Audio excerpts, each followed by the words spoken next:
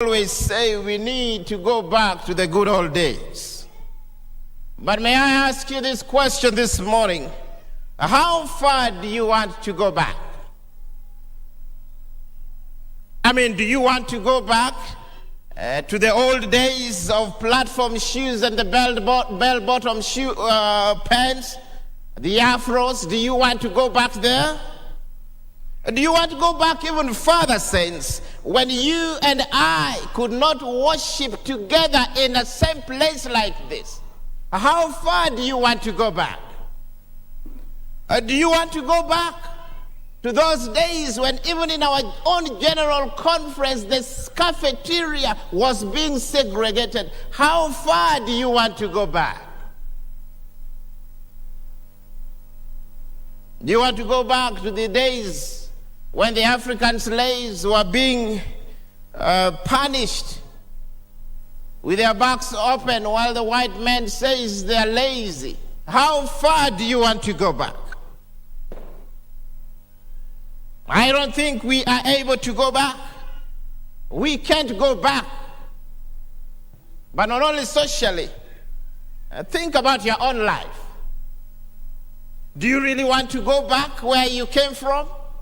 Do you want to go back to the place that you had rested with sin?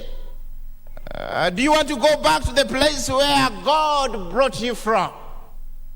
I know this morning we all look beautiful and handsome. We look holy and spiritual, well-dressed, but if you can take out the hairs over your head and put them behind the pew, just for a moment, you realize that you and I have a past that we are not proud of. That all of us have some things that we want to go past. And I ask you this morning, how far do you want to go back, saints? Do you want to go back to the places where God got you from? Do you want to go back to the abuse of the past where they said they loved you while they hated you? How far do you want to go back, saints? I bet we should not go back, because we are never guaranteed when we go back we will come back from where our past was. I wonder here this morning, saints, if there's somebody right here who just want to stop and thank God that you are not what you used to be, and by God's grace you will never be what you used to be. You see, somebody may be tempted to go back because your present situation is not perfect. But you've got to understand where God brought you from. Just think about it.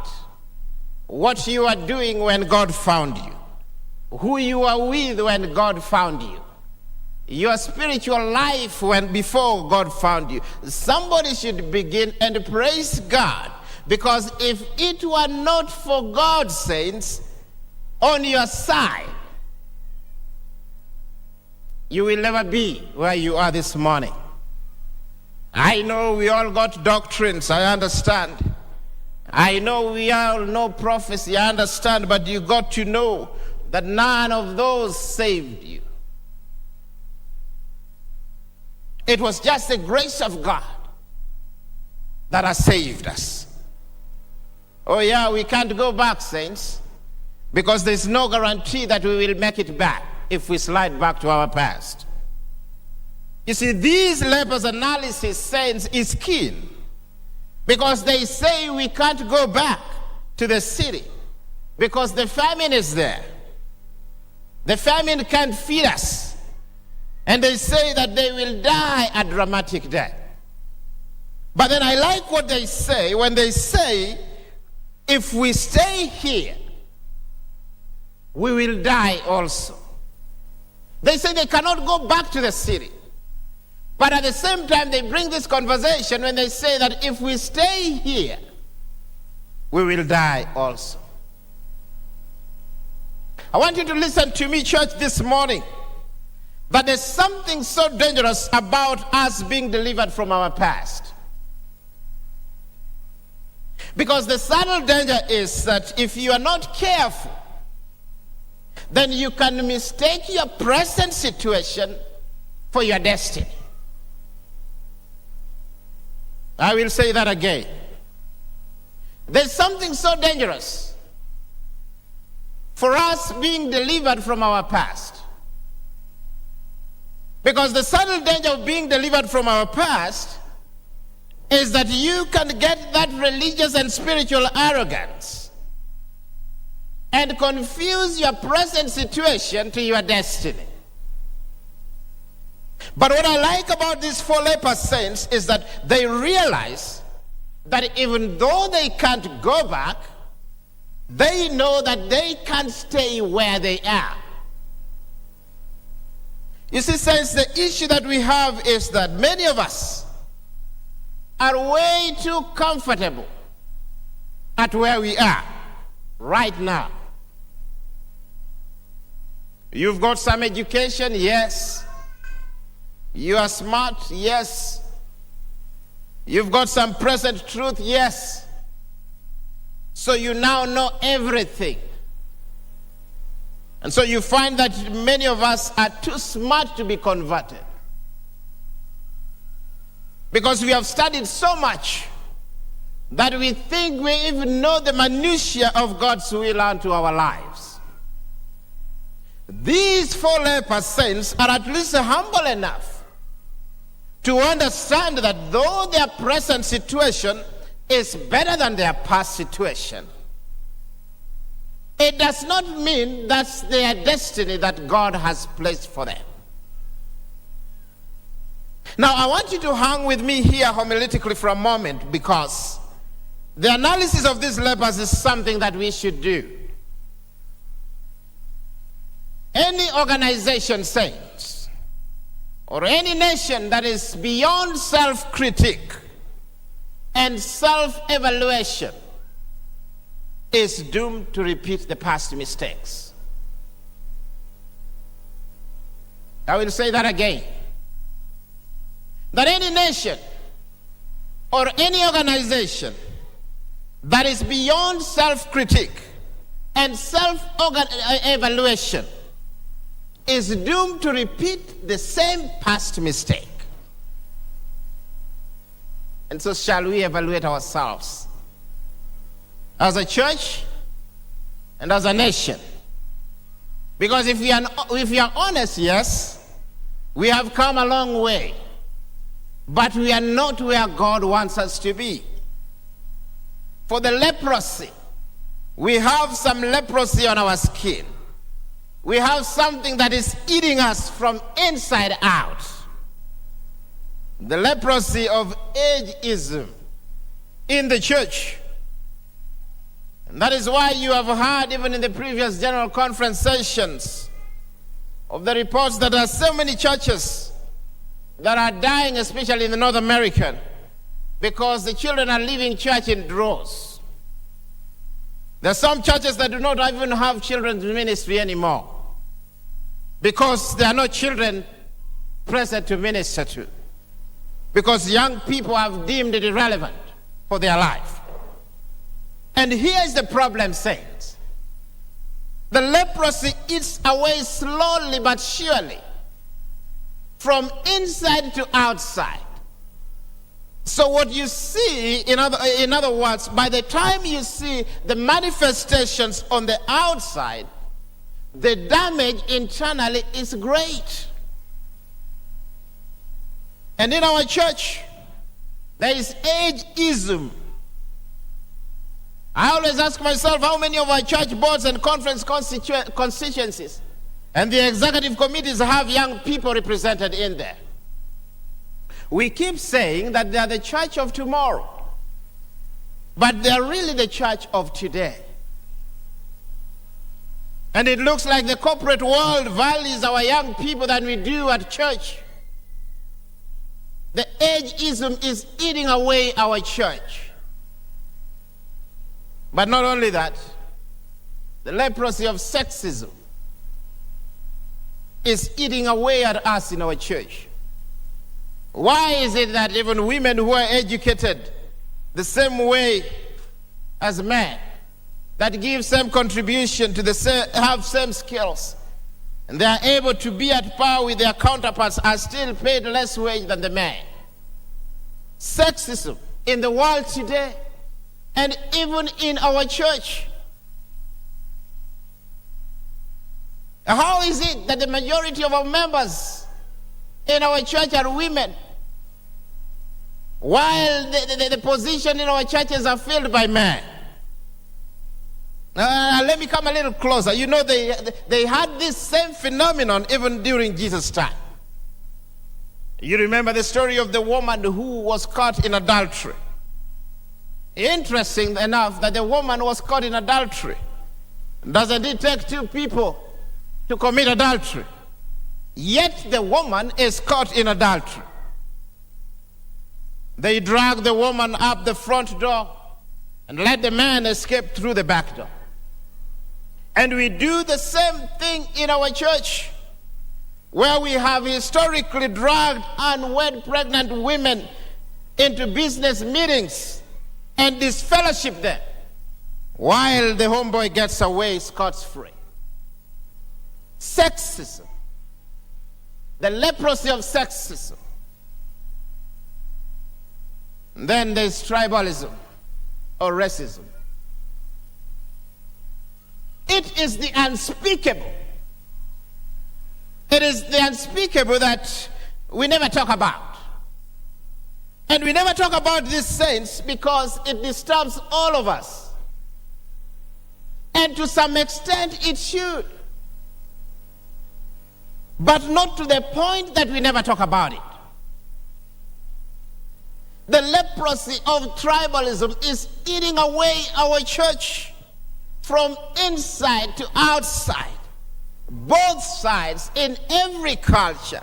Because tribalism or racism is not just an African problem, it's not just a white problem, but it is a human problem.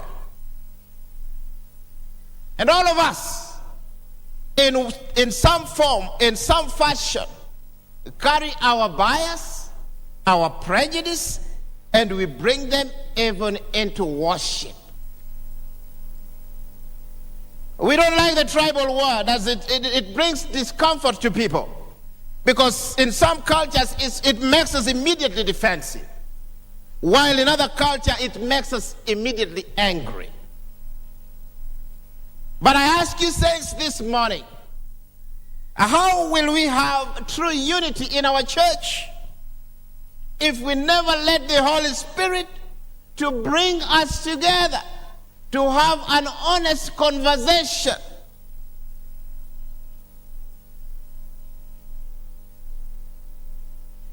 How, God, will we ever put or get away from us being polite to each other? How will we just stop being simply politically correct? How will we do this if we don't realize and don't like what the four lepers had when they say to themselves, why sit we here until we die? You see, here's the thing, saints. The problem with tribalism or racism is that not everybody is tribal or racist. Or not everybody hates another culture. But a lot of time we are just simply indifferent. I mean, many of us, it is not that we hate other cultures, but it is just because we are not thinking about them. You see, even in my family, I'm married from Kisi. But even with my wife, sometimes we make jokes to one another of my tribe and her tribe. But the question that I want to ask you, is that what our Lord wants for our church? And that's a question that you should ask yourself. But saints, you know what I noticed with these four lepers? The great denominator is tragedy for humanity. These four lepers, we don't know what subcultures of Samaria they came from. We don't know the pigmentation of their skin. But I can just imagine that one leper was probably from the south side Samaria, from the hoods. And maybe another leper was maybe from the north side of Samaria, from the affluent neighborhood. The other leper probably had dropped off from high school. But guess what? They were all in the same place because they all had the same problem. And despite your ethnicity, saints, despite where you live from, despite your educational level, despite whatever you eat or what vehicle you drive, we all have the same problem. We all need a Savior in our lives. We need salvation in our lives. And so why sit we here till we die? They say. Because, church, here's the true analysis of our church and our country as a whole, and even for our own personal life, that many of us, we are too comfortable where we are. Because you read your Bible, you come to church every Sabbath, so you have your spiritual checklist. But don't you know that you are not saved by your checklist? Even the 10 Commandments. I know many of us, you say you can try to master all the 10 Commandments. Maybe some of you have mastered all of them. God bless your heart. I wish one day I become like you. But understand that Jesus Christ comes in immediately and messes up your plan. Because Jesus elevates human morality from the Decalogue. And he says, Decalogue says, thou shalt not commit adultery. But I say unto you, that don't even look at a woman with lust. You see, saints, the 10 Commandments are just the basic requirements for us following Jesus. It is not the highest. Jesus Christ says that the highest is that you know when you are going to perfection when you love your enemies as I do. Why sit we here till we die? So I like what these four men did for the proper analysis of their situation. And you can understand from the analysis that it is not simple just to say what is wrong, but it is also important to know what to do. And so what did they do? The first thing, real quick, if we are going to move forward and be what God has called us to be, and not settling for our present situation as our destiny, we have to be honest of our condition. We have to be honest by the fact that most of us, our personal prayers are just rote memory prayers, and that we are not really praying with much passion. We must be honest with that fact. That though we claim that we have faith in Jesus, but most of the times when tough time comes, we give up our faith. We've got to be honest with that. We've got to be honest by the fact that we might be in the church, but Christ is struggling to get in us. We got to be honest with that, saints. You see, you will only grow, or unless you get honest to yourself, you can never grow spiritually. But only that. Number two, you've got to be uncomfortable with your present situation.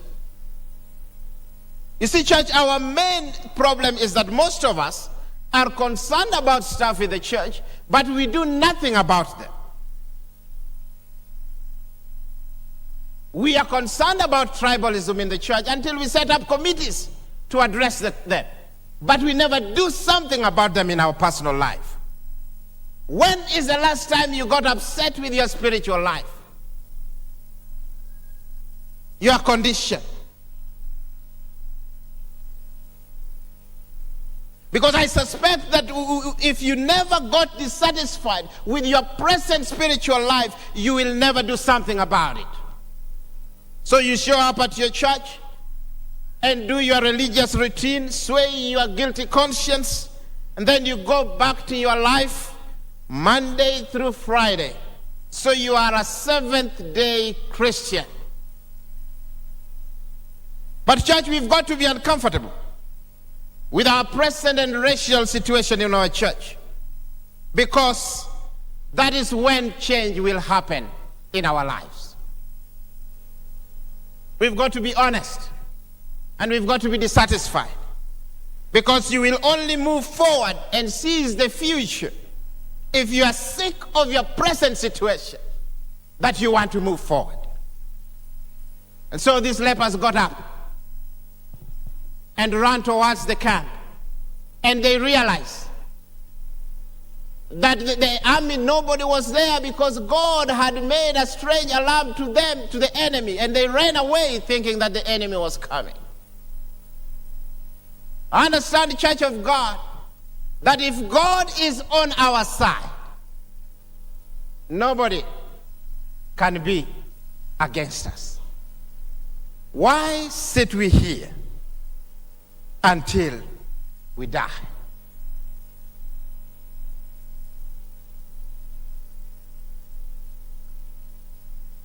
It is my prayer, children of God, that we got honest with our personal spiritual life. Do our personal reflection and ask yourself a question. Why sit we here till we die? That we should not be comfortable with our present situation and confuse it to our destination, but instead pray that God can impart His Spirit in us, that we can move forward together. Because when we move forward together, you will all realize that what we fear for the future is not real, because God is on our side. God bless you.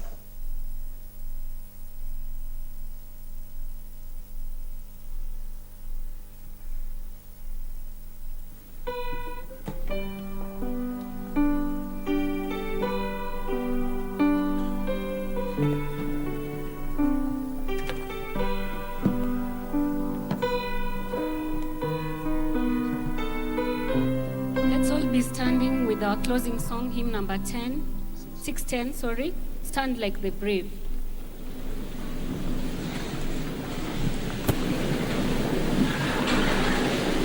Hymn number 610, Stand Like the Brave.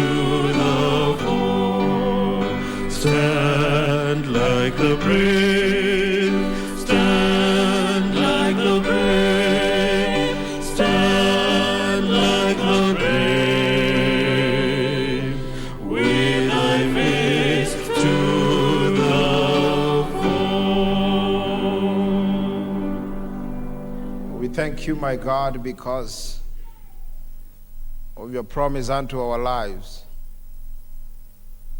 We thank you for the assurance that you've given us, that if you are for us, nobody can be against us. It is my prayer, Lord, as we stand before the throne of mercy this afternoon, that we come to full realization and understand that though our past situation may be, our present situation may be better than our past situation, but Father, may we not confuse our present situation to our destiny, that we can continue to feed in your word and know that you have the best in store for us. May we move forward together as a family, that when you come with your kingdom to take us home, let all of us be among that great number who will confidently rejoice, saying, oh, this is our lovely King we've been waiting for. May this be our desire. May this be our hope as we journey through this life. For in Jesus' name I pray. Amen.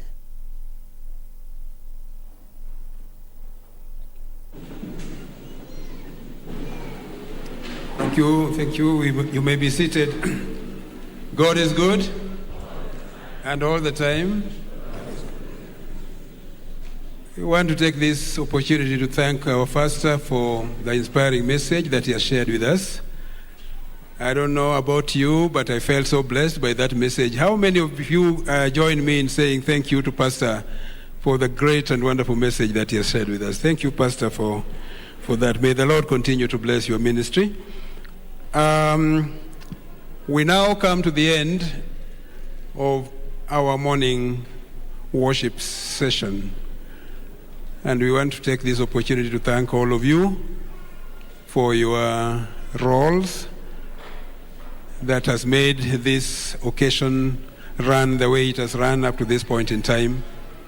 So thank you to the viewers who are here physically. Thank you to our viewers who have been with us online, through YouTube, through Facebook, and through our national broadcaster, the Kenya Broadcasting Corporation. We thank you all for staying with us since we started in the morning up to this point in time.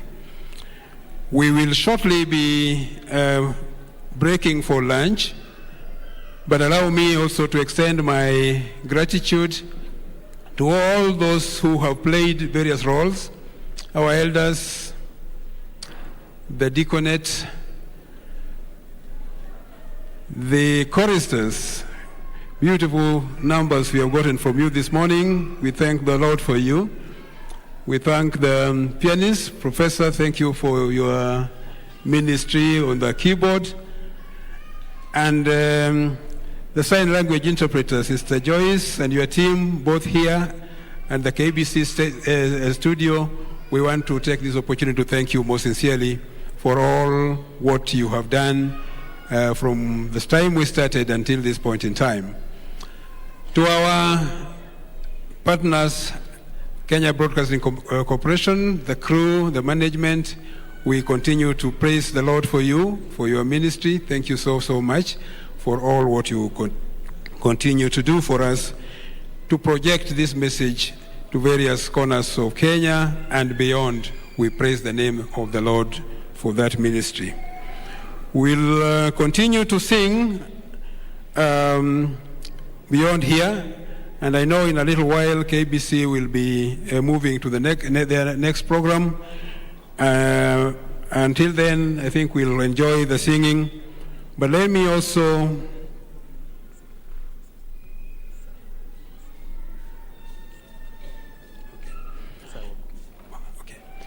all right. Just a brief announcement. Sarah Wamukisa, Sister Sarah Wamukisa, please see Pastor right away out here just now.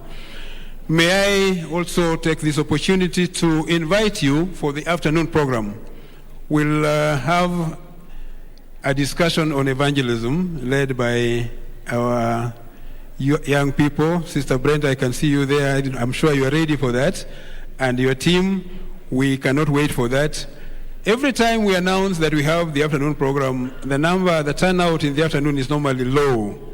And we want to encourage you, just as you are seated here, please come back in the afternoon. There is a very exciting moment that we are going to share with our young people on the subject on evangelism. So we want to take this opportunity to welcome you to the afternoon program. Otherwise, we praise the name of the Lord for you. Continue sitting as you sit, as the choir takes us through the rest of the program. At the end of it all, they will say the grace to now dismiss us so that we can come again in the afternoon. May the Lord bless you very much.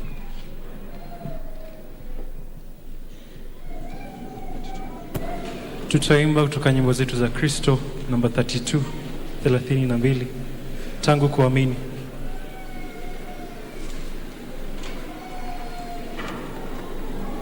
You may know it in English as I have a song I love to sing.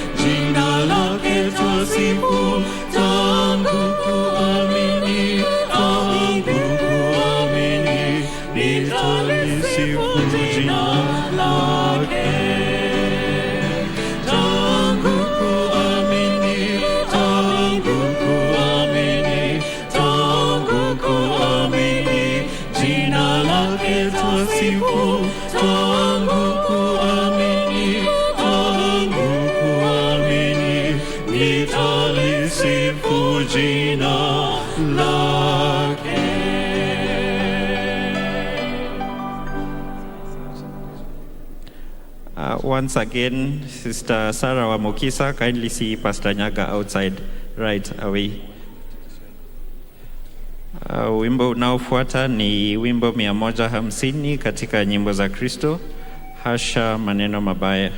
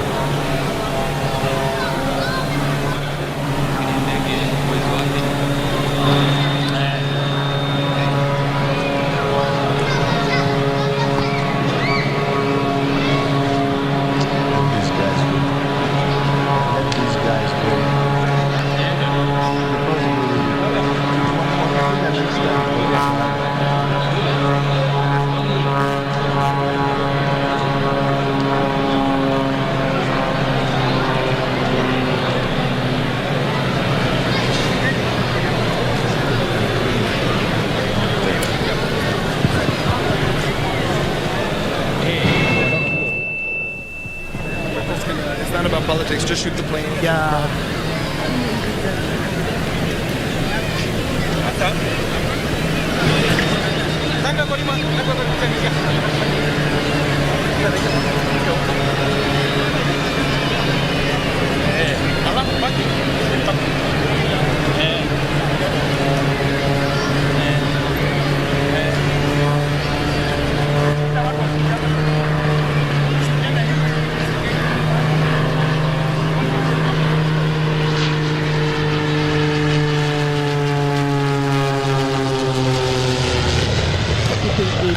KBC Channel 1. These pictures are coming to you live from the Uhuru Gardens. This as the Kenya Defence Forces is holding a museum air show, one that is aimed at engaging and entertaining the public, and it is one of a kind I think event they're all saying goodbye to us, but they'll be back. of Kenyans. Give them a round of applause. At Uhuru Gardens, How one wonderful. of the newest gardens made beautiful by the events taking place Mabibi na mabwana, mnamo mwaka wa Defense Forces will be showcasing their activities, and this will boost displays of both military and civilian aerobatic capabilities aimed at engaging and allowing the public to see what they are capable of. These aspects of the Madaraka Day celebrations scheduled for 1st of next month. And the pictures you're seeing on your screen are coming live from the Uhuru Gardens next to the Wilson Airport. On this day, the national government asked operations at the Wilson Airport to come to a halt to allow Kenyans to have ample time in the showcase of these activities. And it's not only the Kenya Defence Forces that will be here at the Uhuru Gardens, but we'll also be having the Kenya Wildlife Services, which will also be displaying their anti-poaching drills during this exercise. This, as we expect, His Excellency President Uhuru Kenyatta to make his way here anytime from now. So what is happening at the moment? Right now, the Kenya Defence Forces are showcasing their air drills, and they're using various aeroplanes to showcase their drills, and hundreds of Kenyans have already showed up here. Security has been heightened. I would say Uhuru Gardens is one of the beautiful destinations that have been beautified more by these activities taking place here, one of a kind, especially for families that have children under the age of 18 years. I would say many of them have occupied the seats here at the Uhuru Gardens, and the Kenya Defence Forces are accommodating. There are refreshments, and there is no fee for entry. And I would say the time we're coming in, we're expecting more people to flock the Uhuru Gardens. These, as at the moment, we would say there are hundreds of families, expecting the number to go up, probably 2 times what you're seeing right now on your screen, because there was heavy traffic along the Langata Road. People opting even to trek to this place to have this one-of-a-kind experience, one that is also allowing schools to bring in their students. And it's also coming at an opportune time when the schools are closed for a short holiday. Many schools are on midterm right now up to next week. So many parents are taking advantage of this opportunity to bring their children to see what they would wish to see with their own eyes, and not just from the screens. But also KBC Channel 1 is not leaving you behind, you that is seated at home to watch this broadcast coming to you live from the Uhuru Gardens.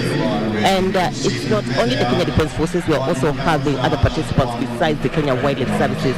We are having the Phoenix Aviation Cessna Sovereign, which will also be taking part in this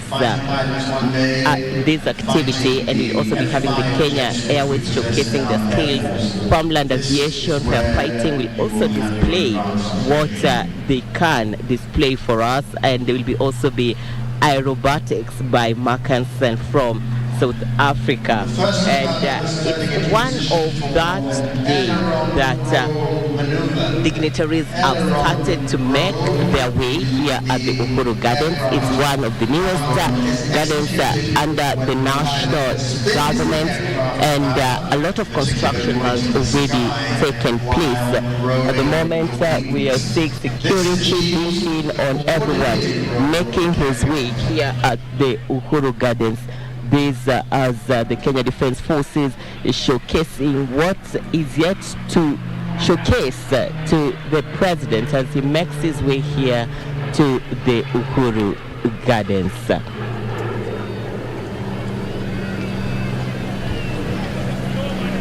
The second Tucano is coming in from the left to perform another aileron roll.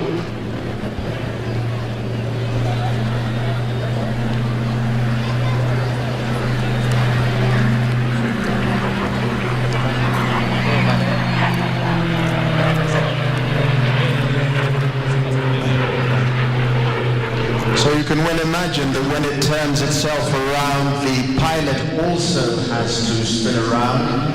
It can make one a bit dizzy, but I guess one gets used to it.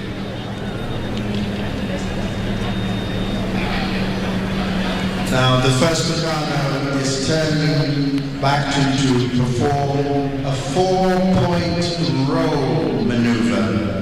Again, used to train precision and coordination during pilot training and to evade enemy fire during air-to-air combat.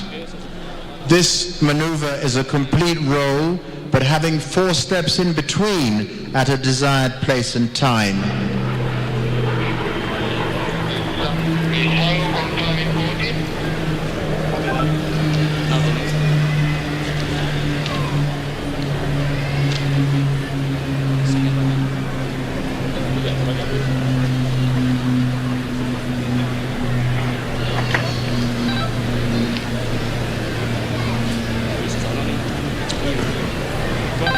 The second Tucano is coming in from the left once again in inverted flight. Again, inverted is just a fancy word for upside down. So the pilot's head is facing the ground and his feet are facing the air.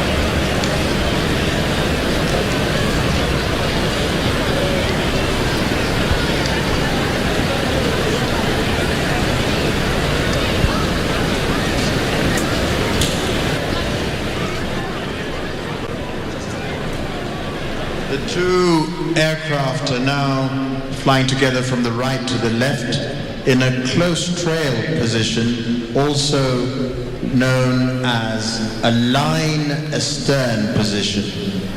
One plane is flying slightly lower and behind the other.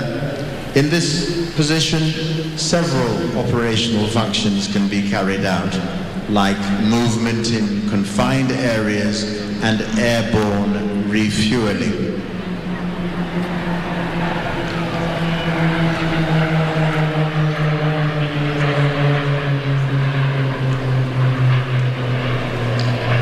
Now they're going to turn back and beam the presidential dais. The aircraft are going to turn right and change position from close trail to side-by-side close formation.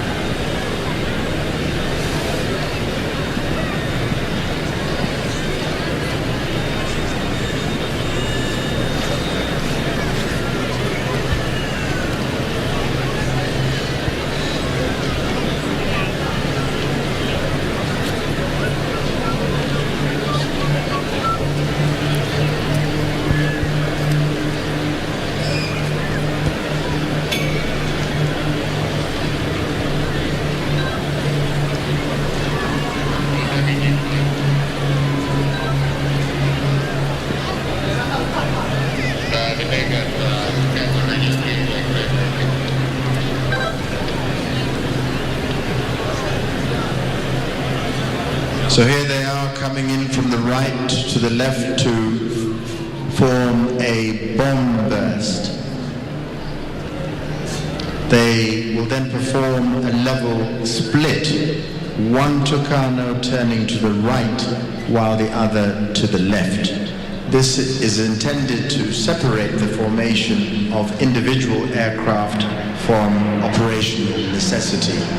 Again, putting that in simpler language is that if something terribly wrong happens, they must sort of split to maximize their chances, work out what to do next, and then rejoin when they're confident that they can continue.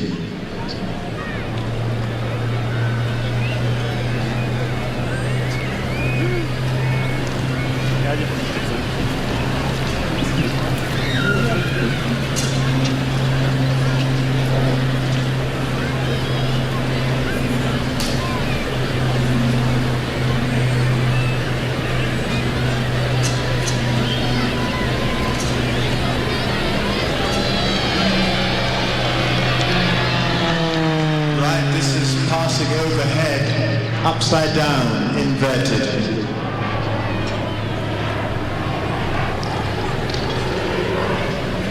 Straightened out.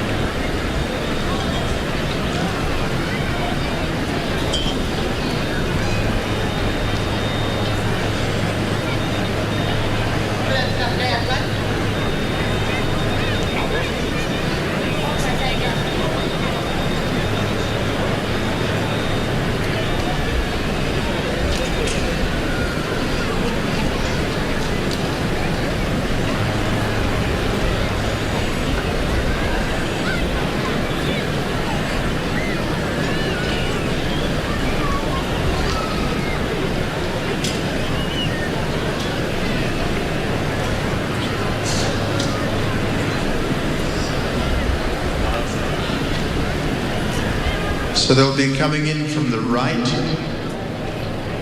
of the presidential dais, depends where you are obviously, and flying side by side, close to close echelon formation for a dedication pass to salute us all and assure us that our skies are in safe hands.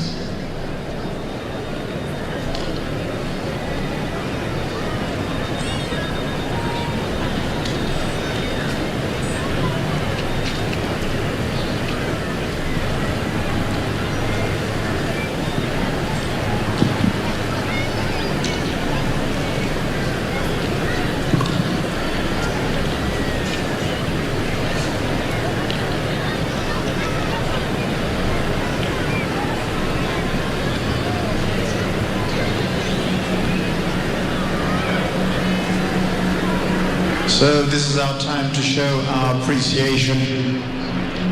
We can give them a huge clap.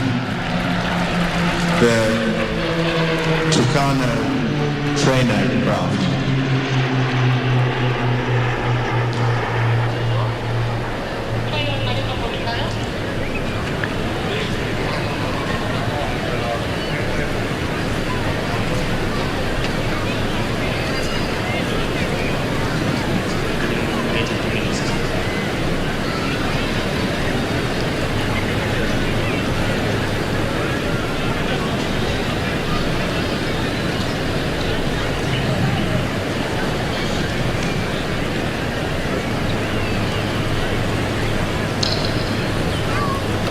Next up will be the F5 fighter jets.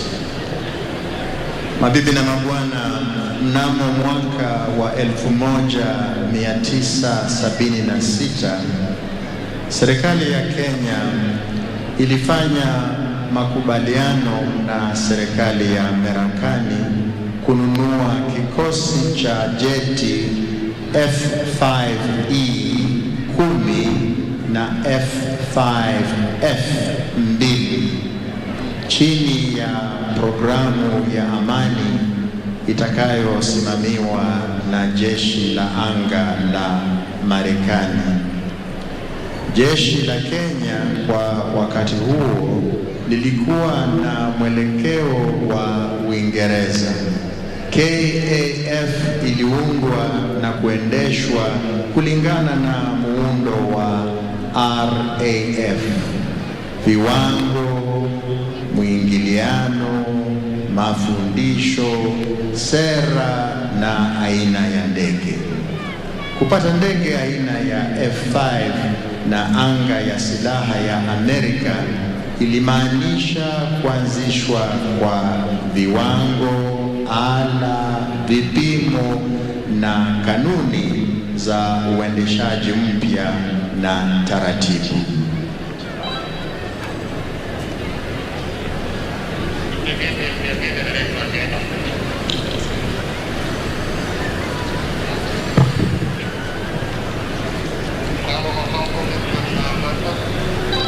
So following the flypast of the Tucanos is a havoc formation. A havoc formation, havoc is again the jargon word for what you're going to see, involving two F5E jet fighter aircraft. The F5E and F aircraft is a multi-role tactical jet fighter capable of being employed for both air-to-air military combat as well as air-to-ground weapon delivery. The Kenya Air Force uses the F5 jet fighter to protect Kenyan airspace against external aggression. To commence the flypast, two F5s are coming in side by side in a close-knit, you know the word, echelon formation from the left of the presidential dais.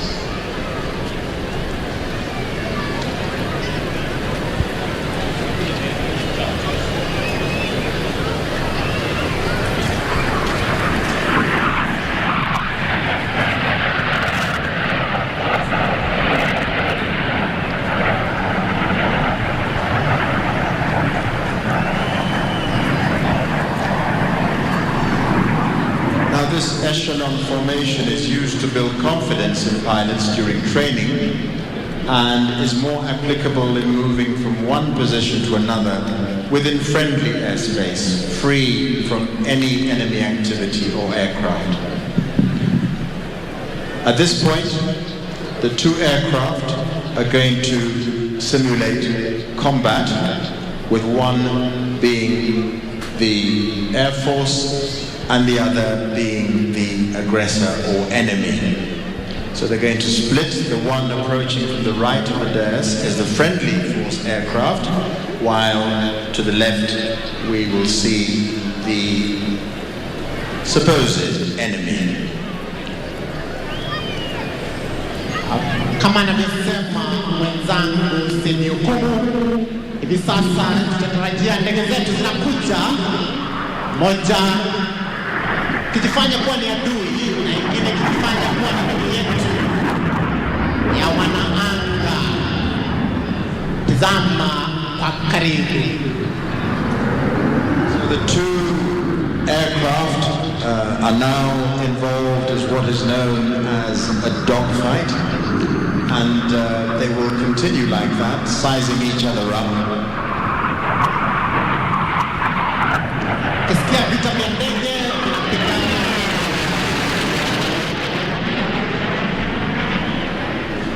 Vita vya ndege hewani.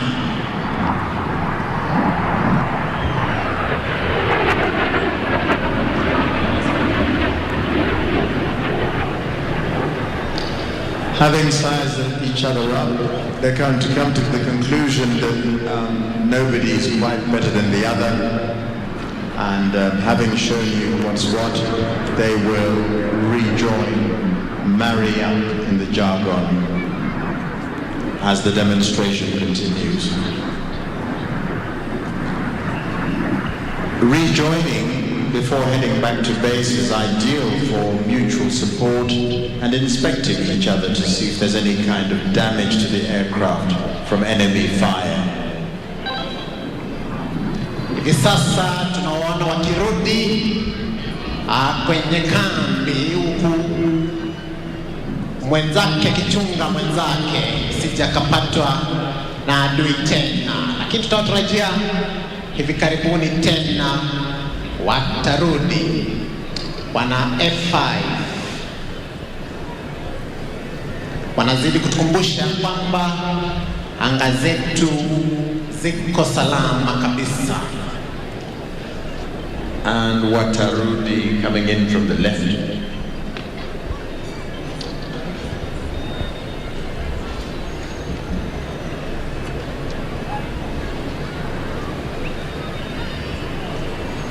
Hawa sasa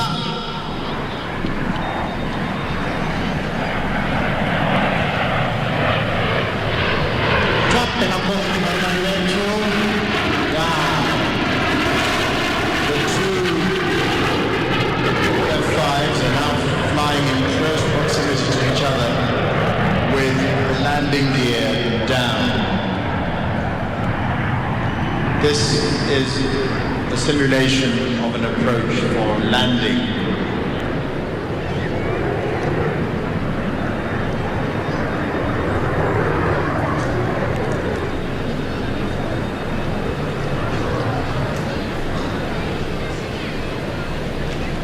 So they're coming back for the final dedication pass to, not final, sorry, a dedication pass to salute us. Hautawaona tena marubani wetu wakirudi kutoa salamu kwa jukwaa kuu, salute pass.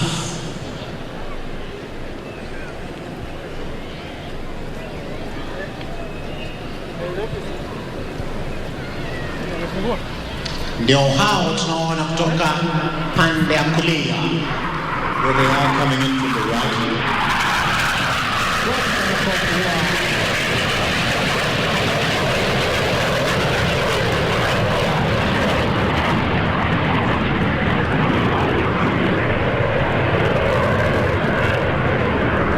They'll be coming back now for individual maneuvers.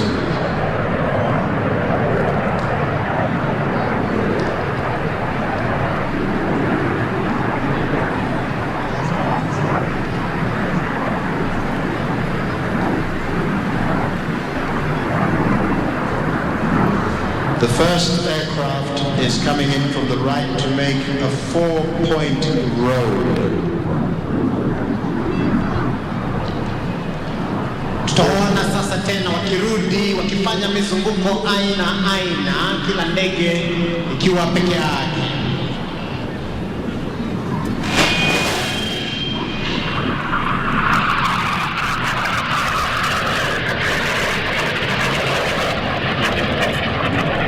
The second aircraft is coming in from the right to perform run rolls to again designed to improve confidence.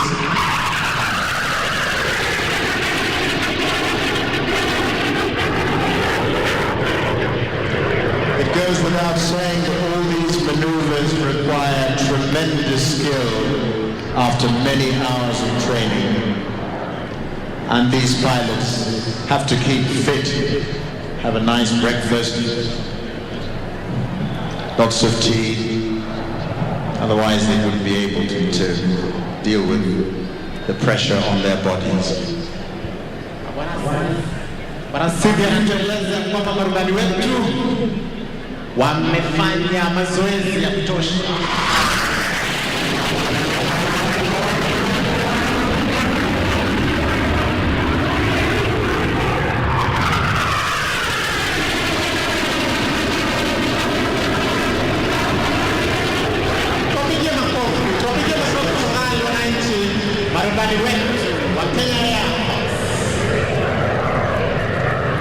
So we saw a sneak pass, as they call it, from behind us, and they're flying at very high speeds. Again, for the little people, 500 knots. This kind of measurement for aircraft, but it's the equivalent of something like 1,000 kilometers per hour, meaning very, very fast.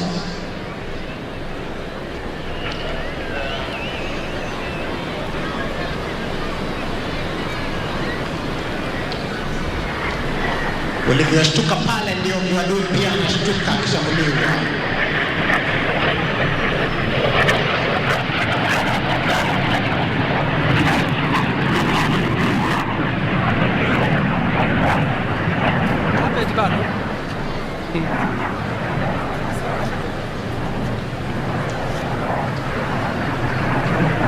They're soon going to rejoin, come together again.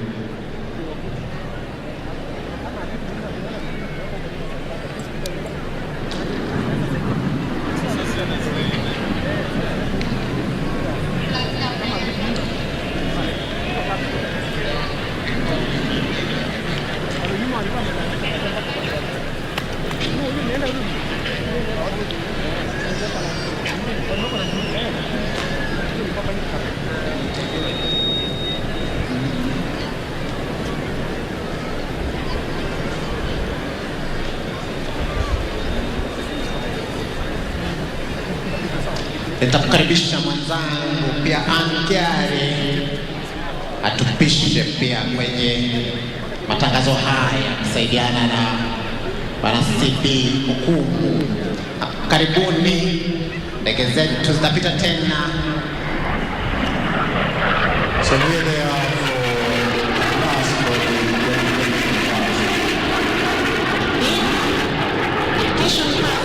wanatoa heshima yao kwa lipapo. Ndege zetu za kivita aina ya F5 wakizidi kuonyesha ujuzi wa hali ya juu hewani. Kumbuka ni ndege zilizo na desturi ya kuruka kwa mwendo wa kasi, sauti ya kuogofya, na hivi leo tukiwaona wakiweza kuonyesha ujuzi.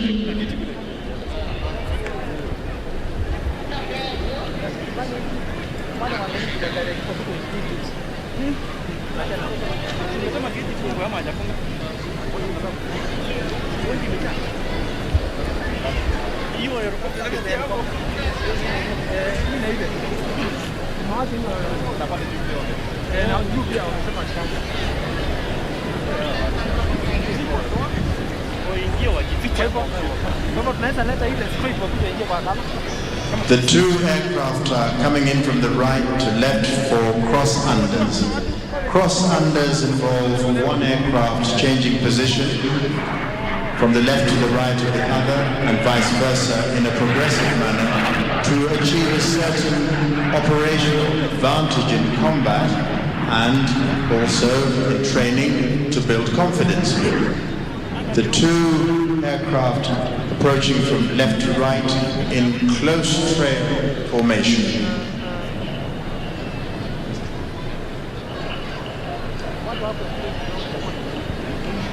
So here they are getting into position.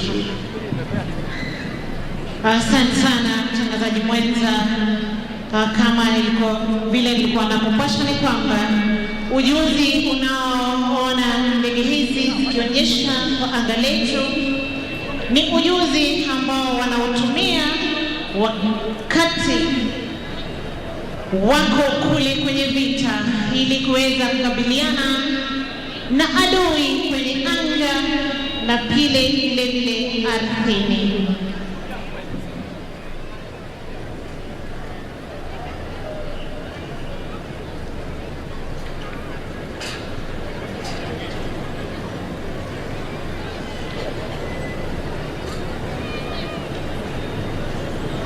Zinaingia ndege hizi zetu za kivita kutoka upande wa kushoto.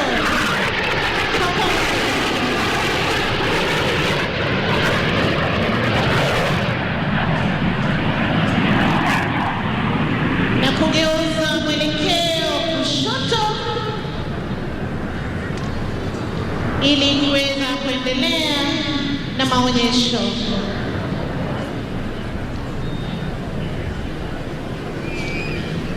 The aircraft are now approaching from right to left, positioning for a cross turn.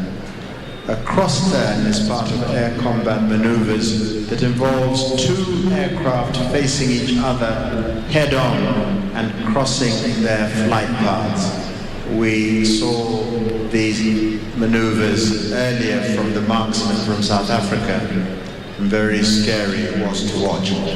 This is designed to fix positioning in relation to the enemy aircraft for better engagement and weapon delivery.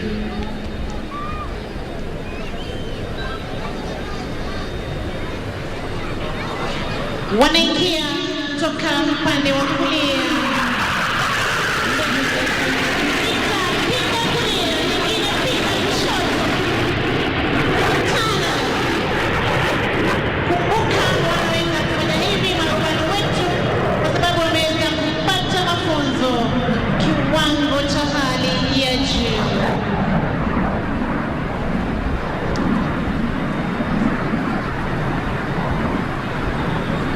So they're now going, if you watch carefully, don't blink, they're going to a high-speed pass.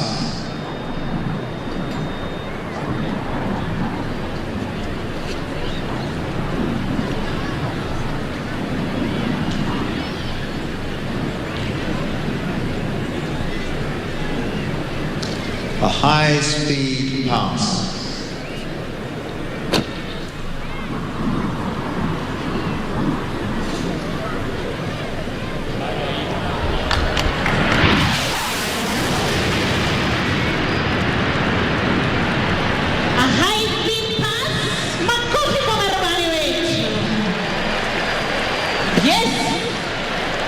Tunasema desturi yake.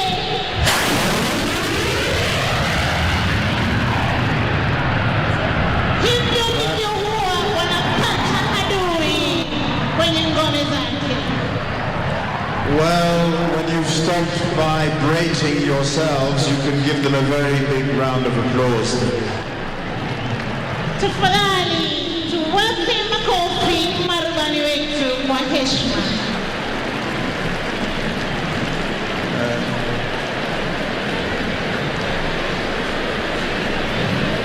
Wakati unasikia hiyo sauti, wanahewa kutoka Lycopia Airbus, kauli mbiu Sound of Freedom, kutoka kwa ndege zetu za kivita, ndege aina ya F5.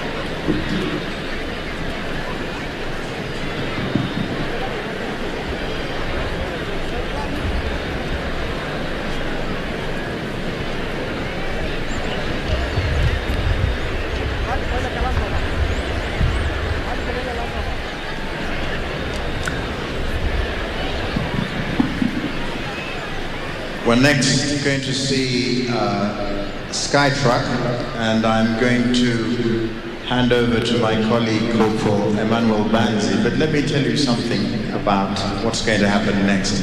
The Skytruck is a transport aircraft that can be used for various purposes, including transporting soldiers to battle, especially those with special training like the paratroopers who can free fall from the aircraft to enemy territory.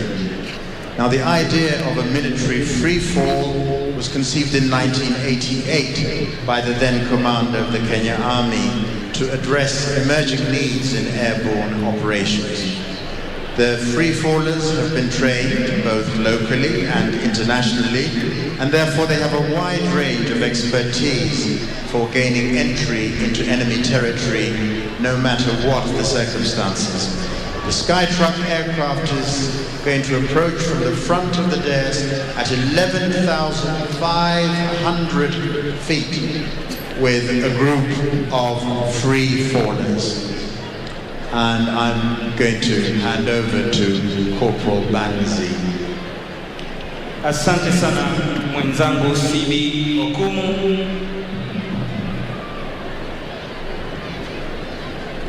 Wageni wetu mashuhuri, onyesho linalofuata ni la jeshi letu la nchi kavu, kikosi cha wana Green Eagles, mojawapo wa vikosi vinavyokamilisha brigedi ya operesheni speciali za jeshi letu la nchi kavu, ikiwa chini yake Brigadier Saif Rashid ambaye ndiye kamanda wa brigedi hii kwa sasa. Onyesho hili ni mkasa uliofanyika kwenye operesheni ya kumwokoa mwananchi mmoja aliyekuwa ametekwa nyara na kundi moja la kigaidi. Baada ya kumteka nyara, walimficha katika nyumba moja kijiji fulani na kuitisha kiasi kikubwa cha pesa ili waweze kumwachilia. Kama tunavyojua kwamba hakuna mkataba wala makubaliano ya aina yoyote kati ya nchi huru na magaidi, kikosi hiki kilishuka kutoka angani kama wanavyosema kwenye kauli mbiu Death from above, na kutekeleza operesheni hii ya kumwokoa mateka huyu aliyekuwa amejeruhiwa.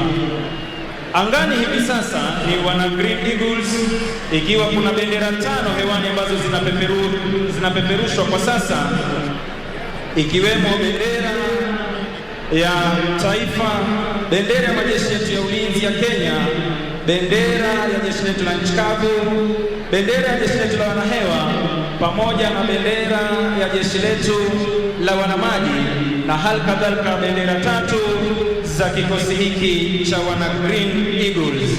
Wanashuka kwa maridadi kabisa hapa, ikiwa tayari wameweza kupuliziwa moshi mwekundu ili kuweza kusoma upepo kadri unavyovuma. Katikati ya uwanja wanajeshi hao wameweza kuwekewa alama inayofahamika kama Desired Impact Point, na hapa tunamwona Jump Master akiteremka kabisa kwa umaridadi, akitumia ujuzi wa hali ya juu alionao kwa utaratibu, ustadi mkubwa, anashuka mahali hapa. Jump Master anayepeperusha bendera ya taifa, Warrant Officer 2 Joseph Munai, anashuka kwa umaridadi kabisa. Tumpe makofi anapokuwa hapo uwanjani. Jump Master Warrant Officer 2 Joseph Munai. Naomba wananchi tutulie tafadhali. Wanakuja vizuri kabisa kama nilivyosema hapo awali, ikiwa ni bendera kadhaa ambazo zimeweza kusalia hewani hapa. Inayoteremka kwa sasa ikiwa ni bendera ya majeshi yetu ya ulinzi ya Kenya inayopeperushwa naye Senior Sergeant John Njoroge, anatua kwa umaridadi kabisa.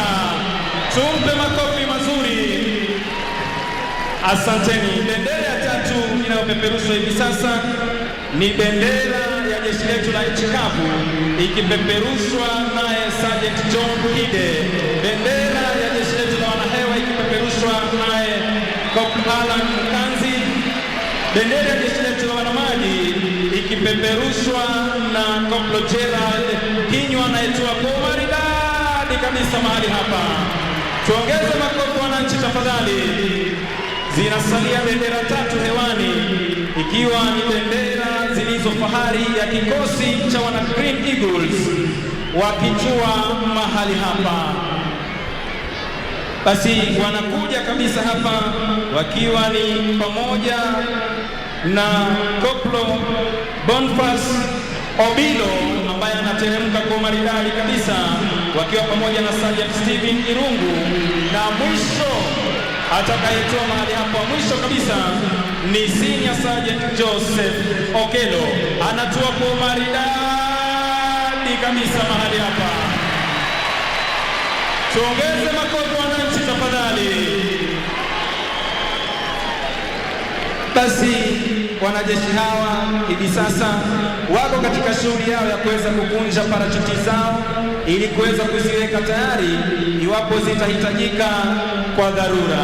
Kama ilivyo desturi, wanajeshi wetu huwa imara kabisa kuhakikisha kwamba hakuna majeraha yanayopatikana mahali hapa, na hivyo basi Drop Zone Safety Officer Warrant Officer 2 Samuel Drop wakishirikiana na Warrant Officer 2 Jump Master Obadia Midibe pamoja na Warrant Officer 2 Ronald Bichanga wanahakikisha kwamba wanajeshi waliotua mahali hapa wasalama kabisa. Basi wakati kama huu huwa wanapokea maelezo na maelekezo kutoka kwake Jump Master ambaye alikuwa anaongoza operesheni hii. Sasa hivi ndege aina ya Skytruck iliyokuwa imewapeleka kule juu angani inapeana heshima yake. Makofi kwa rubani wetu, tuongeze makofi. Asanteni.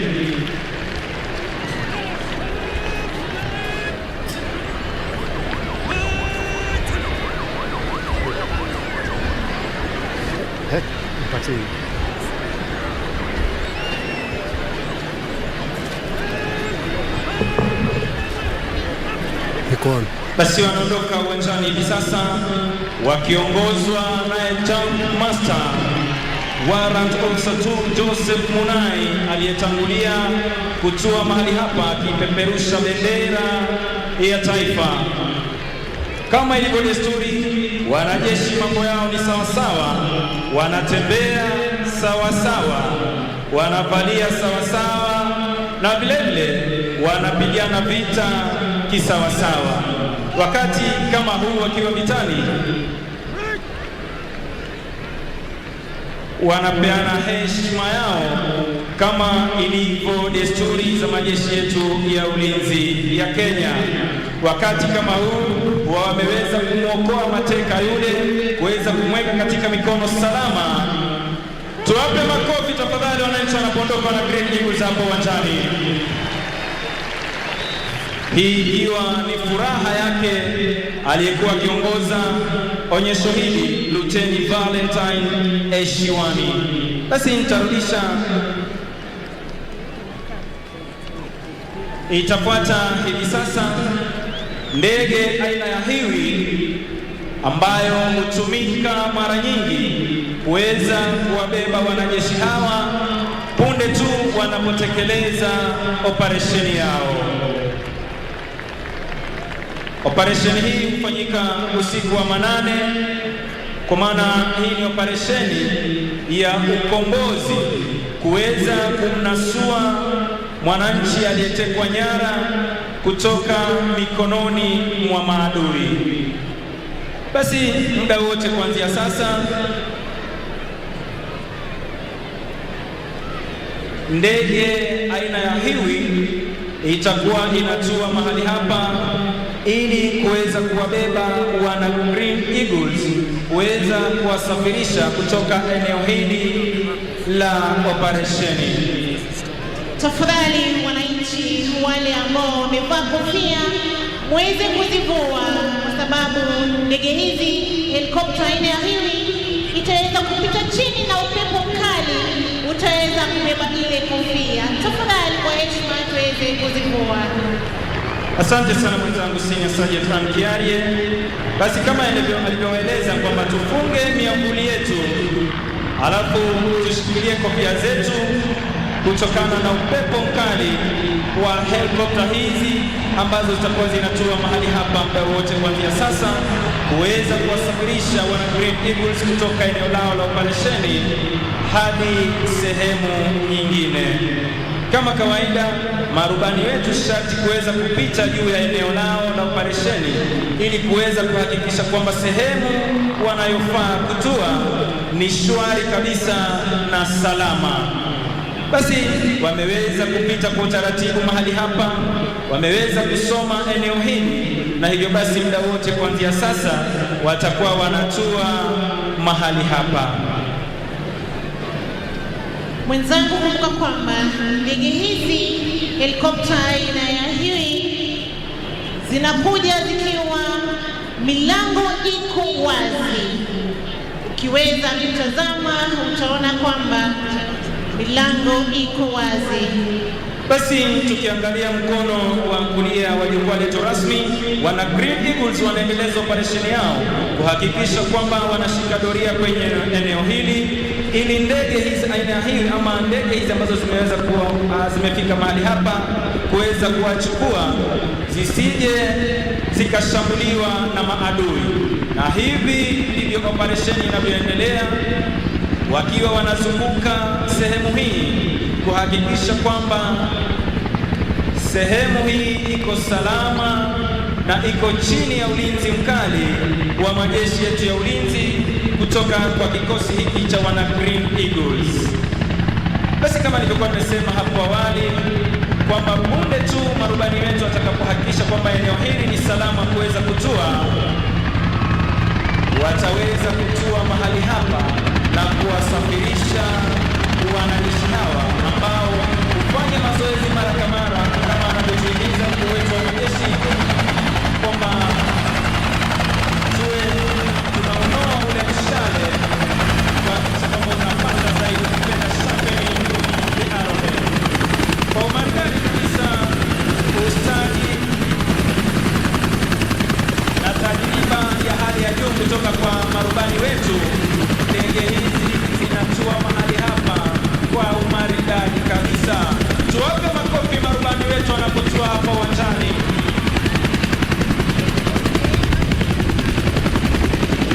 Tukumbuke kwamba ndege hizi za mashambulizi ziko vile na bunduki aina ya machine gun zilizo na uwezo wa kupiga risasi rashasha.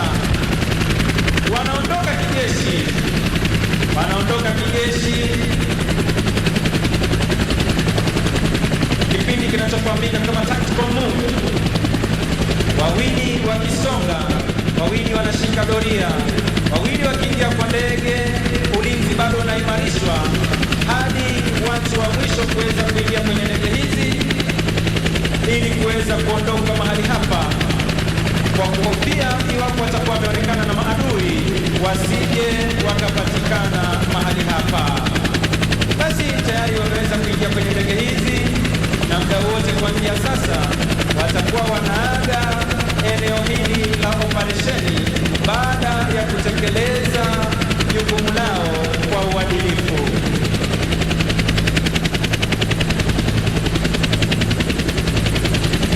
Basi hapo wanajeshi sharti kuweza kujiweka sawa, tukiona hapa katikati kwamba wameweza kushikilia bunduki zilizo na uwezo wa kupiga risasi rashasha kuhakikisha kwamba wako imara.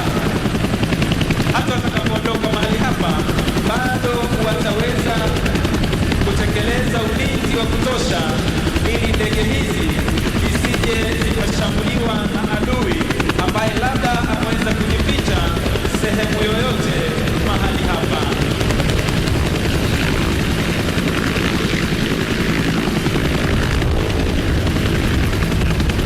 Basi kwa utaratibu na umaridadi wa kijeshi wana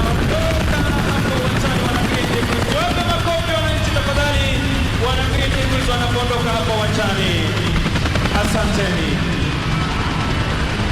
Basi asante sana mwenzangu Jabiri kwa kuweza kutuelekeza vyema.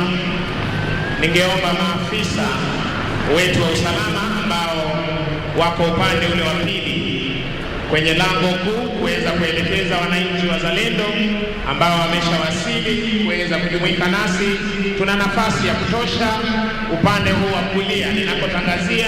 Tafadhali tuhakikishe kwamba wananchi wamepata nafasi waweze kuketi ndiposa tuweze kuendelea na ratiba yetu jinsi inavyoendelea. Ninaomba kwa heshima tafadhali military police pamoja na polisi utawala, National Police Service, polisi wa kawaida, tuweze kuhakikisha kwamba vijana wa huduma kwa taifa, wananchi wanaweza kupata nafasi zao na kuweza kuketi pasipo na bugdha. Tuendelee tafadhali.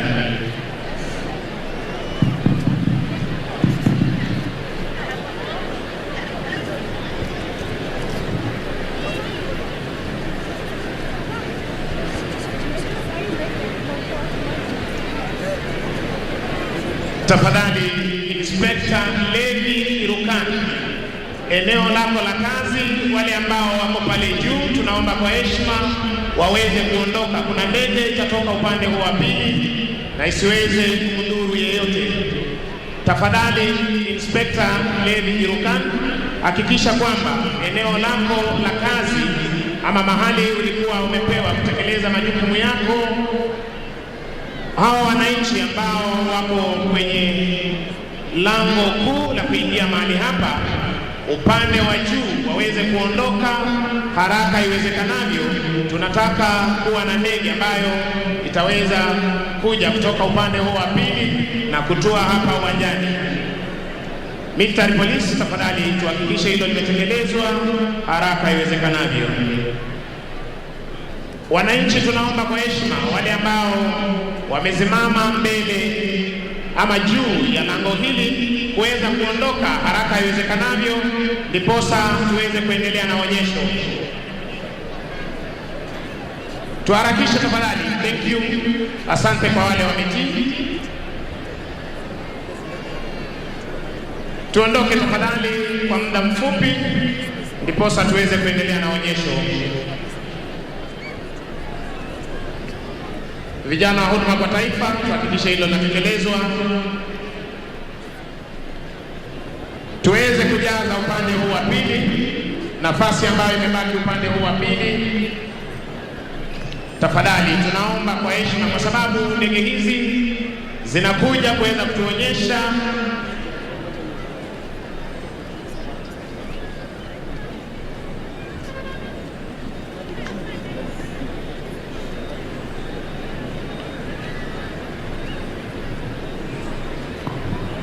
tafadhali tuondoke mahali nilikuwa nimetangaza. Ninaomba tena tafadhali tuondoke, maafisa wa usalama, tuweze kuhakikisha kwamba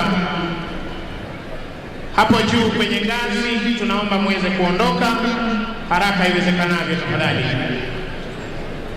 Basi bendi yetu ya Maroon Commandos tunaomba tena muweze kurudi uwanjani. Muweze kurudi uwanjani tuweze kupata burudani. Bendi ya Maroon Commandos tafadhali.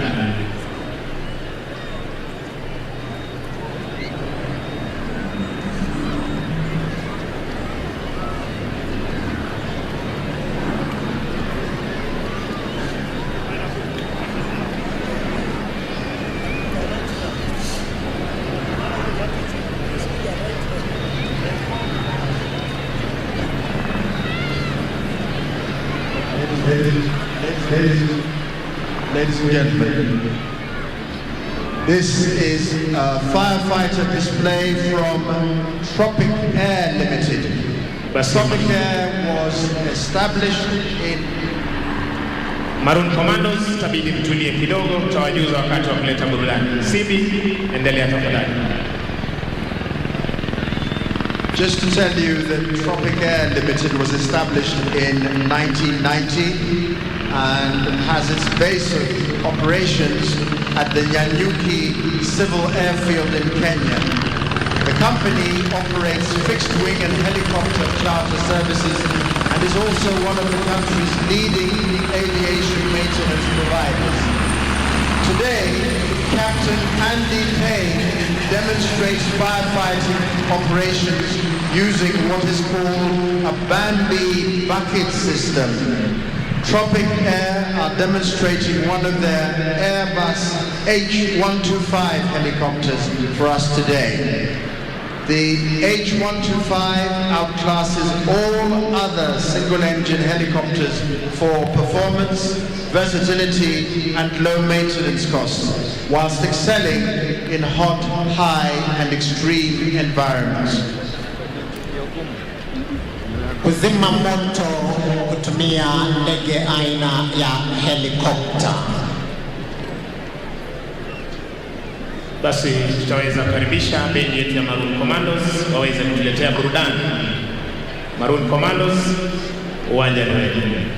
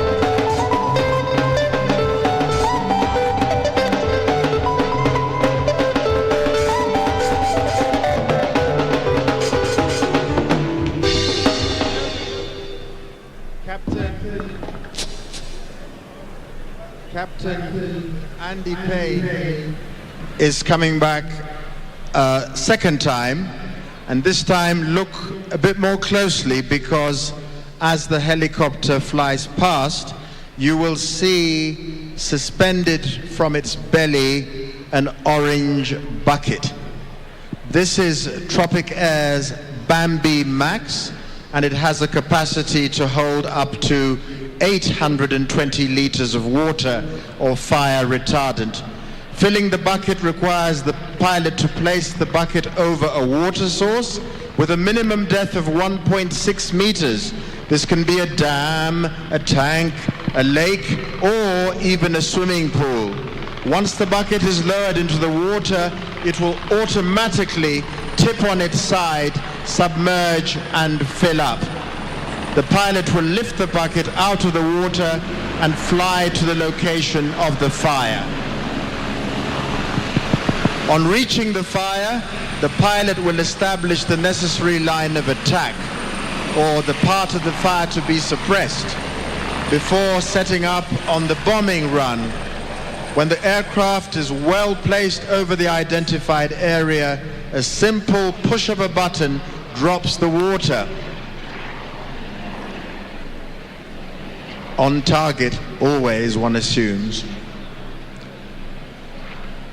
Now, to find out more about Tropic, contact them on Tropic Air Kenya Instagram. Here we see him again, and this time we can give him a big round of applause. I think he can hear us, not that much of a racket. A big round of applause for Captain Andy Payne. And he might just do another Bambi bucket. No? Makofi, makofi, makofi kwa rubani wetu huyu. Well done.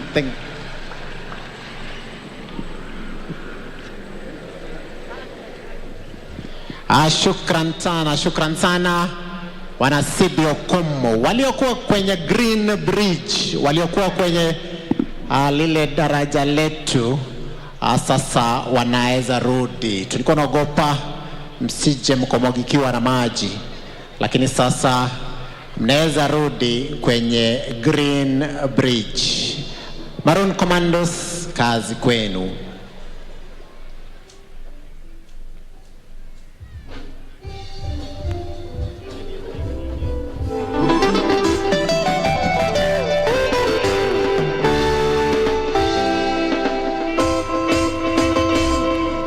Kenya nchi yangu, Kenya naipenda sana, Afrika mzima, duniani kote Kenya ni mama yangu. Kenya nchi yangu, Kenya naipenda sana, Afrika mzima, duniani kote Kenya ni mama yangu. Naipenda Kenya nchi yangu.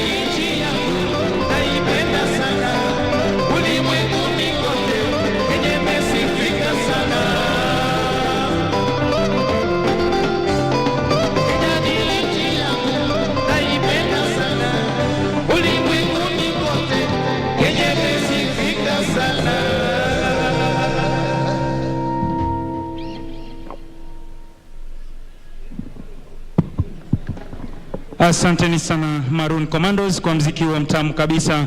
Basi wananchi, kwa heshima tunawaomba mbaki kama mmetulia. Bado maonyesho yanazidi kuendelea. Hivi sasa tukisubiri baadhi ya ndege zingine ambazo zitakuwa zinapita mahali hapa na maonyesho mengine mbalimbali kabambe kabisa ambayo yameweza kuandaliwa kwa siku ya leo. Bado maonyesho ndiyo sasa yanaanza. Kwa hivyo tafadhalini tunaombwa kutulia mahali tulipo, tuzidi kusubiri maonyesho zaidi. Waelekezi wangu tafadhali, tujaribu kuwaeleza wananchi kwamba watulie, bado maonyesho ndiyo yanaanza hivi sasa. Asanteni. Ladies and gentlemen, please don't go away. Things are just starting. That was the first half, if you will, of our display. There are more to come all the way until 4 o'clock in the afternoon. So please, please, please don't go away.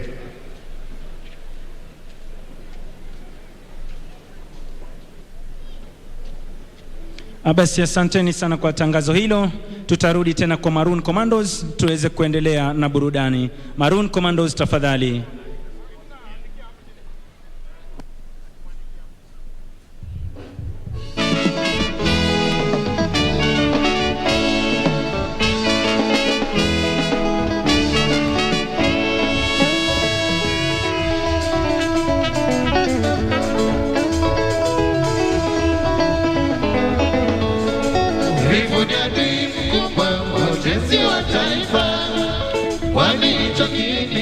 Kisababisha shujaa. Ewe ndugu yangu, amka kumekucha, kamata jembe na panga, twende shamba. Hata wewe mwanangu, amka kumekucha, kwani hizi ndizo za kwenda shule. Hata wewe karani, amka kumekucha, kwani hizi ndizo za kwenda kazi. Uvivu ni adui mkubwa ujenzi wa taifa, kwani hicho kiini hasa kisababisha chocho. Ewe ndugu yangu, amka kumekucha, kamata jembe na panga, twende shamba. Hata wewe mwanangu, amka kumekucha, kwani hizi ndizo za kwenda shule. Hata wewe karani, amka kumekucha, kwani hizi ndizo za kwenda kazi.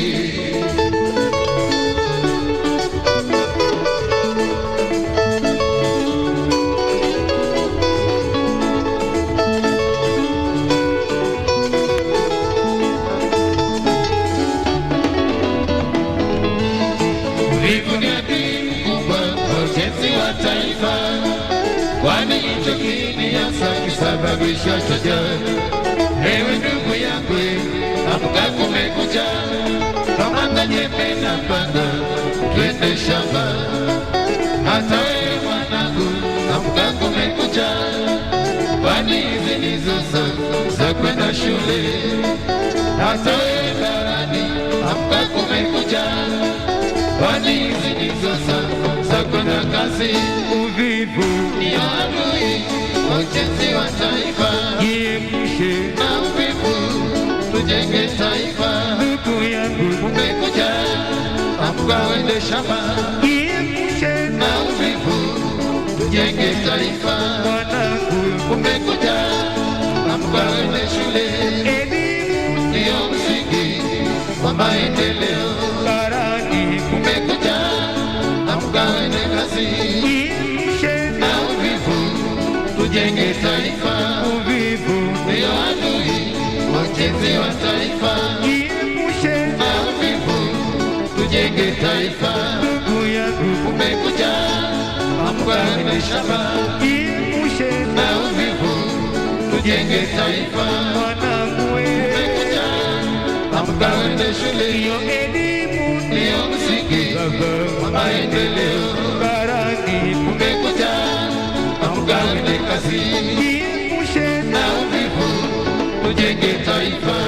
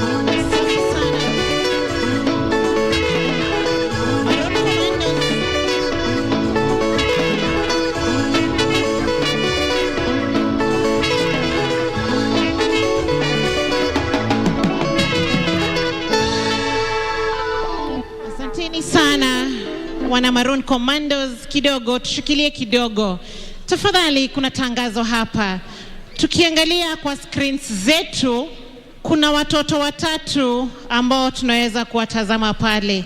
Tafadhali wazazi wa hawa watoto uweze kufika pale kwa ambulance ya NMS, ambulance ama gari la huduma pale ndani ya uwanja la NMS, utaweza kupata hawa watoto.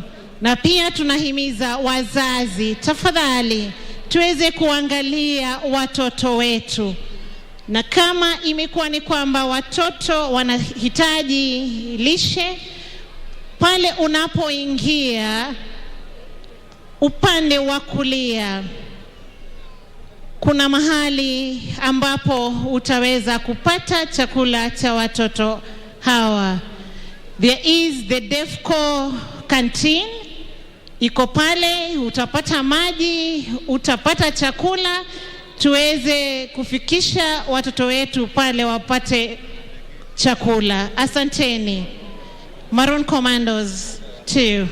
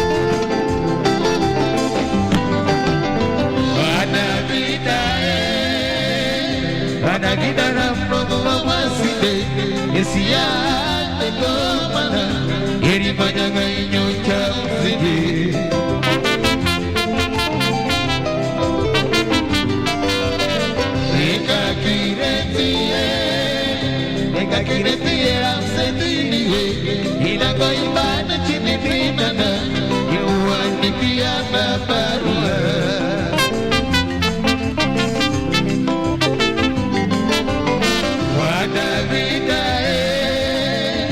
Wanadida na mbogo wa masinde Yesi ya tegomana Iribanya nginyo cha mzidi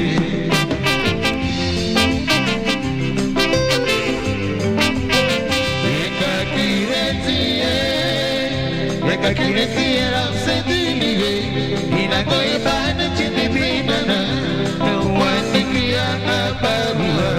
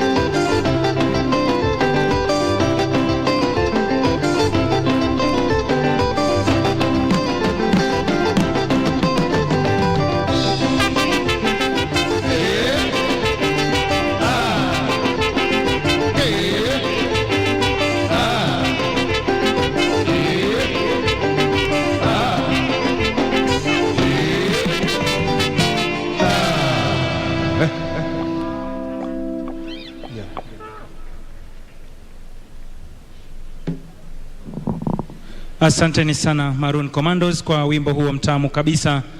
Basi ningependa kuweka tangazo hili wazi kwamba kwa wale watoto ambao watakuwa wamepotea, tunaomba waweze kupelekwa kwenye magari haya wagonjwa, ukipenda ambulance hizi za Nairobi Metropolitan, ili waweze kuchukuliwa kutoka pale.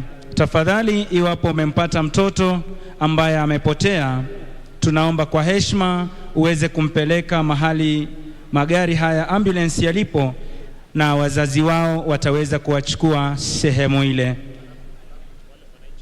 Alafu vile vile wananchi waliokuwa wamesimama pale juu ya lango kuu la kuingia kwenye uwanja huu, tunaona kwamba mmeweza kufinyana kushoto kulia. Kwa hivyo hivi sasa tunaweza kutumia nafasi ile ili kuweza kupata uhondo, kama alivyosema hapo awali kwamba hivi sasa ndio mkoko unaalika maua. Maonyesho hivi sasa ndio yanazidi kupamba moto, na muda wote kuanzia sasa tutakuwa tunazipokea ndege zaidi ambazo zitakuwa zinatuonyesha mizunguko ya aina mbalimbali. Basi tukizidi kusubiri, nitarudisha tena kwa Maroon Commandos waweze kuendelea kutupatia burudani. Maroon Commandos, tafadhali.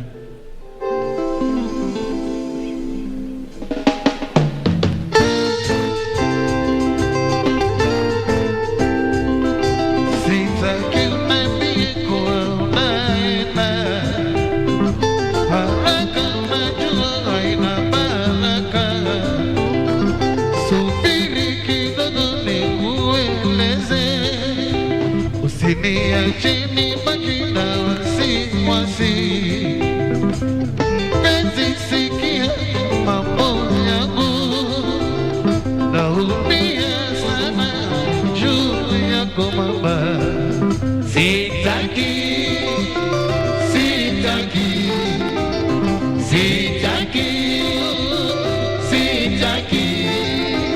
tukipatana na usema umaharaka, yani mimi nitese bila sababu. Fikiria kwa makini ninayosema mama, usiniweke mbali penzi we, aye mama we.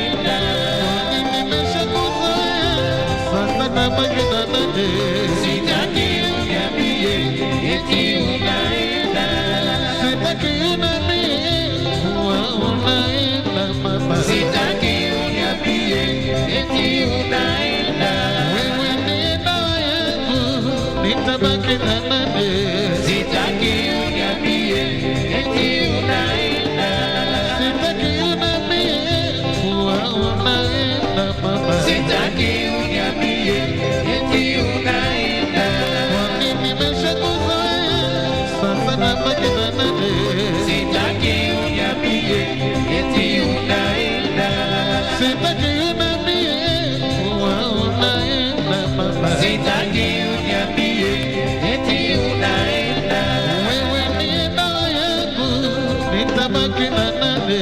Sitaki uniambie eti unaenda. Sitaki uniambie eti unaenda. Cheza Sambale, Geza Sambale, Geza Sambale.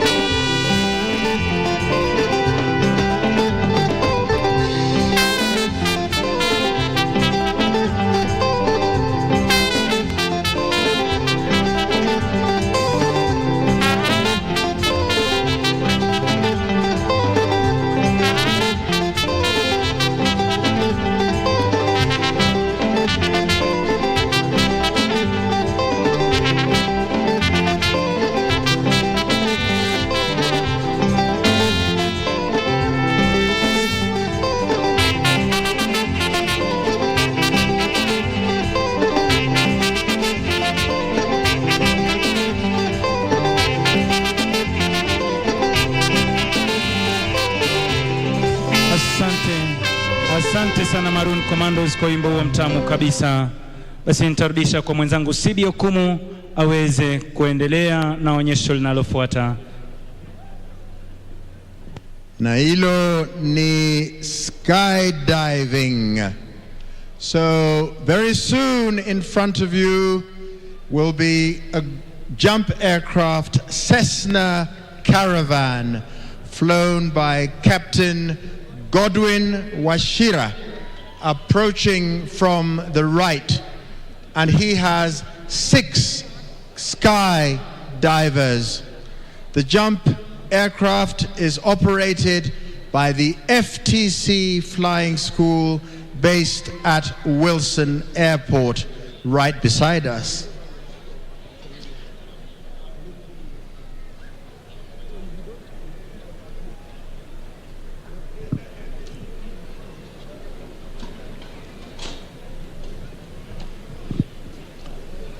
Mabibi na mabwana, sasa wacha nijaribu kichekesho kidogo mwenzangu.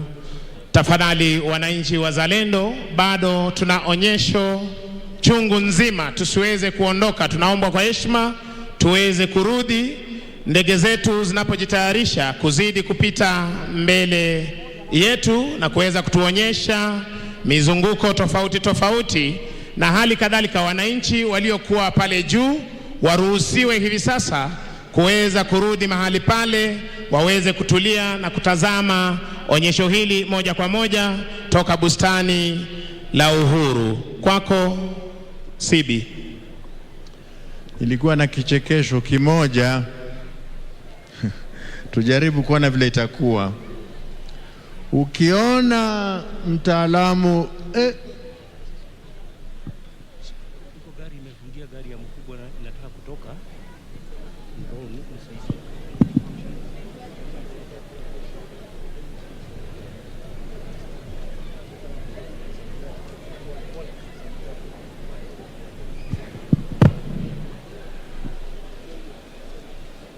Kichekesho cha kwanza wacha nirudie. Ukiona mtaalamu wa bomu akikimbia, jaribu sana kuandamana naye. Kichekesho cha pili, ukisikia rubani wa jeti ya F5 akisema kwa sauti, ondoka, ondoka, ondoka, sauti za pili za mwisho zitakuwa mwangwi. Ukisubiri kuuliza ni kwa nini, utakuwa ukizungumza peke yako kwa sababu wewe ndio umewachwa kuwa rubani. I have an announcement to make.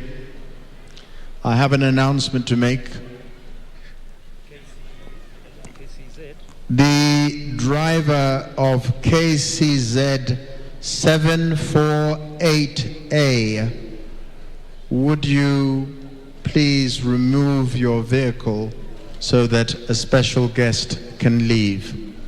KCZ 748A. Asante kwa tangazo hilo Bwana Sibi. Senior Sergeant Kiarie, report mahali pa kazi. Sergeant Kiarie tafadhali. Senior Sergeant Kiarie, report mahali pa kazi. Banzi, tuendelee. Asante sana mwenzangu. Wananchi tafadhali mulioko kwenye lango kuu la kuingia mahali hapa, mnaombwa kuweza kuchukua nafasi zenu kama mlivyokuwa hapo awali, ili kupeana nafasi kwa wenzetu walioko kule nje pia vile vile kuweza kuingia hapa ndani.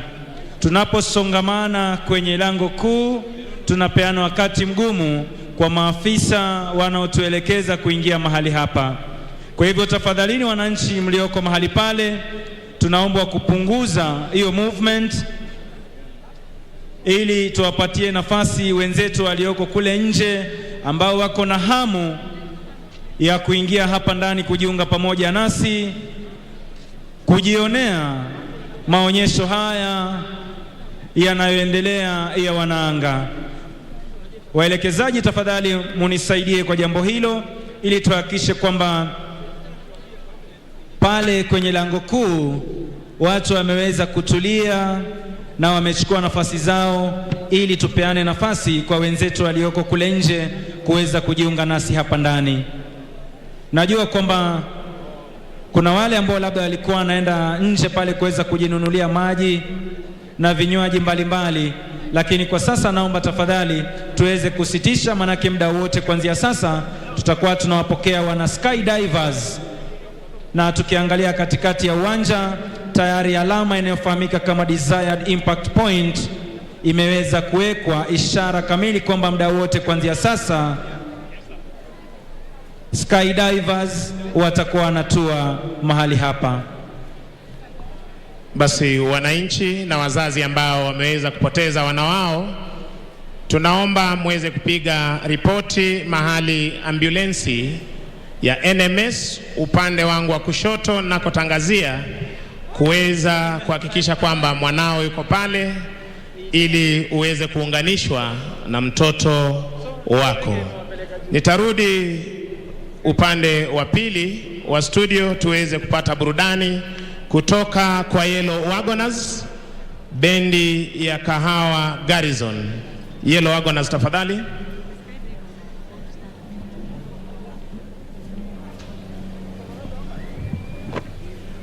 Ladies and gentlemen, look to the skies. The skydivers have gone up to a height of 5,000 feet above us on ground level, and they will commence their dives soon.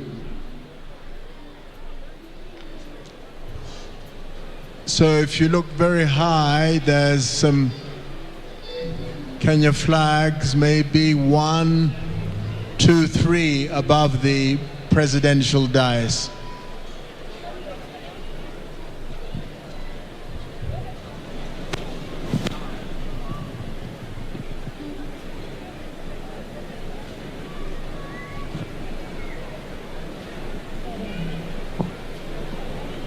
Basi angani hivi sasa ni wana skydivers, wana parachuti ambao tayari wameweza kuruka kutoka kwa ndege ile, na muda wote kuanzia sasa watakuwa wanatua mahali hapa kama alivyoelekeza mwenzangu Sibi, Bwana Sibi Okumu.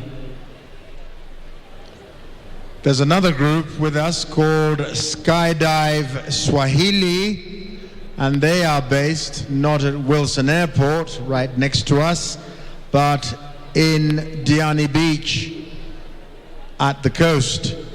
Now, Skydive Swahili provide tandem skydiving services, a jump school, display jumps as they're doing now, and also provide parachute equipment maintenance.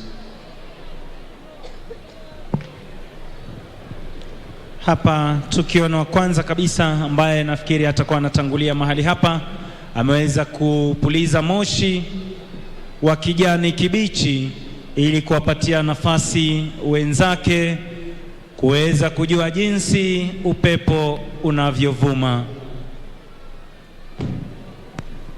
There is the first one to land on our field. Give him a clap. Give her a clap. Well, I can't see from here.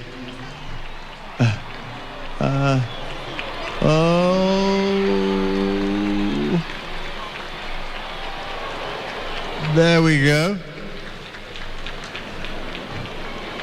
Number 2 coming down. A big clap for number 2. Sorry, I don't know your name. Ooh. Tuongeze makofi tafadhali kwa wana skydivers.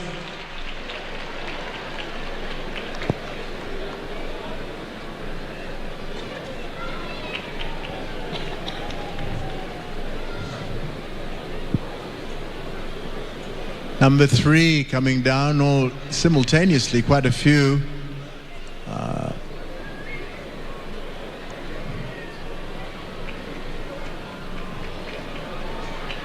Big clap. Oh.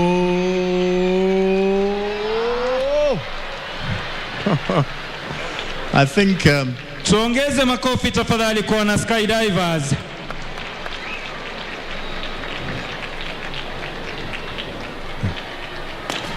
Oh,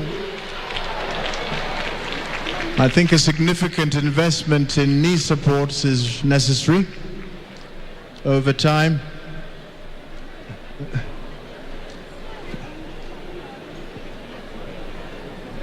There is the person with the Kenya colors. A bit of a loop there.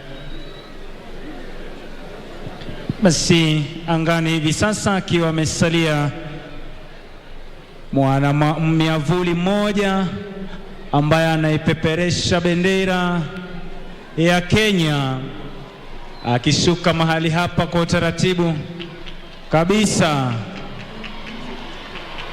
Kumradi si bendera ya Kenya, lakini anatua mahali hapa kwa umaridadi kabisa katika sehemu aliyotengewa. Hey! Right. Tuongeze makofi tafadhali. Okay. Asanteni. I think it must have something to do with the wind, how heavily one lands.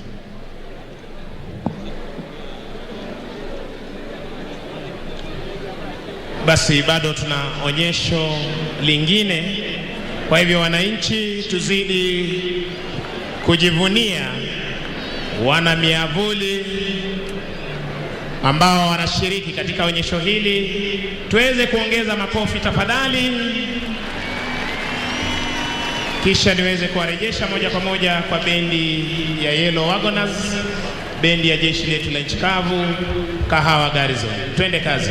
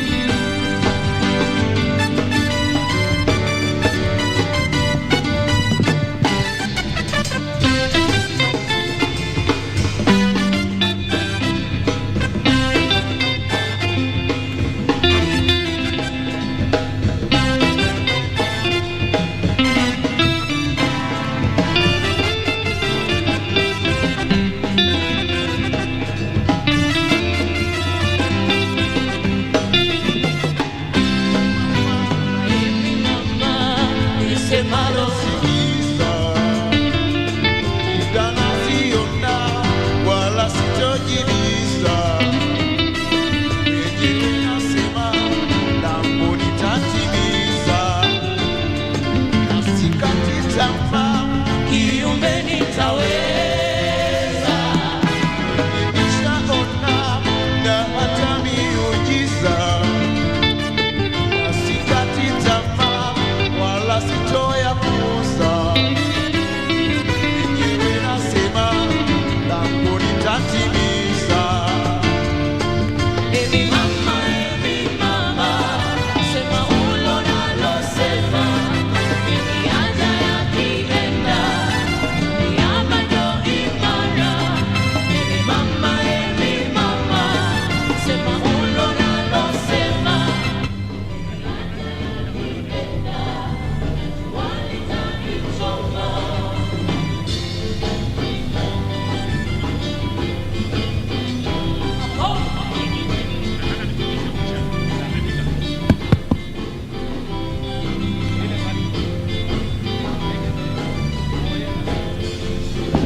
Asante sana bendi ya Yellow Wagoners. Asante sana mgeni wetu rasmi. Hivi sasa nitaweza kuapisha wenzangu kutoka idara ama polisi wanaolinda mbuga zetu,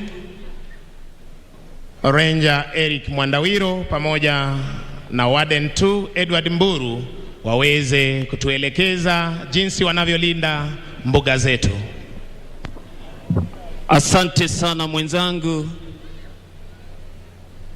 Mabibi na mabwana, idara ya kulinda na kuhifadhi wanyama wa pori kwa ushirikiano na idara ya National Air Support inakuletea tamasha maalum kuonyesha jinsi ndege zetu zinavyotumika katika kulinda na kuhifadhi wanyama wa pori.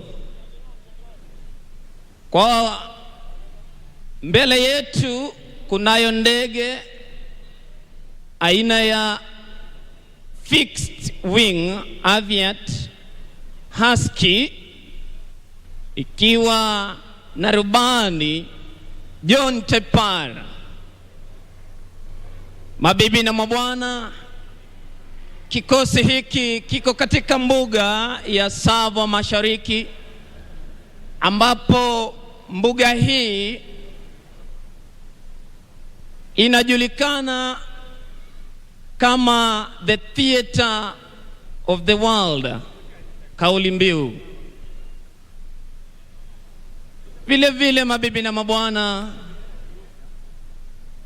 ukubwa wa mbuga hii ni kilomita 13,747 mraba, ikiwa inajivunia wanyama wakubwa watano kama vile tembo, mbogo, chui, simba na hata faru, ikiwamo mbuga hii faru weusi ambao tunajivunia katika mbuga hii. Mbuga hii inapatikana katika kaunti ya Taita Taveta. Mabibi na mabwana, ndege hii unaiona mbele yako ina uwezo wa kukaa angani masaa 6. Vile vile inaweza kubeba abiria 2, na ndege hii hutumika hususan katika doria na kureka maeneo yetu katika mbuga zetu. Tayari kikosi kimeshatoka kuashiria kwamba mchakato mzima unaanza kwa sasa. Mbele yako mabibi na mabwana, kunayo faru nyeusi inakuja ikiwa katika hali tulivu kabisa, kuashiria ya kwamba hali iko salama na hali iko tulivu kabisa. Mnyama huyu kwa kawaida si mwepesi wa uzoefu wa watu. Mara nyingi hukimbia ama hutoroka watu, kwa hivyo huenda akatoroka, lakini kwa leo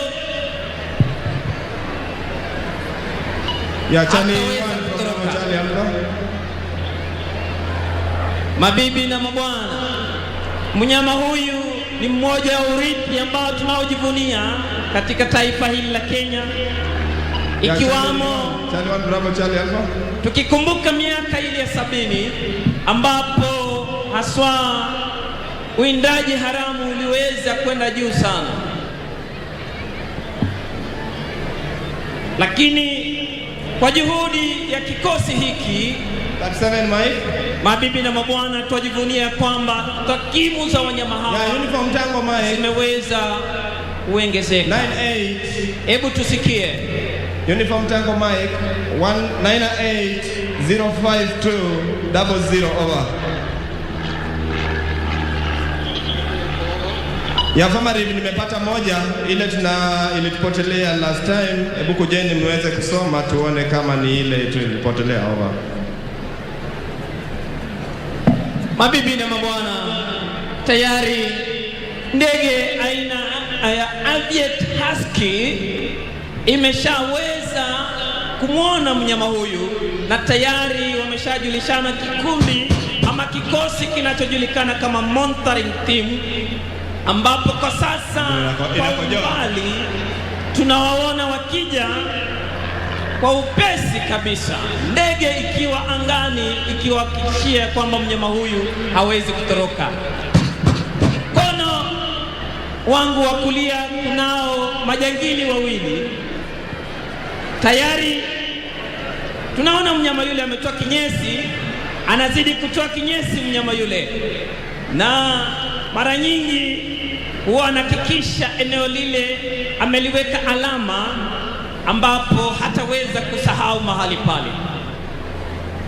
Majangili nao upande wangu wa kulia wanakuja wakifuata nyayo ile ya mnyama yule, tayari wakiashiria kwamba wameona, na upande ule mwingine wa kushoto askari wale tayari washaona mnyama yule ambaye kwa jina anajulikana kama Galana.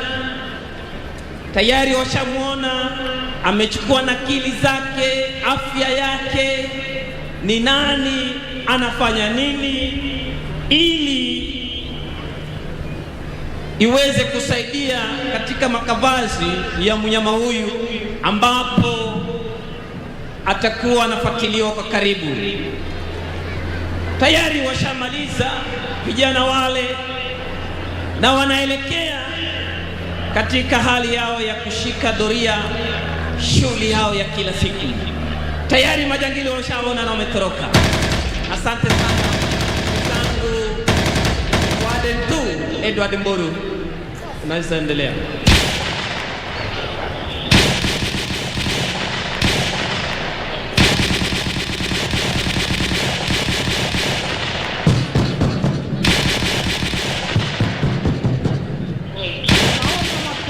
Makali kweli kweli ndani ya majangili, na askari wetu, askari mmoja amepata jeraha. Kamanda anatuma askari wawili waweze kumpa huduma ya haraka sana iwezekanavyo na kumtoa kwenye eneo la vita. Tunaona wakifanya huduma ya kwanza kwa haraka sana, inaitwa tactical care under fire. Wanamtoa kwa haraka, tuwapigie makofi ya askari. Moto unapamba kati ya majangili na askari wa kulinda wanyama pori. Wanakabiliana. Askari tunaona wakiondoka pale kwenda kumhudumia mwenzao kwa tactical movement. Wanaondoka kwa ustadi kweli kweli, wakielekea mahali ambapo mwenzao wanapewa huduma ya kwanza.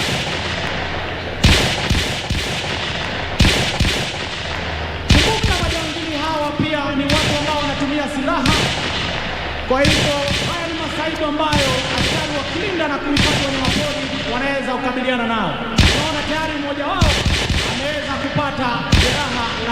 risasi. Kikundi hicho kiongozwa naye kamanda Bana anawapeleka mahali ambapo ni sawia kidogo waweze kupata ama kumpa yule askari huduma ya kwanza. Ukipenda inaitwa care under fire. Wamempeleka mahali ambapo ni salama kidogo. Majambazi nao wamesema kwamba tumeshinda. Basi kwa hivyo wanasema wale askari tumewaweza. Wao bado tunasikia naye anaitisha usaidizi.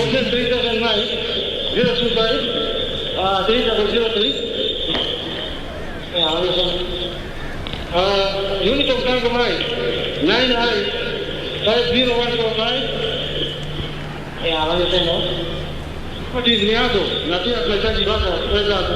Tunasikia kwamba yule komanda ameita kituo chake kule headquarters, anasema kwamba anahitaji usaidizi na amepiga ripoti ya kwamba mmoja wa askari ameweza kuumizwa. Kwa hivyo anasema angehitaji more air support. Yeah, Zulu Bravo, this is Kilo Whiskey, loud and clear, send over.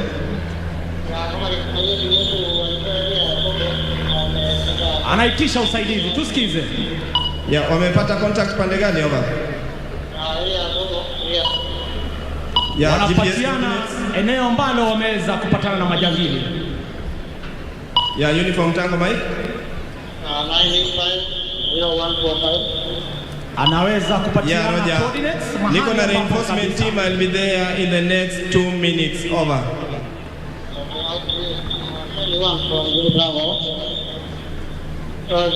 Anaitisha usaidizi wa ndege aina ya helikopta. Anasema anataka kuokoa uhai wa yule askari ambaye ameweza kujeruhiwa na wale majangili. Vile vile anaitisha usaidizi mwingi uje, yani usaidizi wa reinforcement, ukipenda quick response team. Wataweza kufika hapa kwa muda mfupi sana iwezekanavyo ndio waweze kuokoa uhai wa yule askari. Ukiangalia mbele yetu, mgeni wa heshima, ni kwamba kuna aina ya ndege ya helikopta Bell 206 almaarufu Long Ranger, ikiendeshwa naye meja mstaafu Anthony Ngugi akisaidiwa na kapteni Dennis Amolo. Wanakuja kutua pale kwa ustadi mara moja ndio waweze kupeleka yule askari aliyeweza kujeruhiwa hospitali. Wanatua kwa maridadi. Tuwape makofi wananchi.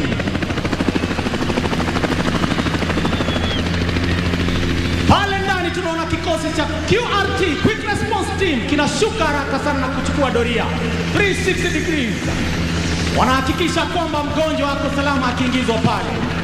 Ni askari ambao wameweza kupata mafundisho ya hali ya juu, wamekuja kusaidia wenzao. Mgonjwa naye anapelekwa kwa mbinu ya tumankari kwenye ndege hile ndio weze kupelekwa kwenye zahanati kwa haraka sana.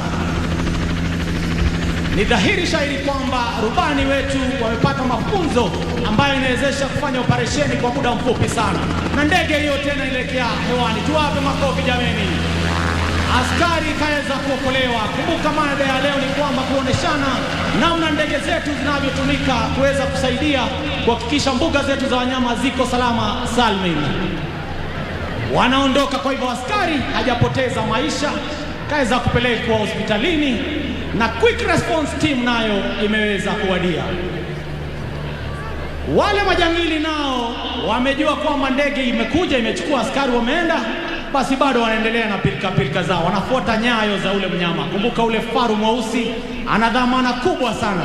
Kwa hivyo hao majangili wanasema askari tulimpiga akaanguka na akapeleka hospitali na ndege, kwa hivyo sisi tuko huru, tujitangazie uhuru ndani ya mbuga hii. Ole wao, manake komanda amesema no retreat no surrender. Ameitisha kile kikosi kikali cha QRT, Quick Response Team, na wameweza kukuja wafuate zile nyao za wale majangili, manake wanajua bado wako ndani ya mbuga. Wanawafuata, wanafanya tactical tracking, yani wanafuata nyayo. Kamanda ambaye ni Balan anawaelekeza wale vijana, anawaambia amewaona kwa umbali, ameomba basi hebu chukua goti tusikize. Wameingia kwa ule muundo unaitwa arrowhead. Muundo huu husaidia sana kwamba kila askari anaweza kuangalia mgongo wa mwenzake, ni kwamba usalama umelindwa pande zote, kushoto, kulia na mbele. Kamanda basi anawapanga anawaambia njooni upande huu. Amewapanga kwa formation ambayo tuwapenda kuita online formation. Basi wanasema advance. Muundo huu ukiona ni unawezesha kwamba basi wamekabiliana tena. Wamekabiliana tena. Majambazi na askari wa kulinda wanyamapori wanapigana vita kali. Jambazi kaangusha. Wape makofi jameni. Majangili nao ndio hao. Askari wanaondoka kwa mtindo wa fire movement. Ile inaitwa tactical bounding. Mmoja chini mwingine ukitembea. Hii inawezekana kwa mafunzo maalum ambao askari hawa kulinda wanyama pori wameweza kuyapokea. Wote wanaondoka kwa umaridadi wakipita kwa ile kambi. Moto mkubwa. Hawataki kubahatisha. Makofi jameni. Makofi jameni. Basi wanahakikisha kwamba wale adui wameweza, hakutaka kubahatisha, amelala salama. Kamanda anawachukua anapeleka mahala ambapo ni safi, mbali na tukio hilo. Anawaambia on me. Ukiangalia kwa umbali anawapanga. Anapatia kila mtu kazi yake. Wewe na wewe utachunga hapa. Kila mtu anapatiwa area of responsibility. Ni kwamba nichunge ni kuchunge. Kamanda Balan huyo.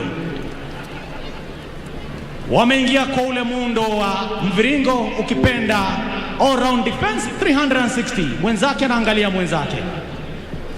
Basi wakati wowote tutaona baada ya hapo akiweza kutumana. Kumbuka wale majangili huwa kawaida wamebeba, tumeona kwamba ni kama walikuwa na silaha.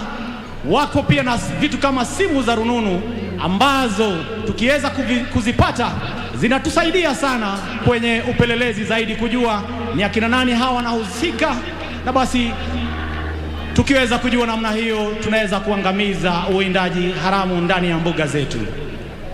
Tuone yule kamanda amewaita askari wake wawili, anataka kuwatuma kwenye lile tukio la wale majangili walikuwa wamekaa. Anawatuma, anawaambia nendeni muangalie kwa hiyo kambi kuna nini kumebaki. Askari wanatoka pale kwa mwendo ambao unajulikana kama tactical movement. Mmoja anaenda, mwingine anampisha, anamwambia mbele kuko sawa. Wanaondoka kwa ustadi na uweledi. Anataka kubahatisha, anahakikisha kwamba yule jangili amelala. Kumbuka aliweza kuumiza askari, kwa hivyo anasema mimi pia sitaki kubahatisha. There is no taking chances. Wameweza kupata bunduki pale, anaifanya usalama. Mwenzake naye anashika doria, anampekua yule jambazi aweze kupata vitu kama labda simu za rununu, vitambulisho, ndio kuweza kuelewa hawa majambazi wanatokea sehemu gani. Anazidi pia kupekua lile gunia ama mfuko ambao ulikuwa na majambazi, aweze kuchukua, aregeshe kamanda wake, amwambie mkuu, tumeweza kupata vitu kadha wa kadha. Askari hawa wanyamapori ni askari ambao wameweza kupata mafunzo bora zaidi, yani kuhakikisha kwamba mbuga zetu ziko salama, wanyama wetu wako salama. Na tumeweza kuona kutokana na juhudi za serikali kuwapa mafunzo na kuwapa vifaa vyema vya kazi, basi mbuga zetu na wanyama wetu wameweza kuhakikisha kwamba ziko salama salmini. Wanarudi kwa ule mtindo bado wa tactical movement, wanaregea pale ndani.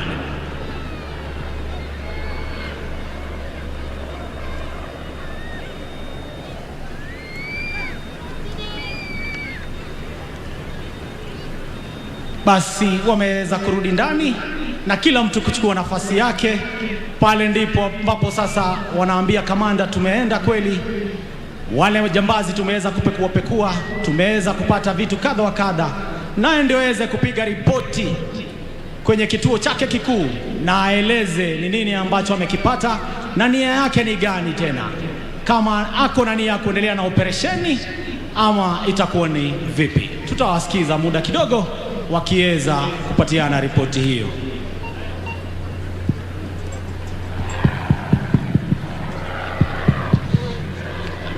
Pia wageni wetu ni wajuze kwamba mnyama ambaye tuliyemuona hapa ambaye ni faru mweusi ni mnyama ambaye anapatikana mbuga ya wanyama ya Tsavo Mashariki ambao tunaiga siku ya leo. Tunasikia akiitana.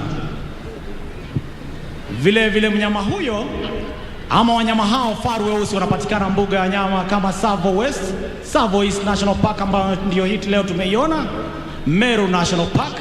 Bravo, this is Shadwa. Wanapatiana ripoti.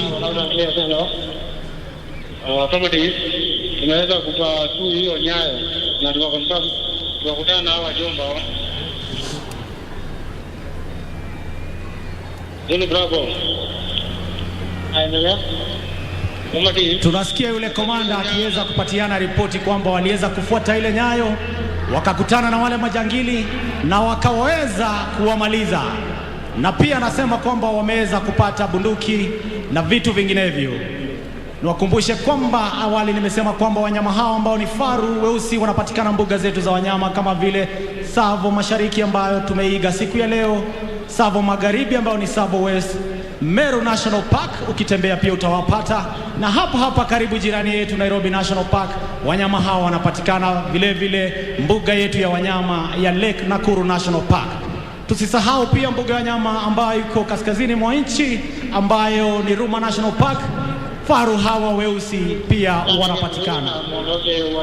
Tangu serikali ilianza mbinu ya kuwapa askari hawa mafunzo na kutoa vifaa vya kisasa kupigana na magaidi, tumeona nambari ya wanyama hawa ikiongezeka maradufu, ishara ya kwamba watalii wamekaribishwa wote wa ndani na nje, kwamba mbuga zetu ziko imara daima na kwamba usalama ni wa hali ya juu. Tujivunie urithi wetu kama wananchi wa Kenya.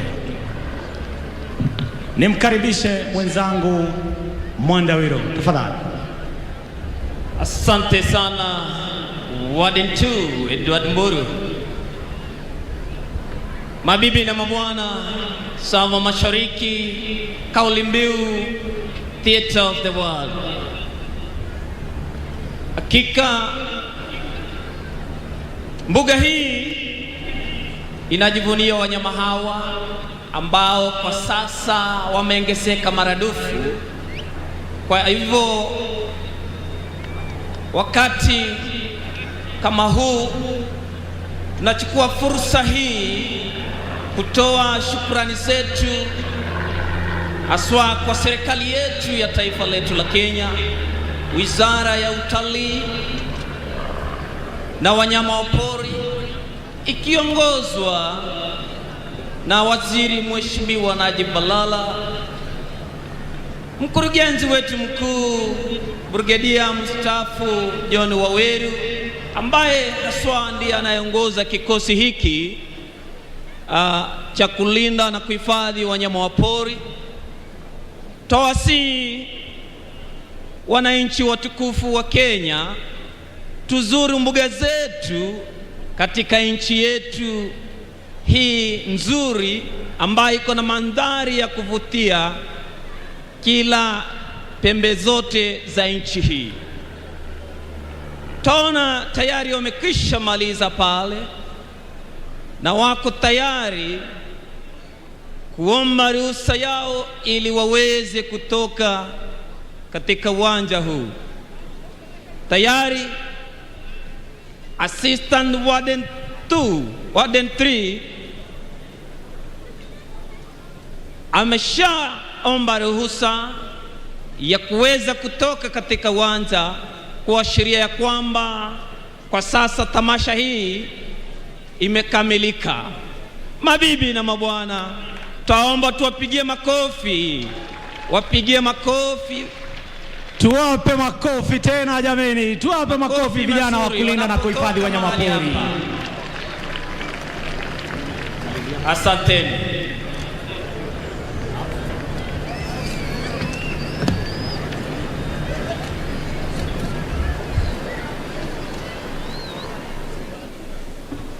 Basi asante sana askari wetu wanaolinda mbuga zetu pamoja na wanyama pori. Ningependa tuzidi kuwapa makofi mengine mazuri. wakiweza kuhakikisha kwamba wanyama wetu wa porini wanaotuletea pesa nyingi kutoka kwa utalii wanalindwa. Hivi sasa tutarudi kwao Yellow Wagoners waweze kutuletea ama kuweza kuendelea na burudani, waweze kutuletea burudani la chini kwa chini, kisha baadaye niweze kumpisha Bwana Sibi Okumu aweze kuendelea na onyesho. Yellow Wagoners.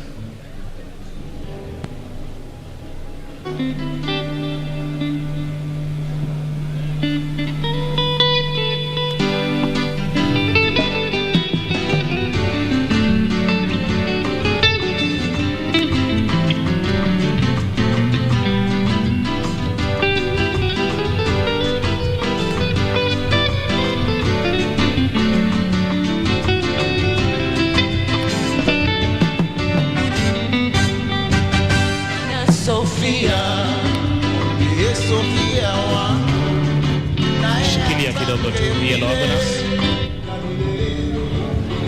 Shikilia kidogo Yellow Wagoners. Basi wananchi wazalendo, kwa muda usiozidi dakika 5, Marksman Aerobatic team wale ambao walitufungulia onyesho, hawa wakiwa ni wenzetu ambao wamejumuika nasi kutoka Afrika Kusini, wataweza kuwa wanarudi tena na onyesho lingine. Yellow Wagoners, tuendelee.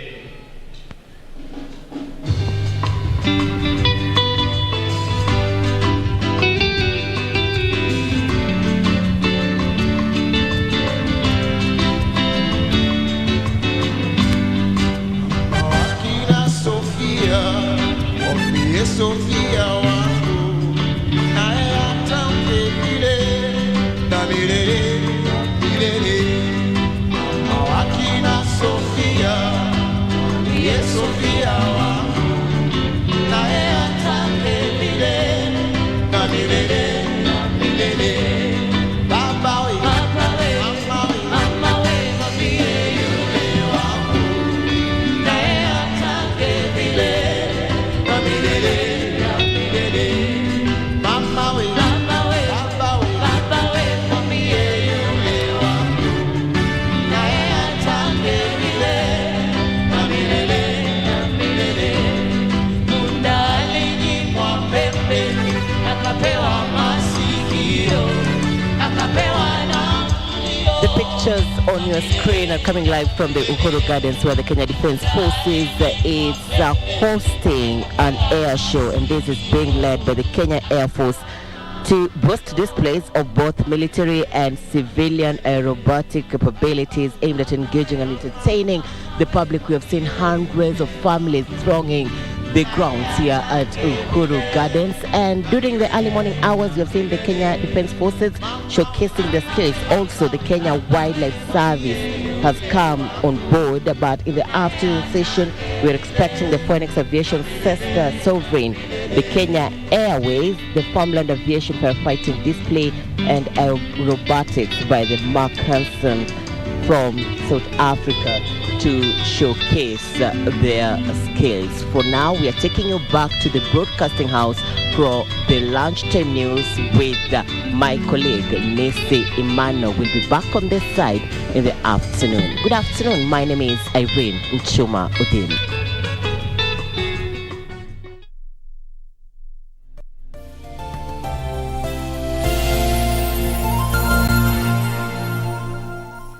Bodi ya wadhamini ya trustees ya Teleposta Pension Scheme and Fund inawashauri washirika wote kuwa mkutano mkuu wa mwaka 2021 na 2022 utafanyika tarehe 31 Mei 2022 saa 3:30 hadi saa 6:30 kupitia mitandao.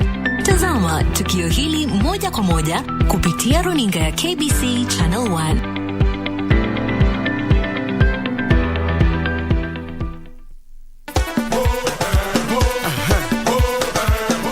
Tarehe 28 Mei, barabara zote zinaelekea Harris Tavern, Nairobi. manake kutakuwa na kongamano kubwa sana la rumba siku hiyo. Kikosi kizima cha Bridge Over Congo kimeandaa tamasha kali sana kwa nyinyi wapenzi wa muziki wa rumba. Oh yes, there will be lots of fun. Talk of nyama choma, lots of drinks, lots of giveaways from KBC, and not forgetting to mention rumba music with DJ Walter. Oh, and did I mention that there'll be free t-shirts for the first 100 people. Hey, you are going to be making it. Hey, you are going to be. Nitakuwa siku hiyo. Tafuta sheri. Kama una sheri, omba sheri. Nitakuwa your host Simeon Mfumo with my running mate Winnie Marie Jose. Yay!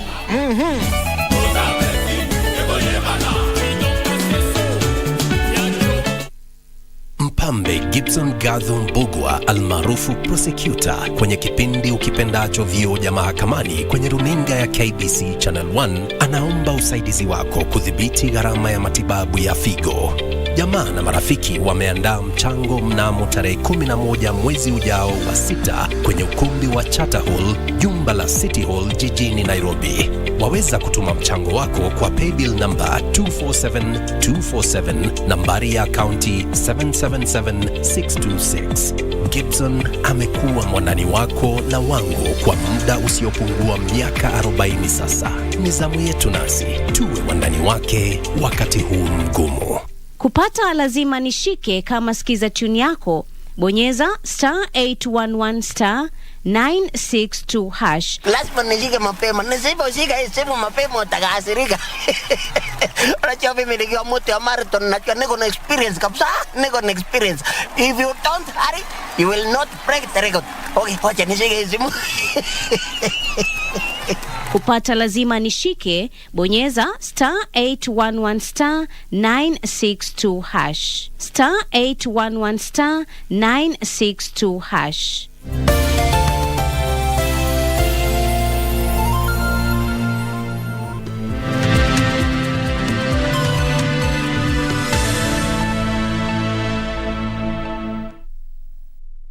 Good afternoon. On the 28th day of May 2022, on a day when the Kenya Defence Forces are holding an air show museum at the Uhuru Gardens, and we are covering that for you. We'll be telling you a little bit more about that.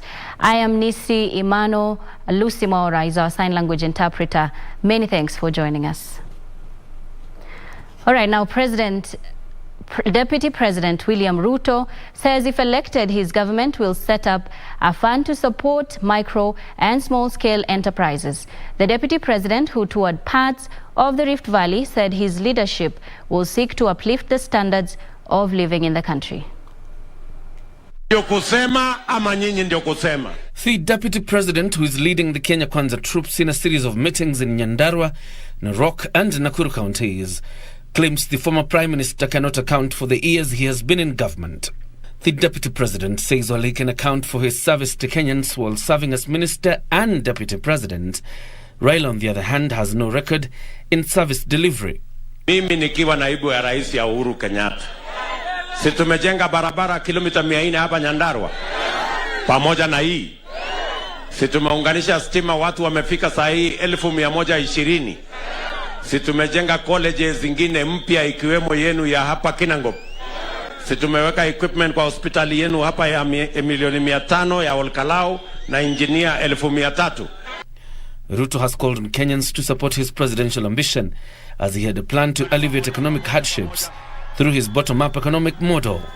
Mimi nauliza nyinyi watu wa Nyandarua, nyinyi mnataka tubadilishe katiba tuongeze vyeo ya viongozi ama tungebadilisha uchumi kwanza tupange mambo ya wananchi?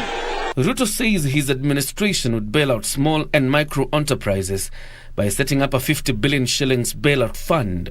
Kama tunaweza kuchukua bilioni 100 tukaweka kwa kampuni moja ya serikali ya Kenya Airways, iko makosa tukichukua bilioni 50 kuweka kwa biashara ya mama mboga na bodaboda na hao wafanyabiashara wa chini? To Nyandarua residents, Ruto has promised to set up a potato cold room in the county and bring down the prices of fertilizer and other farm subsidies to enable them reap the fruits of their labor. Nyandarua ndio garden ya Nairobi. Si ni kweli? Hapa ndio shamba ya mboga ya Nairobi. na tumekubaliana ya kwamba hii Nyandarua tutawapunguzia gharama ya mbolea. John Jacob Kuria, Lunchtime News. And 150 graduates from Orthodox College of Africa have been challenged to integrate biblical teachings in their course of work. Speaking while presiding over the 10th graduation ceremony for the Orthodox College of Africa and Teachers Training College, Archbishop Andreas Makarios of Orthodox Church in Kenya said the church was investing heavily on education as an enabler for growth and better future, calling on those who graduated to always seek to serve in humility.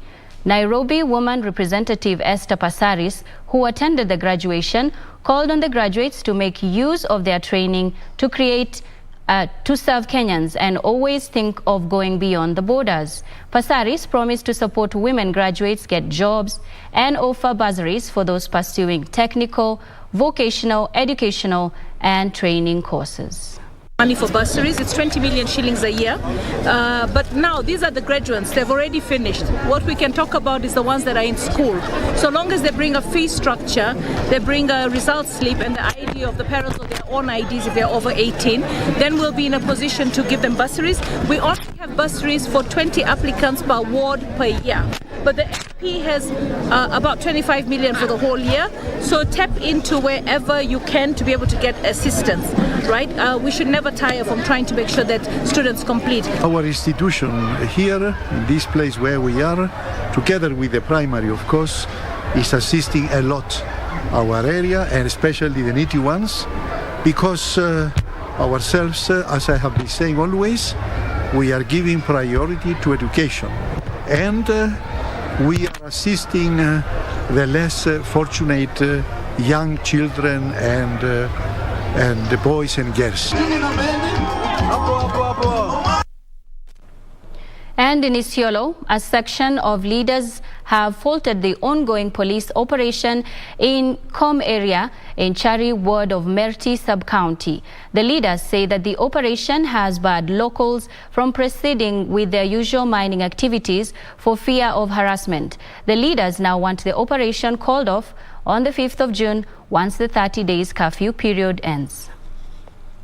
Komdurte, which lies along the border of Isiolo and Marsabit County, was declared a disturbed area alongside the rest of Marsabit County, with a 30-day curfew and police operation to rid the area of illegal firearms launched. A section of leaders are opposed to the operation, claiming it was affecting the area locals' livelihoods. Tunawaomba hiyo maneno waangalie, wafanye kazi na county government, wafanye kazi na security agency katika Isiolo, tuhakikishe kwamba watu warudi wafanye maeneo yao. Na tena kama unafanya maneno ya curfew, kuna wakati inafanya wezi ingia kwa shimu mali watu wanapata rasilimali alafu na kwa manyumba watu. We are ready as leadership to work together. We are very much ready. The community also ready, I'm sure they are ready to work together such that if there's an issue, we need to address together. Because our livelihood is very important, because we depend on this. The leaders called for immediate end to the ongoing police operation once the 30 days period elapses on the 5th of June in order to allow locals to resume their usual mining activities. Let the communities go back there. Let the security apparatus continue with their work while the communities are doing, their work and earning their livelihood. Tangu hiyo operation ilianza, kazi yetu ilisimama. Na tunafanya biashara, kazi ndogo ndogo ambaye tunafanya hapo, tunaweza kuwalipia watoto wetu fees. Na tunaweza kuwasaidia familia yetu kwa upande ya bills ya hospitali na kila kitu nyumbani. The leaders dismissing allegations that Com area had become a haven for foreigners, arguing that only Kenyans from various parts of the country were engaging in mining activities alongside the host community. Na watashangaa sana ukienda foreigners wanasema kuna watu wanaleta mashini kubwa kubwa. Kama wananchi wanapata usaidizi mashini inakuja kuna baya. Hakuna mtu ametoka Amerika na Ethiopia.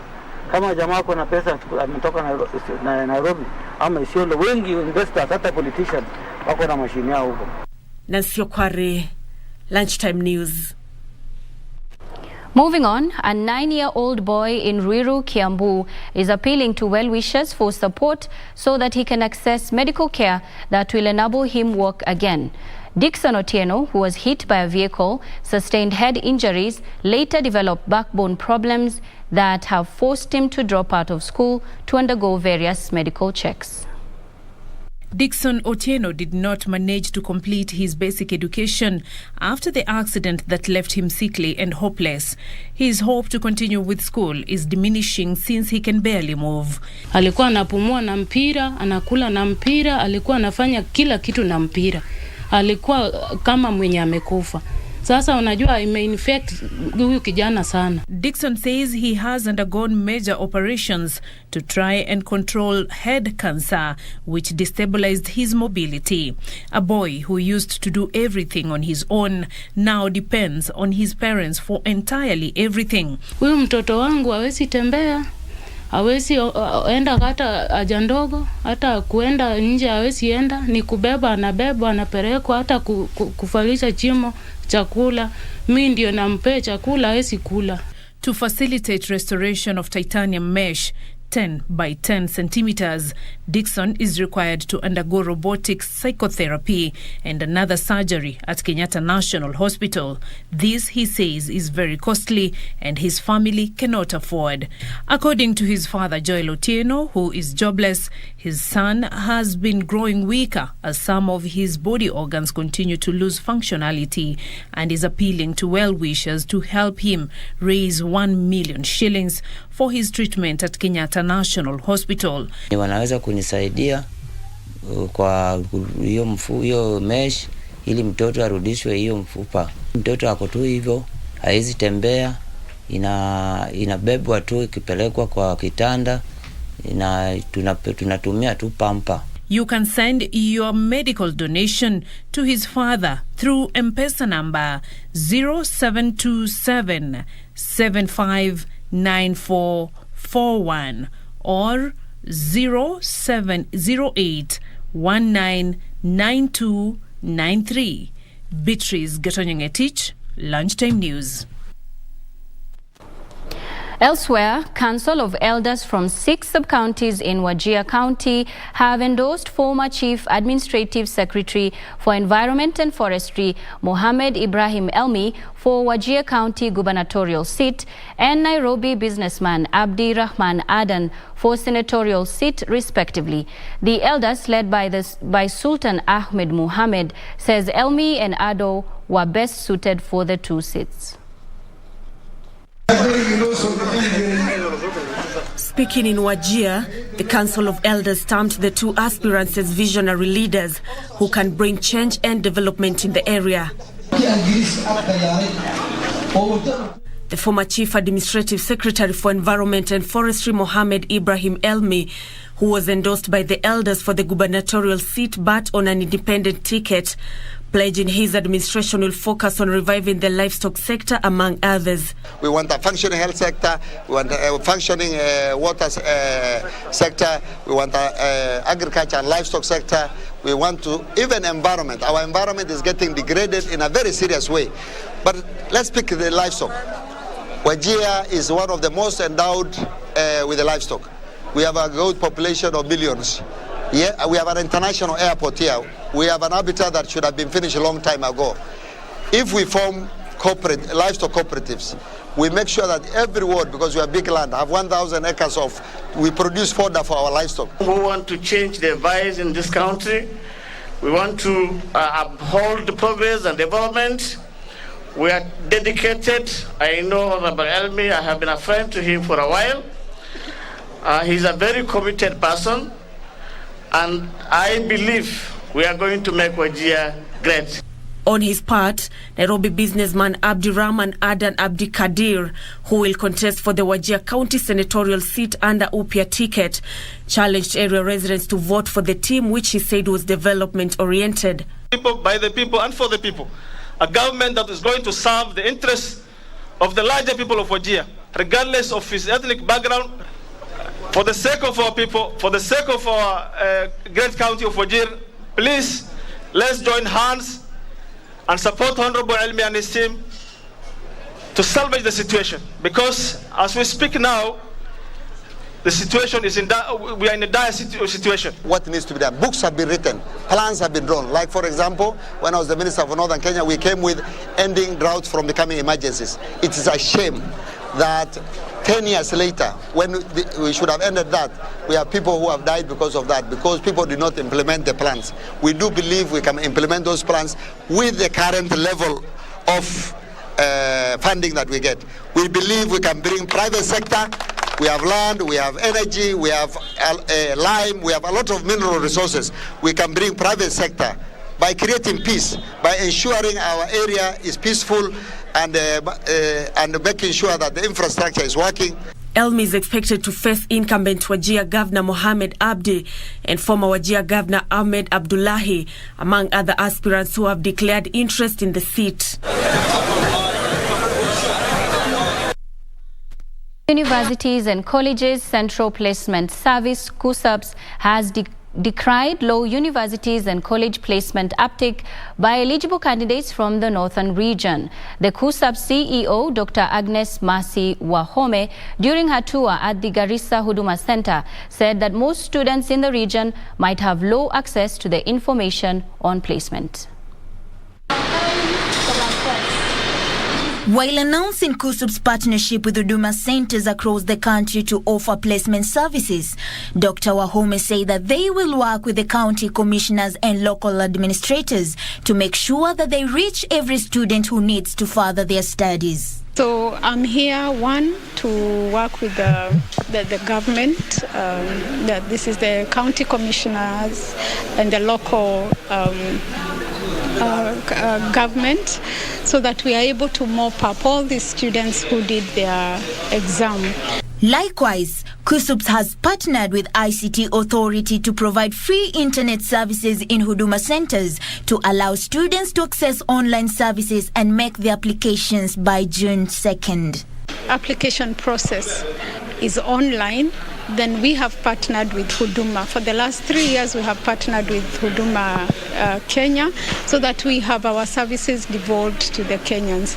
We have gone a step higher to engage with the Huduma Cybers, because a lot of our students who are not able to access the online services at home can come and use the cybers that have been set up, and that has really helped. We're actually training the young people in the cyber so that they can offer these services. Dr. Wahome noted that students who sat for their KCSE in 2021 will be placed in 70 universities, both private and public, and 190 tertiary institutions, which will include the Kenya Wildlife College, Marine Academy in Mombasa, Kenya Institute of Mass Communication, Kenya Railways, among others. The CEO encourages those who scored lower grades to come out and apply for courses which are readily available for them. Harness and power of youthful energy, creativity. Elsewhere, children with disabilities across the coast region are set to benefit from inclusive education through a 3-year holistic approach from non-governmental organization in collaboration with the government of Kenya. The project, implemented by Kesho Kenya, a local NGO operating in Kilifi County, focuses on addressing the awareness gap and the disconnect between inclusive education policies and its implementation. Kesho Kenya Executive Director Evans Odhiambo said that the project will be able to evaluate the policies that exist in inclusive education in the implementing countries, as well as identifying and addressing the challenges in implementing them. Kuna watoto wengi ambao wako na hizi special needs ambao hawajawahi enda kwenda shule na wako na umri kama miaka 10 hadi 15, na tunasikitika sana kwamba hawa watoto pia ni watoto wetu na wanafaa wapewe ile opportunity na nafasi nzuri ya at least kupata masomo. Pauline Nasimiu for Lunchtime News. Crossing over to Lycopia, where at least 803 early childhood development education teachers will be enjoined in the Lycopia County government payroll. The County Public Service Board is expected to conduct suitability interviews on the current teachers and enroll them on permanent and pensionable terms as from the 1st of July this year. Lycopia Governor Nderitu Mureithi says that the decision was arrived at following a consultative meeting with the Salaries and Remuneration Commission. Mureithi said a monthly salary of 61,000 shillings will be paid for teachers who have degrees, 41,000 shillings for those with diplomas, and 36,000 for the ones with certificates. Katika alama za mangazi zitaanzia mpaka ifike R, yani job grades kutoka mwanzo mpaka R. Katika certificate, diploma na degree utaona kwamba kuna hatua karibu 5 different grades. Itawawezesha pia kupata ingalao house allowance kidogo kusudi tuweze kuchangia wao na kazi zao za chekechea. Mimi nimefunza kwa miaka 27, nimekuwa bila mshahara, lakini leo tumeahidiwa baada ya kufanya kazi tutaajiriwa by the end of this year, na tumefurahia sana. Tumefinyika for a long time na tutaendelea na kazi mzuri. Tutakuwa kama wafanyikazi wa kawaida kama wengine wameandikwa na wameajiriwa na macounties, na tutatenda mambo makuu na tutahudumia watoto vilivyo. Ameona kazi ya watoto wa nasari ni kazi kubwa, na ndio amefikiria kuajiri na ili wafurahie kama wafanyikazi wengine wa county.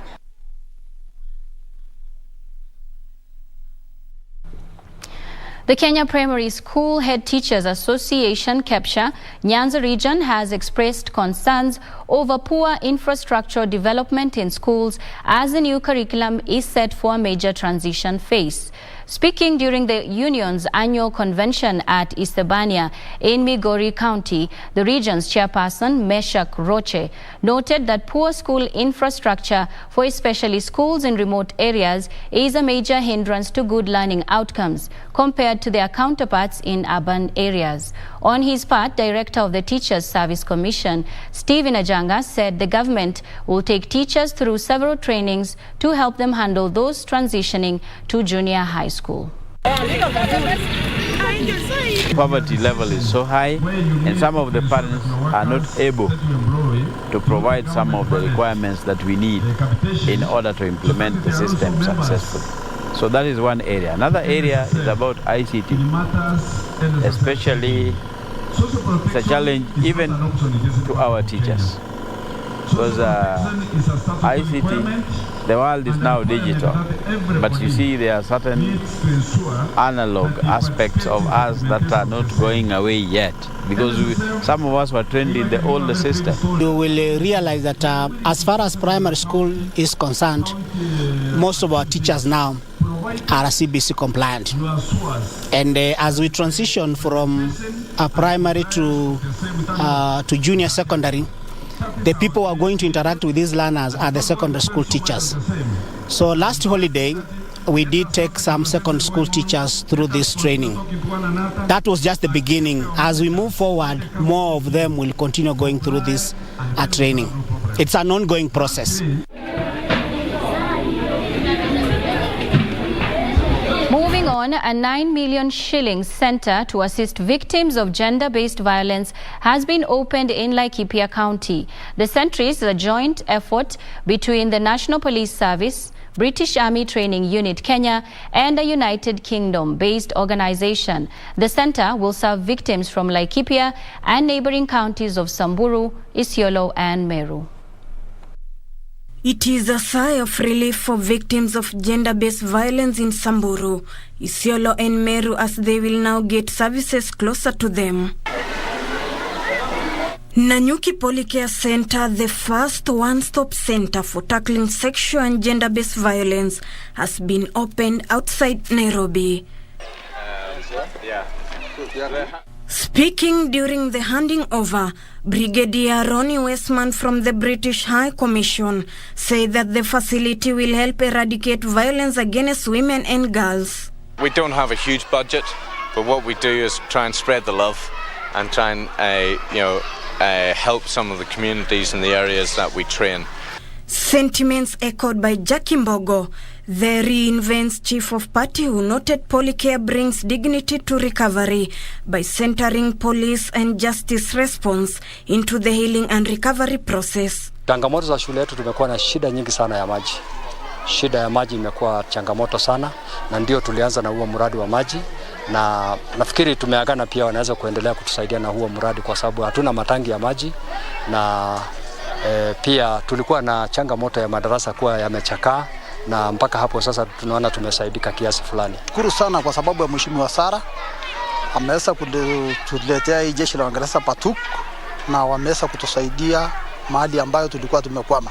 The facility will have forensic investigators, Ministry of Health, psychosocial support team to attend to the victims, and a special magistrate to listen to such cases and deliver justice faster without the victims being taken to court. Huu mradi ambao umewekwa hapa na hawa wanajeshi kutoka Britain utawafaidi sana wanafunzi na kuweza kuwavutia sana. Ruth Wamboy for Lunchtime News. And residents living in 9 colonial villages within Nyandarua County have a reason to smile after the government issued 1441 title deeds to the residents. While addressing the residents during the issuance ceremony, Nyandarua Governor Francis Kimemia said this process marked the third phase of the Integrated Development Plan, an initiative of his county government to offer legal documents to landowners in the region. Residents living in Koinange, Heni, Murungaru, Ngano, Ngorika, Mukeu, Miharati, Kiriko and Olkalau villages in Nyandarua County could not hide their joy after receiving their land title deeds from the government. Tumesema tumefurahi, tumeshukuru, hata sijui nitasema nini. Kwa sababu watoto wangu sasa watakuwa kifuguzwa wakienda hapa, watakaa pamoja. Tumesumbuka sana. Mingi tumegojea. Tumeweza kukoniwa pesa, tunachanga pesa ati tunapewa title, lakini kufikia hapo hatukuwa tumeweza kuzipata. Lakini siku ya leo ninashukuru governor sana. The exercise was led by Nyandarua County Governor Francis Kimemia and the Lands Ministry, who issued 1,441 title deeds. Nitakuja huko mashinani kuleta title deeds. Hatutawaita tena kulipa pesa hapa ya nauri. Nitalete huko. Tupeana kama ni Koinange, kama ni Mokeu, kama ni wapi, Garangatha, tutakuja huko na hizo title. Alafu tuwapatie kila mtu apeleke title yake kwa mkono. Kimemia said that this was the third phase of Integrated Development Plan, which targeted issuance of 3,325 title deeds to the landowners in the region. At the same time, Kimemia promised farmers in the region of financial support of their farming activities, urging them to register as groups in order to benefit from government financial incentives. Frederick Mwoki for Lunchtime News. And Cabernet Deliverance Church in Baringo County has distanced itself from a pastor who allegedly burnt the feet of 3 students for allegedly stealing cakes.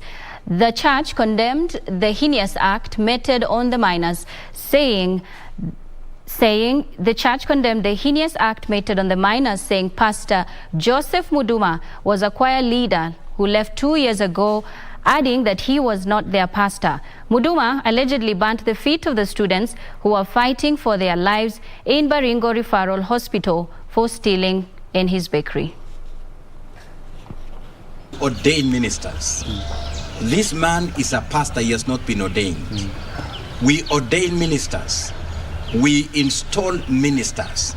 And the man supposedly to have been reported to be a pastor in Deliverance Church is not a pastor in Deliverance Church. Yes. He is not pastoring one of our churches. He is not known. He used to be in this church long time as a keyboard player. Then he disappeared. Yes. Kama kanisa la Deliverance Church, we condemn.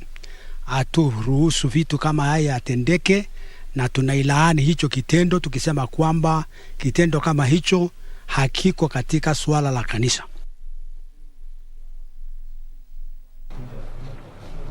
And in Malindi, in efforts to conserve the environment, a 10-year-old girl from Malindi has launched an aggressive campaign against reckless littering in the resort town with a view to promote a clean environment. Through a campaign dubbed Love Malindi and Pick Up Your Trash, Nesha Omar seeks to enlighten citizens to embrace alternative ways of waste disposal and conserve their surroundings. Constant littering of Malindi town and its environs is a driving force behind environmental conservation efforts by Nesha Omar, a 10-year-old pupil at Learning Hub School in Kijiwetanga in Malindi. The first cleanup I went to was around my local area at my home. We started there. Then after we heard about the cleanups on the beach, then I joined Kate for the cleanups.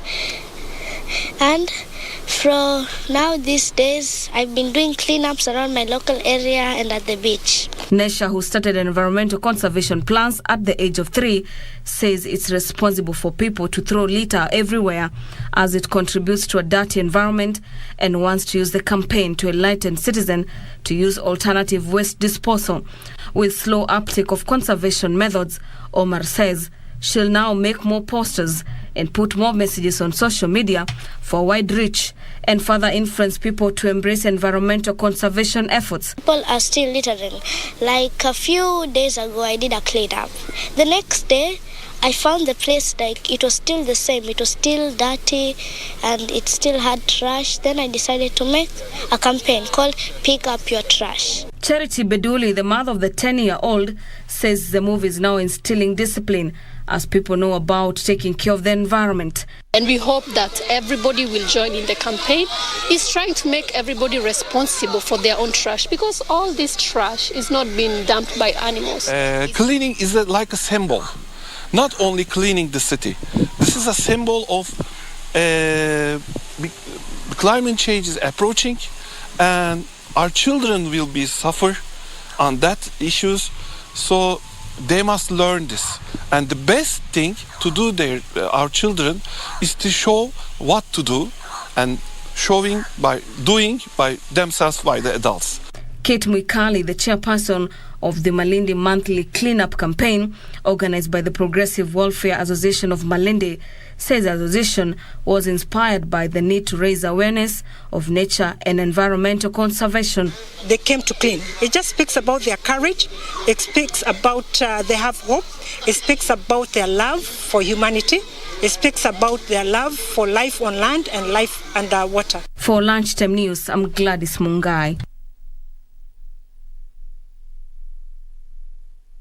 To head over to the Uhuru Gardens, live pictures there of Uhuru Gardens, where the Kenya Defence Air Force show has kicked off, and that is the President Uhuru Muigai Kenyatta has just arrived at the venue.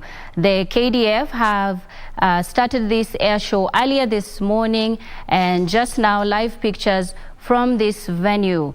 This comes ahead of the upcoming Madaraka Day celebrations that will be happening on the 1st of June 2022, which will also be held at this newly renovated Uhuru Gardens. Live pictures there from Uhuru Gardens. As you can see, the President Uhuru Muigai Kenyatta has just arrived at the venue.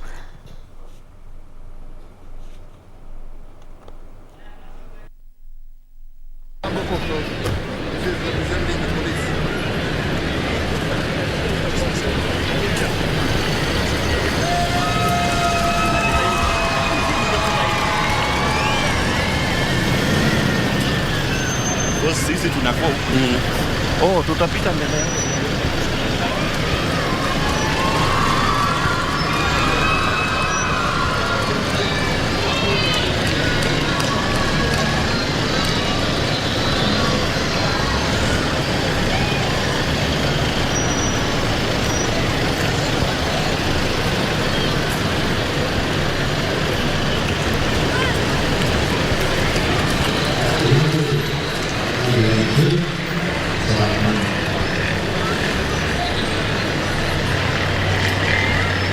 That's the FTC Cessna craft flying by.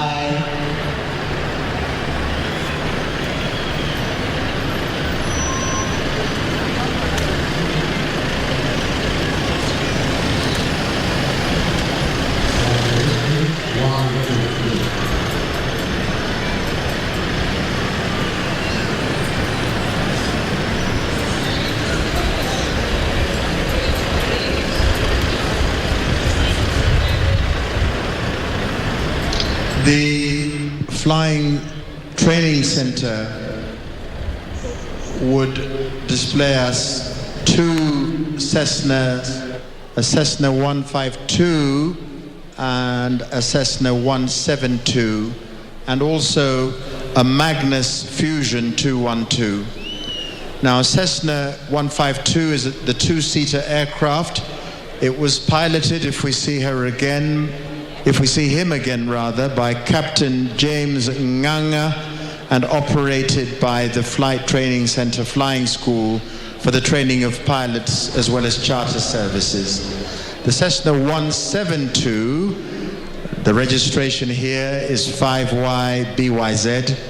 The four-seater aircraft is being piloted today by Captain Caroline Wakahia and is operated also by the Flight Training Center.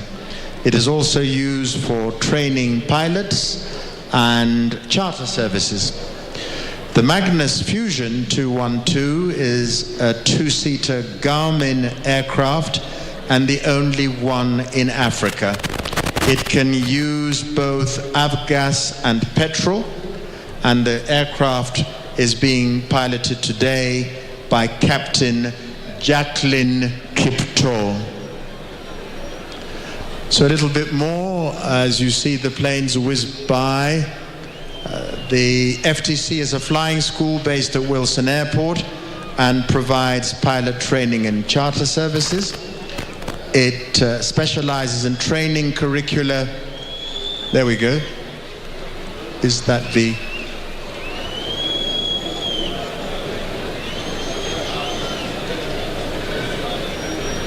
I didn't catch the registration of the Cessna. I didn't know who's... So, it provides a private pilot's license, a commercial pilot's license, an airline transport license, a foreign license conversion, night rating, multi-engine rating, instrument rating, flight instructor rating, helicopter training. And it has a very large fleet, including two Cessnas, two Seneca, one Baron, one Pata Navia, an R-44 helicopter, and 4 Cessna Caravans. Renegade?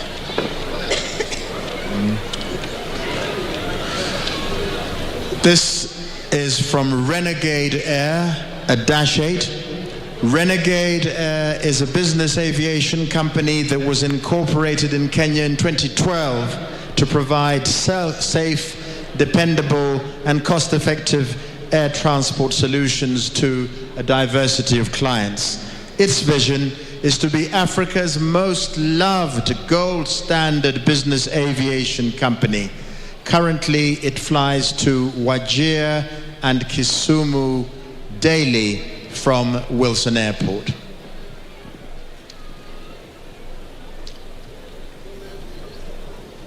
Aside from scheduled passenger services, Renegade Air offers private charters, ACMI, leasing, evacuation, and relief services. Renegade operates a fleet of Dash 8 Q300s, a Dash 8 Q200, a Cessna Caravan 208, a Fokker 50, and a Fokker 70.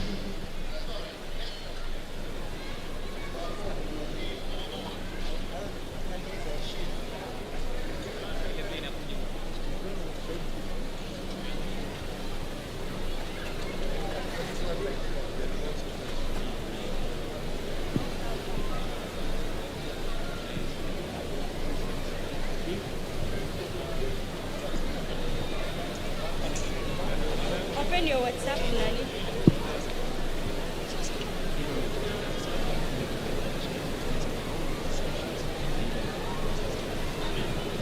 Oh, I made a mistake, and you will forgive me because I've told you I know nothing but how to commentate. So here's this is our Dash 8, and this is Renegade Air. Sorry for my mistake.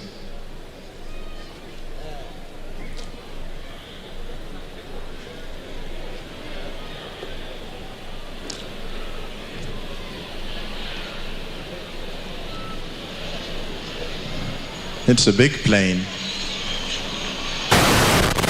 Big clap for Renegade Air. A big clap for Renegade Air.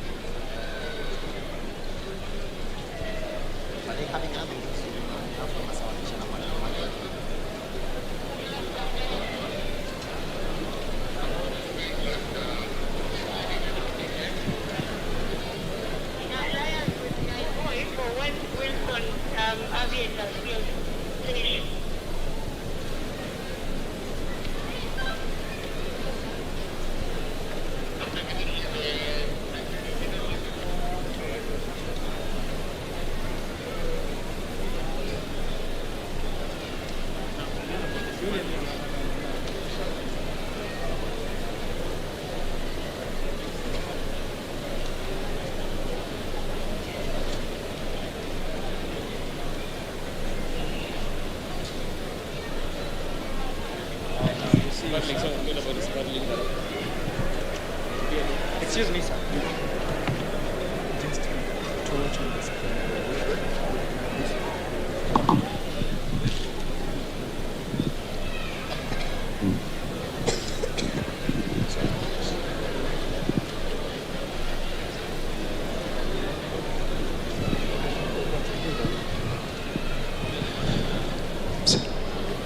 Basi tukitazama kwenye runinga zetu hapa uwanjani, tuko na mtoto ambaye ameweza kupotea.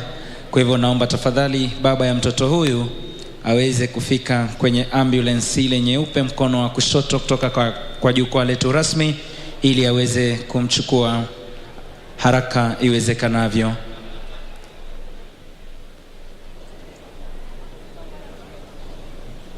Bwana Maxwell Gashuri, tafadhali popote ulipo, utakuwa unafika mahali kwenye ambulance yetu kuweza kumchukua mtoto wako. Asanteni.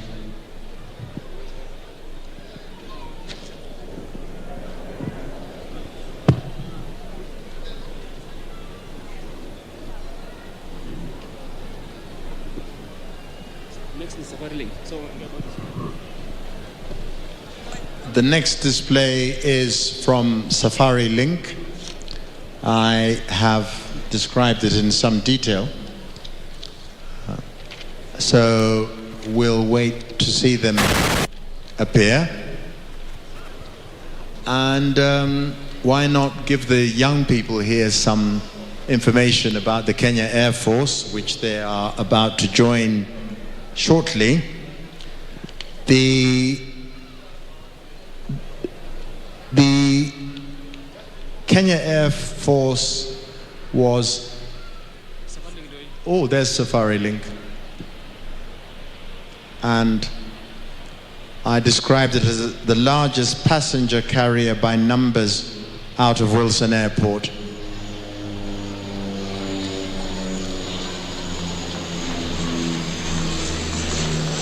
A big round of applause for Safari Link so that they don't feel left out. They're wonderful.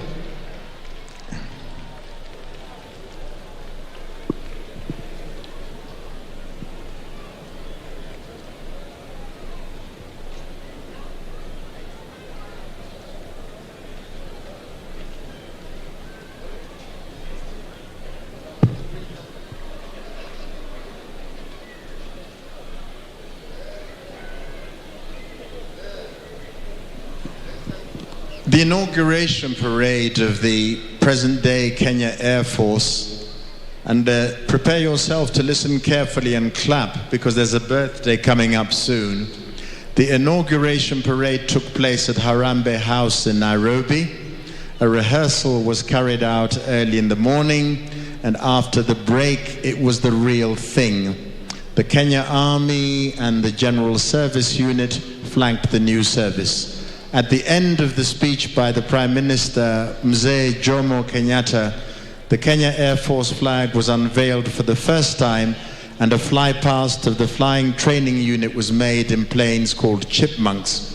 Thus, the Kenya Air Force officially came into being on the 1st of June 1964, and Group Captain Stockwell was duly appointed its first commander. So, in 4 days' time, on June the 1st, the Kenya's second Madaraka Day, the Air Force will be 58 years old. How about a clap for that? We are now seeing a presentation by Boskovic Air Charters with 2 King Airs and 1 Cessna Caravan in a formation flight. Z Boskovic Air Charters Limited, fondly known as Boskies, was founded in 1964 by the remarkable, excuse my pronunciation, Sifota Boskovic, and is the premier air charter service solutions provider in Africa and beyond. Boskovic boasts a fleet of 18, a big clap for Boskovic, a fleet of 18 aircraft, including the Beechcraft King Air 200 Special Edition and the Cessna 208B Caravan EX, which you've just seen fly past. Since we've seen a Cessna Caravan earlier, a little about the Beechcraft King Air SE. It's an 8-seater VIP configured twin-engine pressurized turboprop with a range of over 1,400 miles. Services provided by Boskovic Air Charters include safari charters, freight and cargo services, business charters, aerial photography flights, scenic safaris, rescue and humanitarian services. The Boskovic team is standing by to provide you with the most personalized and unforgettable charter experience.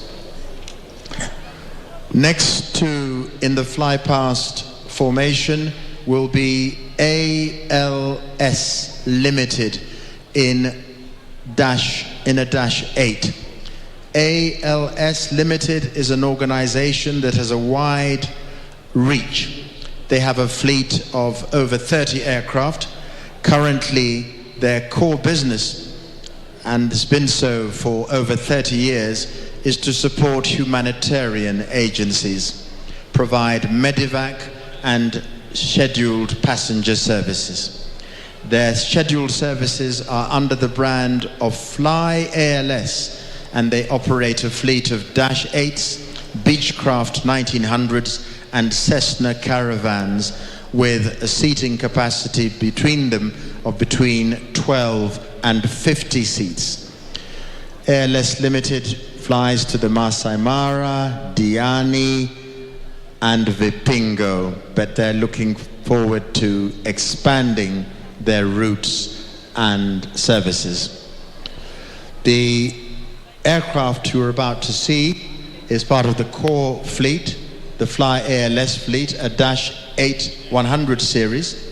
The aircraft is designed and built for the general knowledge of the young by de Havilland in Canada, and has a seating capacity of 37 passengers, a cruising speed of 410 kilometers per hour, and a flight endurance of 5 hours. I think a jet aircraft takes 7 hours to cross the Atlantic, so I'm trying to work out how long this would take. It has the capability of landing on tarmac or on a short bush airstrip, making it a very versatile aircraft.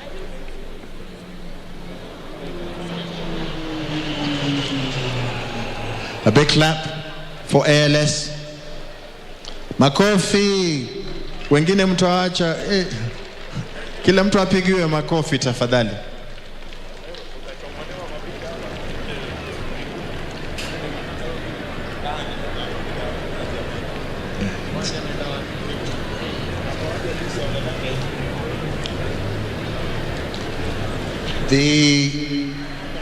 I'm just looking for the information because next to fly past is going to be our very own Kenya Airways KQ. I think that deserves a clap if we've still got the energy. This is our national carrier. Makofi kwa KQ tafadhali. Thank you, thank you, thank you. On display for KQ is 2 Embraer 190s. They will do 2 passes. The first will be clean and fast, and the second pass will be a slow landing configuration. Now, some information for the young. I think that by far and away the biggest population in this grouping are people who are by definition young. So, the first flight of the the first flight of the E190 was on March the 12th, 2004. This aircraft is capable of carrying 13,000 kilograms of fuel. That's a lot of fuel. And just in case you want to persuade mum and dad to buy one for the family, the most recent E190s are worth $30 million US. And if you want to lease them for a month to go on holiday, that will cost you $200,000 US.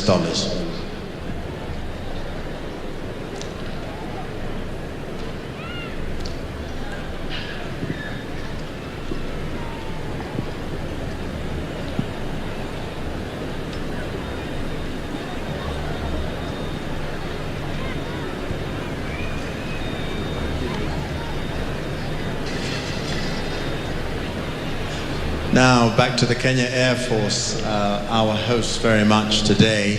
The Kenya Air Force was presented with its colors on Saturday, the 17th of October, 1970.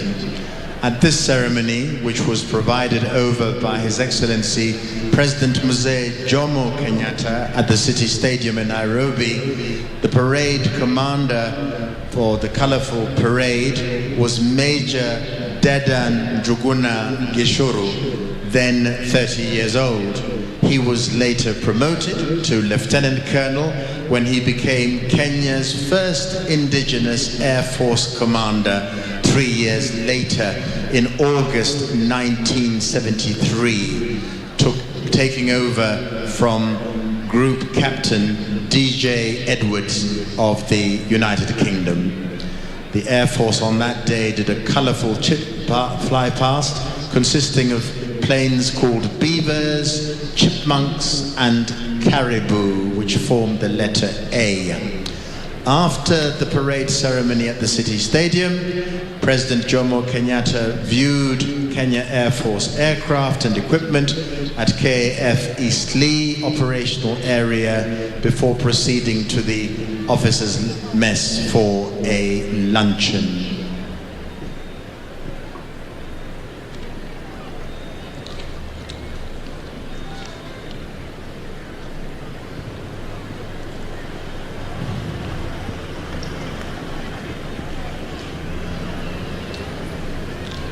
Kwa miaka mingi jeshi la wanahewa la Kenya limeshirikiana na nchi nyingi rafiki katika masuala ya kubadilishana mafunzo, usaidizi na kiufundi na uboreshaji wa vifaa.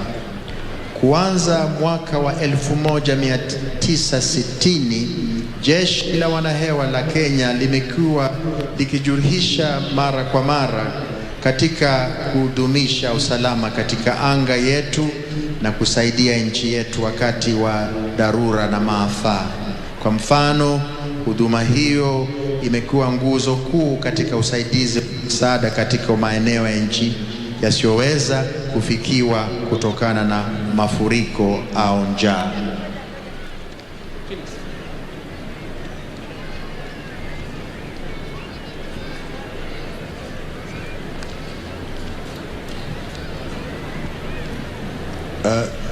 Are we...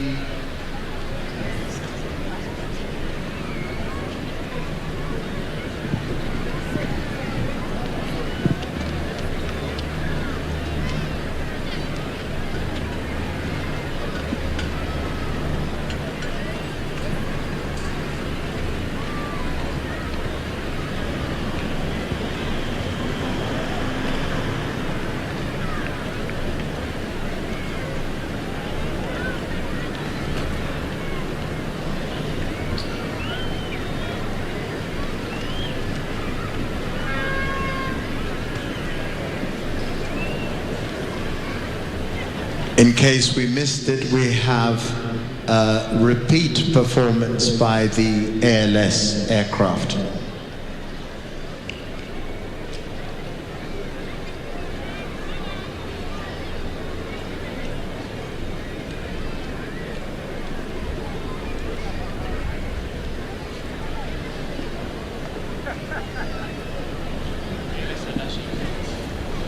The ALS is a Dash 8.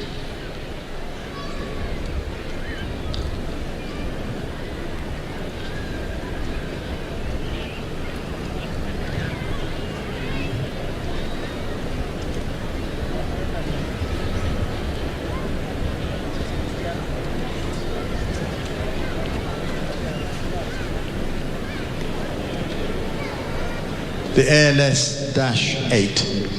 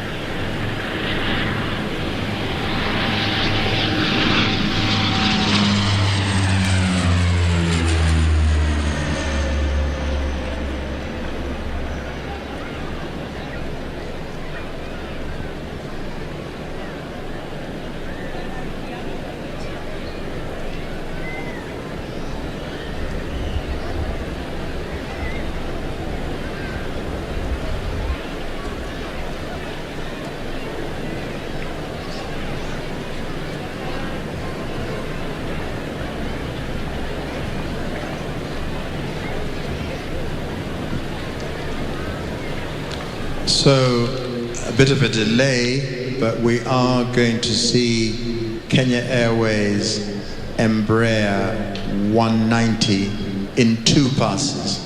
One clean and fast, and the second pass, a slow landing configuration.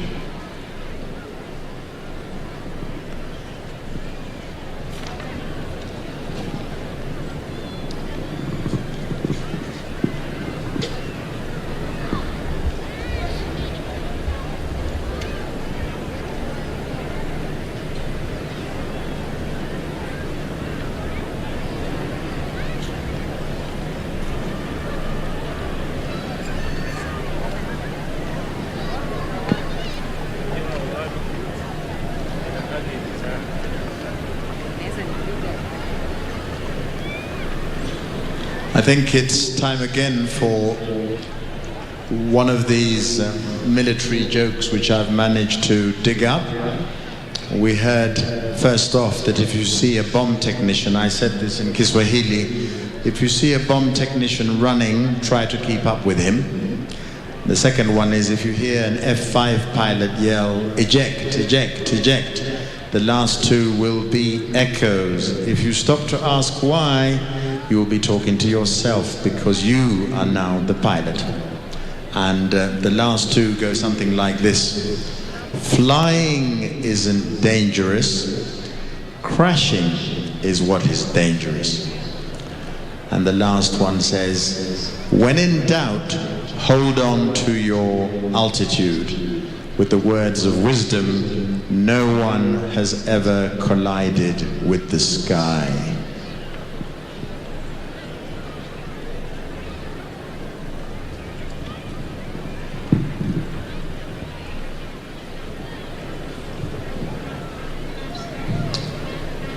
We're waiting for the KQ planes to come out of their holding base. And for those of us who've flown, there's air traffic control, all manner of things that take priority over air shows, however wonderful. So they'll be here. Did you know, young girls, that women were first recruited into the Kenya Defence Force in 1971 following a presidential decree?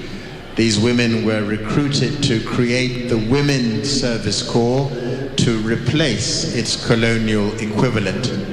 In flying, lady officers have also proved to be as good, if not better, than their male counterparts. Major Nora Koech, retired, has the distinction of having been the first female pilot in Kenya, in the Kenya Air Force rather. Others have followed in her footsteps. Air women have also done a commendable job in other fields such as crash and rescue sections, air defense operations and air traffic control. And you may not know, this is wonderful general knowledge, this will get you everywhere, that Helen Obiri and Nancy Lagat, as well as many other household names, but Helen Obiri and Nancy Lagat, both world champion athletes, are members of the Kenya Air Force. They deserve a clap. They do us proud. They've got more records than we can keep in a drawer. Well done. And of course, we've seen ambulances. The Kenya Air Force also employs medical practitioners, and the provision of medical services dates back to 1940.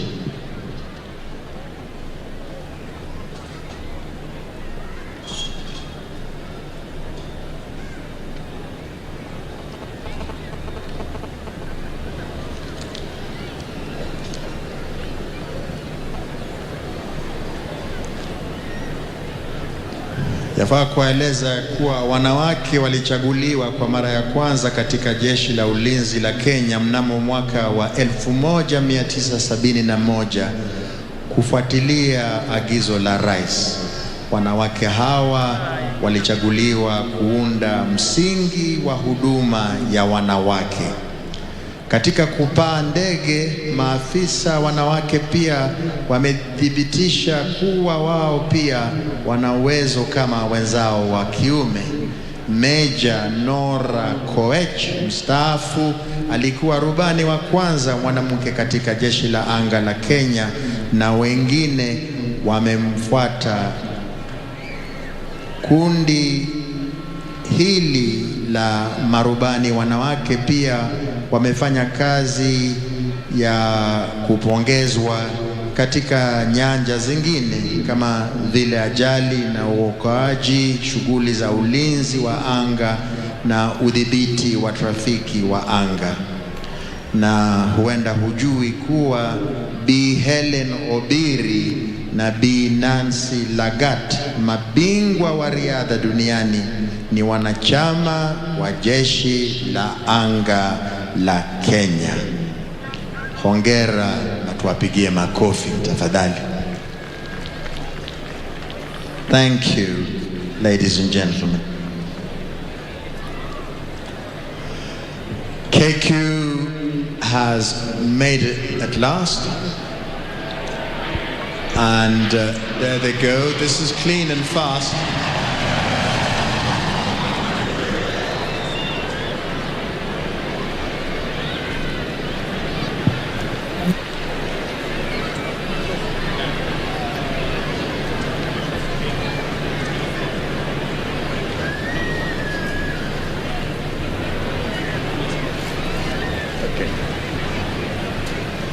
So there's only one Embraer that I've seen, so forget my notes. One Embraer, and it's coming back.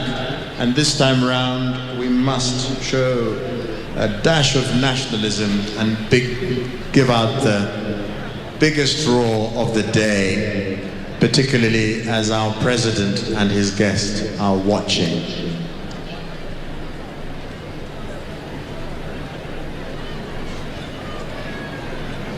turning round and coming back at high speed now.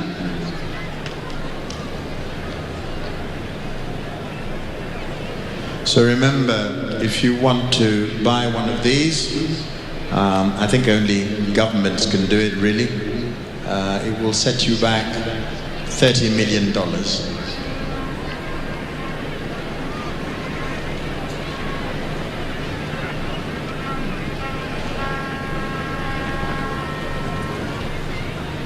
Right. And if you look very carefully, although it's going to be whizzing past at knots per hour, you will see that the design on the side of this brand new Embraer 190 has our Big Five. And I'm not going to talk down to the young here by telling them what the Big Five are, because they know, of course. The quizzes to follow. Asante sana mwenzangu Bwana Sidi Okumu kwa matangazo hayo kabambe kabisa. Wananchi, kwa heshima tunawaomba, iwapo mtatumia vyakula mbalimbali, karatasi ama mikebe inayotumika kuhifadhi vyakula hivyo, tunaomba tafadhali kwa heshima kuweza kuiweka sehemu maalum ambayo imeweza kutengwa kwa ajili ya vitu kama hivyo, kwa sababu tunaona ndege wameanza kuzunguka hapa juu ya anga na bado marubani wetu wanaendeleza maonyesho yao. Kwa hivyo tafadhali tujaribu kuwa wangwana ili tuache uwanja huu ukiwa msafi zaidi ya vile tulivyoupata. Asanteni.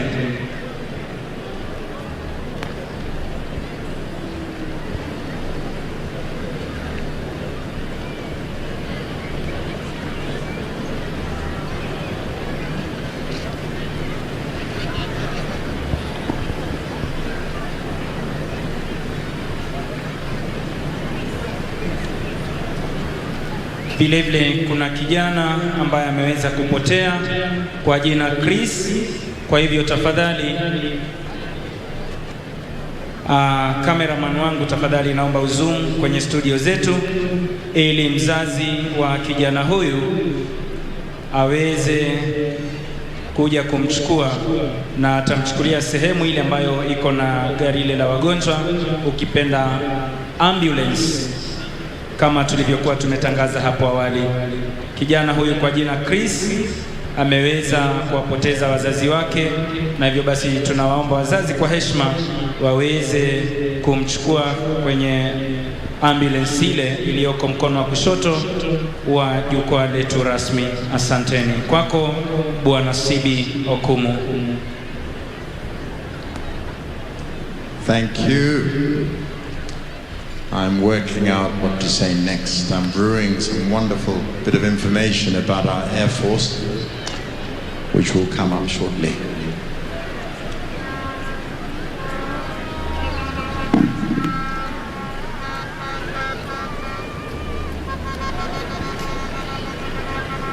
We're waiting for the Embraer 190 to turn round. Not as easily done as said, but let's remember the huge round of applause for our national carrier.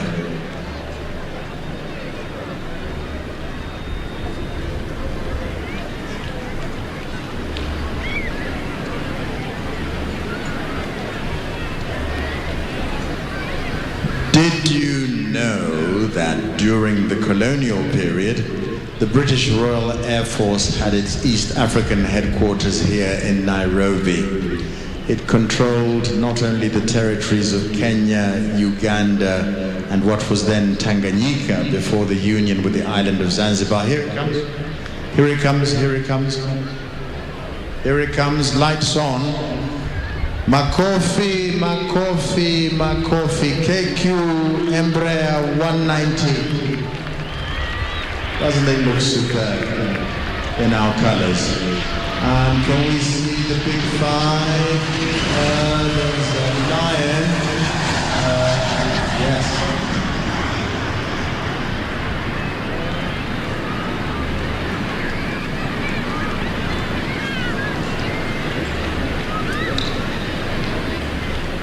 So there they were lots of bases, a large controlling with the island of Zanzibar, but also a large area of the Western Indian Ocean, where a number of bases had been established. The airfield at Eastleigh was open to full operations on the 1st of August 1940. Now, the next display will come from Phoenix Aviation in the form of one Cessna Sovereign. The first pass will be fast from left to right. The second pass will be slow from right to left of the presidential dais. And a third pass will be slow heading towards landing at Wilson Airport. Now, Phoenix Aviation was founded in 1990 and is one of the oldest aviation companies in Kenya. Its motto is doing difficult things in difficult places. Phoenix Aviation primarily operates charter and global medevac services around the globe. The company is certified to the highest European standards for air ambulance and charter missions. Today, the company will display the Citation Sovereign jet aircraft, which is the fastest climbing civilian jet in the world. It can operate out of hot and high places, short runways from Kenya direct to Europe. The pilots are Captain Steve Parkinson and Captain Kyle Lucas. Between them, they have 30,000 hours of flying time in the sky between them. So they must live there, practically.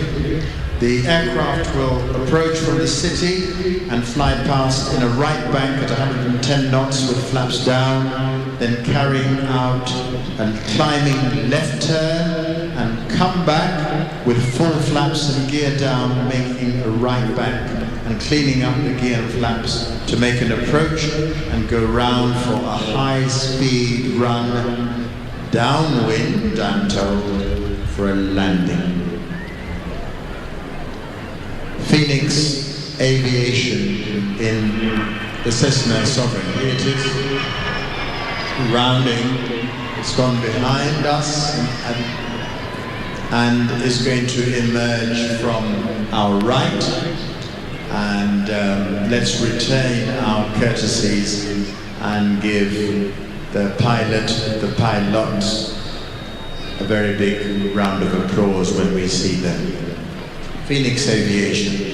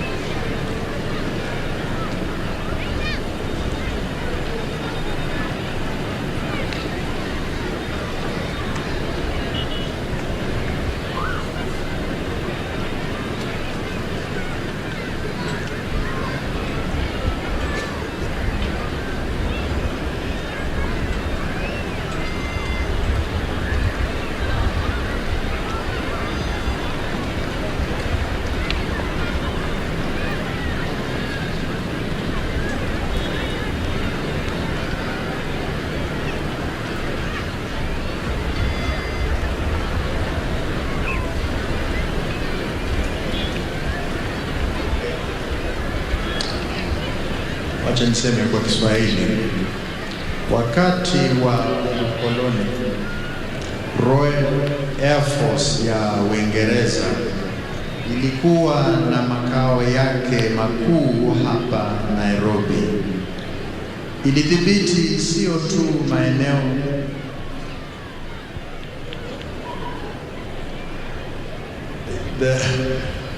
here we are with the Phoenix Aviation Cessna Sovereign. Wow, looks good.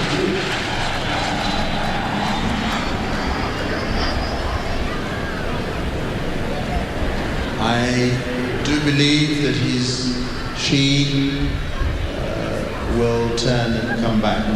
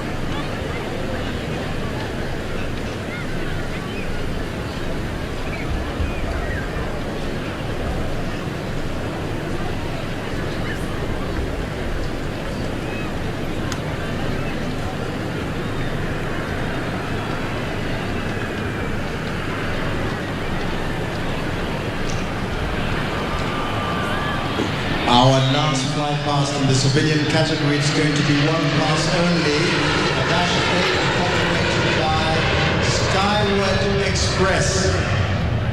Skyward Express, makofi kwao. The short takeoff and landing capacity enables this aircraft to operate in short airfields and runways, which cannot take...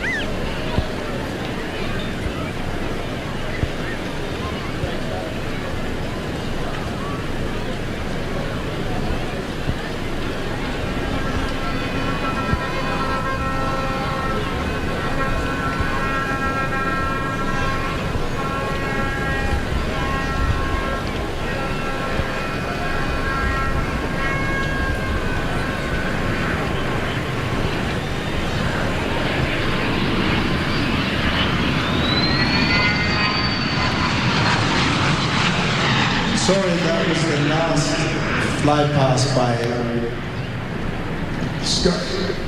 by Phoenix Aviation.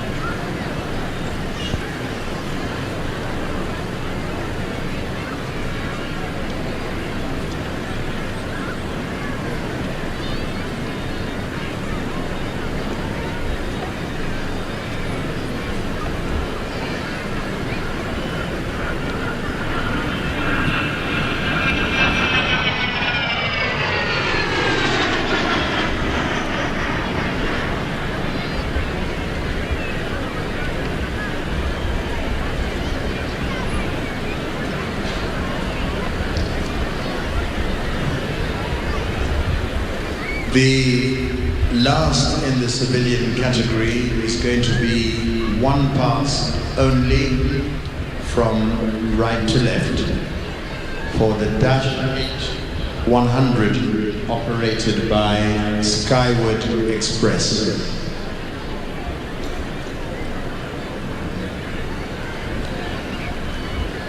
The short takeoff and landing capacity enables this aircraft to operate in short airfields and runways, which cannot take jet aircraft.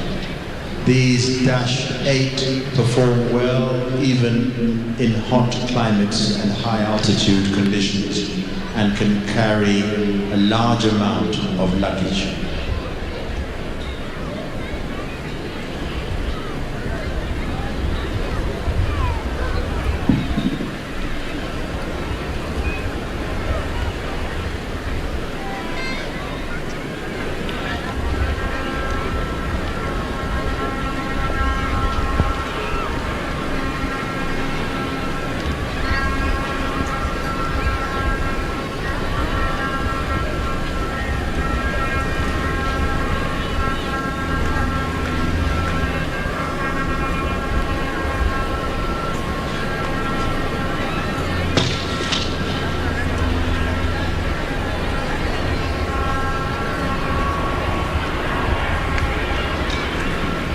The Skyward Express is coming to land.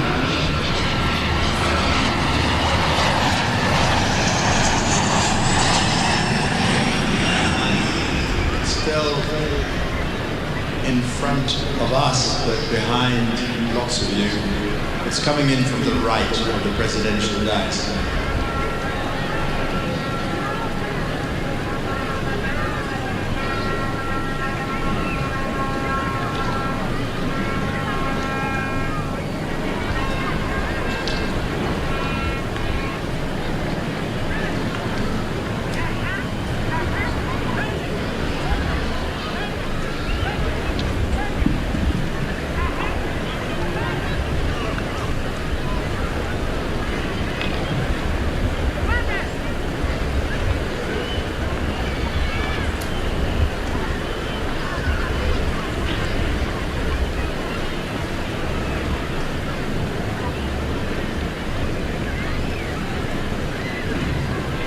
Eyes to the sky. I can see it, soon you will see it. The Dash 8 of Skyward Express.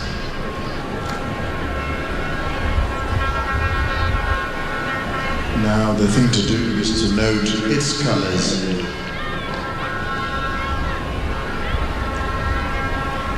There we go, a big round of applause, Makofi, wa Skyward Express, red and white. Red, maybe, have to look up my colors.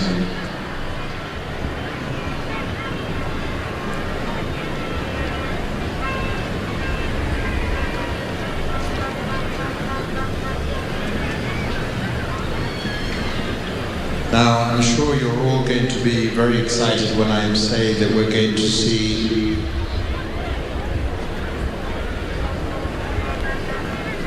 one more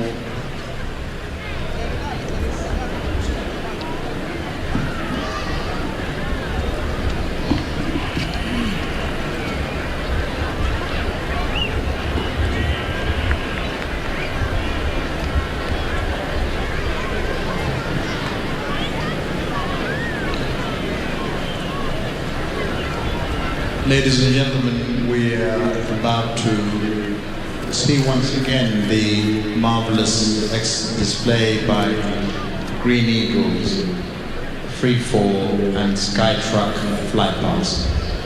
Corporal Banzi, over to you once again.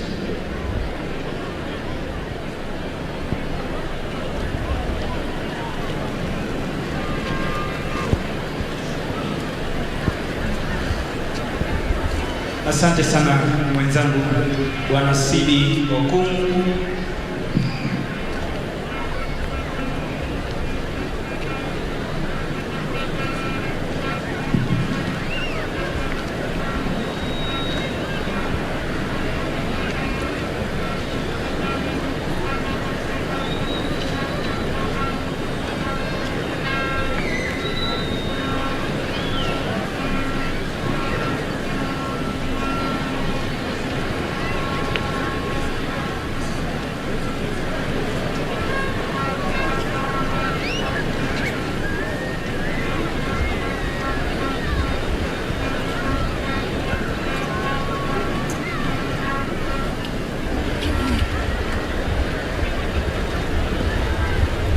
Mheshimiwa Rais, mabibi na mabwana, muda wote kuanzia sasa tutakuwa tunawapokea wanamiavuli ukipenda Green Eagles mahali hapa, lakini tukizidi kuwasubiri kwa muda mfupi hivi tutarudi kwa bendi yetu ya Yellow Wagoners waweze kutupatia wimbo mmoja tunaposubiri ndege aina ya Skytruck kuweza kuwaachilia wana Green Eagles kule angani. Yellow Wagoners Band, tafadhali.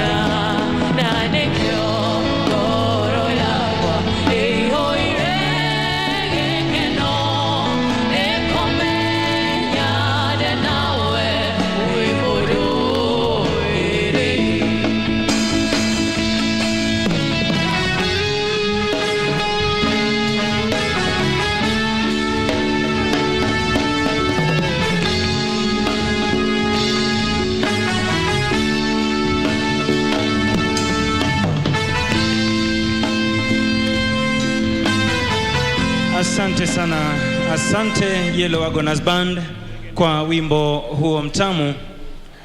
Basi muda wote kuanzia sasa tutakuwa tunapokea wana Green Eagles, hiki ikiwa ni kikosi maalum cha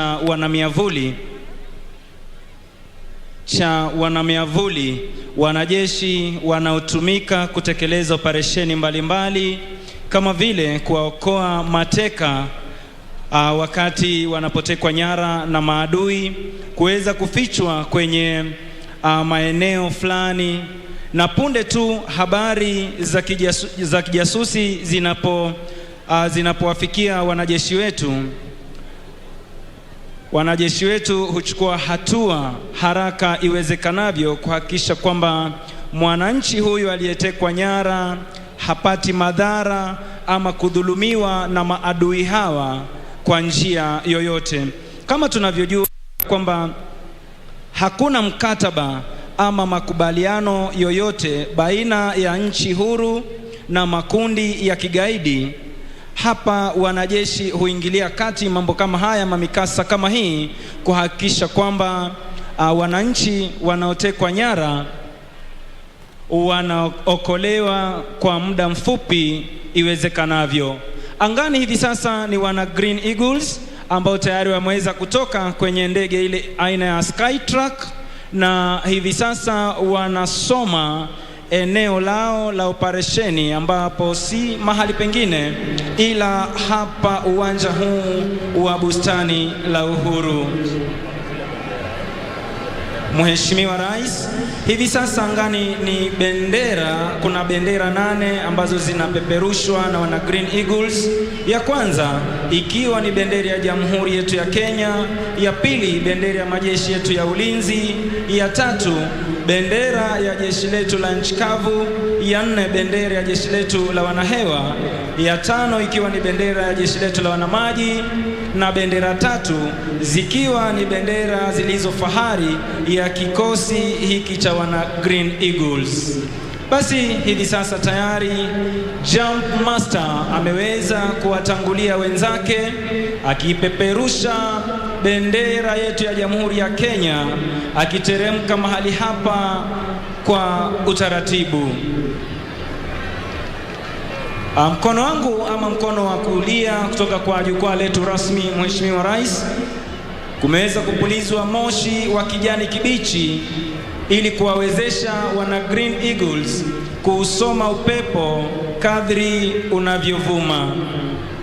Basi wanakuja vizuri kabisa, ikiwa mara kwa mara operesheni hii hutekelezwa usiku wa manane ili kuweza kumnyemelea adui ambaye mara nyingi huwa amelala, na hivyo basi kuweza kukabiliana na maadui ili kumnasua ama kumkomboa mwananchi huyu ambaye huwa ametekwa nyara asiweze kudhuriwa na maadui hawa.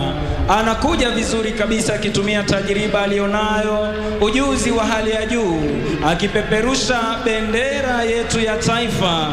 Ni Jump Master Warrant Officer 2 Joseph Munai. Anakuja kwa maridadi kabisa, akikunja miguu yake hapa, akiangalia sehemu atakayotua. Anakuja kwa utaratibu kabisa mahali hapa. Tumpe makofi Jump Master.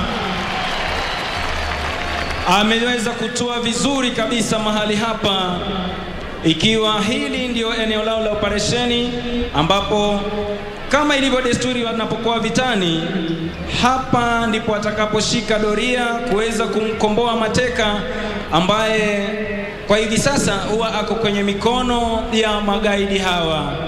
Ameweza kutua vizuri kabisa. Wa pili hapa akiteremka kwa maridadi kabisa, akipeperusha bendera ya majeshi yetu ya ulinzi ya Kenya kwa umaridadi mkubwa, utaratibu, anaangalia atatua wapi. Anakuja kwa maridadi kabisa, akiangalia atatua wapi, anatafuta desired impact point. Anashuka kwa maridadi kabisa hapa uwanjani. Tumpe makofi. Akipeperusha bendera ya majeshi yetu ya ulinzi ya Kenya, Senior Sergeant John Joroge. Watatu anayepeperusha bendera ya jeshi letu la nchi kavu ni Sergeant John Kide, ambaye anateremka mahali hapa kwa umaridadi kabisa. Tumpe makofi anapotua mahali hapa. Wanne anayetua mahali hapa anaipeperusha bendera ya jeshi letu ama majeshi yetu ya wanahewa, akitua mahali hapa kwa umaridadi kabisa, akitumia ujuzi alionao kwa umaridadi mkubwa. Tumpe makofi tafadhali. Watano anaipeperusha bendera ya jeshi letu la wanamaji, ambaye si mwingine bali ni Senior Sergeant Gerald Kinywa. Vile vile wa sita akiwa ni Koplo Boniface Obili, wa saba akiwa ni Sergeant Steven Irungu, na wa nane ambaye hivi sasa anateremka mahali hapa akitua maridadi kabisa mahali hapa si mwingine bali ni Senior Sergeant Joseph Okeyo. Tuongeze makofi wananchi tafadhali. Mheshimiwa Rais, operesheni hii haizoeleki, na mara nyingi wana Green Eagles husema kwamba every jump is a new jump. Kwa hivyo wakati kila siku wanaporuka, huwa wanaruka kwa makini, uangalifu na tajriba walionayo wakati wanapotekeleza operesheni zao. Vile vile lazima waweze kuhakikisha kwamba usalama wa wanajeshi hawa wanaoruka mahali hapa umeweza kuzingatiwa, na hivyo basi kuhakikisha kwamba kwenye ardhi mahali wanapotua, drop zone safety officer anahakikisha kwamba usalama wao umeweza kuzingatiwa. Siku ya leo drop zone safety officer akiwa ni Jump Master Warrant Officer 2 Sami Tirop, wakishirikiana na Jump Master Warrant Officer 2 Obadia Midhibe pamoja na Warrant Officer 2 Ronald Bichanga. Afisa anayeongoza operesheni ya leo ni Luteni Valentine Eshiwani. Basi wanazikunja parachuti zao haraka iwezekanavyo, hii ikiwa ni operesheni ambayo huchukua muda mfupi zaidi ili kuhofia iwapo watakuwa wameonekana na adui basi wasije wakapatikana mahali hapa. Vile vile Jump Master aliyetangulia kutua anazidi kupeana amri na maelekezo ya jinsi operesheni hii itakavyotekelezwa. Ni sharti wanajeshi hao kuweza kujikunjia wenyewe parachuti hizi ili kuweza kuziweka tayari iwapo zitahitajika wakati wowote kwa dharura.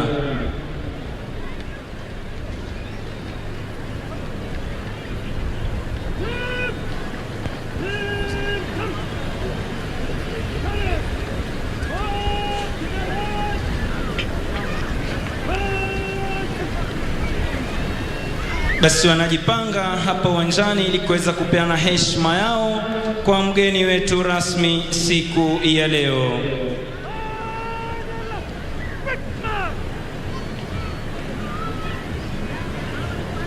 Basi kwa amri hiyo quick match wanaondoka uwanjani. Tuwape makofi wana Green Eagles wanapoondoka hapa uwanjani. Asanteni. Kama ilivyo desturi zetu za kijeshi, Mheshimiwa Rais, wanajeshi mambo yao ni sawasawa, wanatembea sawasawa, wanavalia mavazi yaliyo sawa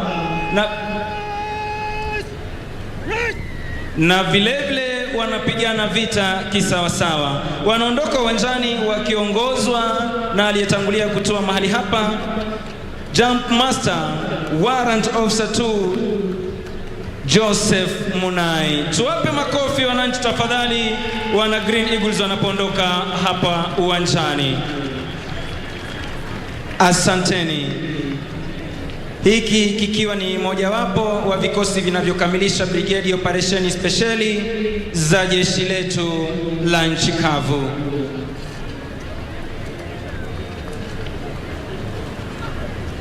Basi huo ndio mwisho wa onyesho letu la wana Green Eagles, na nitarudisha kwa mwenzangu Bwana CB Okumu aweze kuendelea.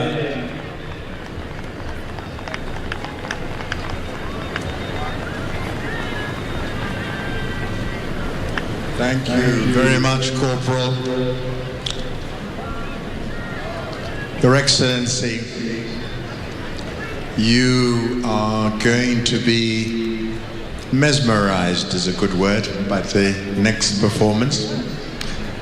It features our very special guests from Cape Town, South Africa, and we're seeing them for the third time today, and I think we could see them 3 times more. They are called the Marksmen, and they are a group of friends who are driven by their love of flying. Earlier in their careers, they were professional pilots. They flew helicopters, jet aircraft. What else did they fly?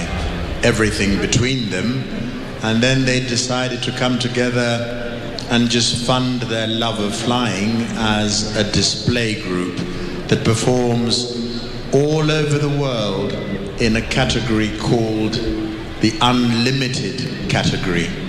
Unlimited meaning that basically they're the best pilots there are.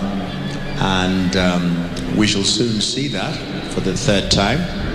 Their names are Martin Hensman, who is the group leader. There's Mark Sampson, I think they call him Sammy. And there's Eugene Dupreez and Martin Schultz. And they are the Marksmen. So I've only just worked out that if Mark is the leader, the reason that they're called the Marksmen, when I first saw that I thought, oh gosh, they're going to be pulling out things and aiming at targets and shooting things. But no, they are marksmen. So I wonder which time. They're full of surprises. I wonder what kind of entry they're going to make this time.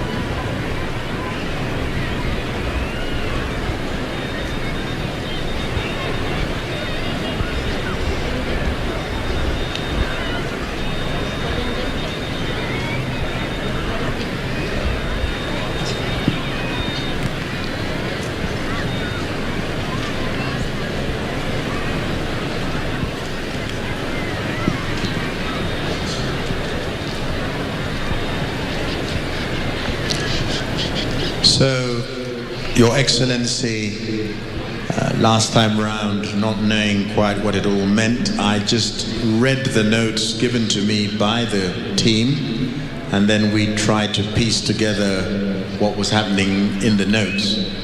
It started off by saying that the foreship is going to re-enter for a loop in T formation, followed by a second loop in diamond formation.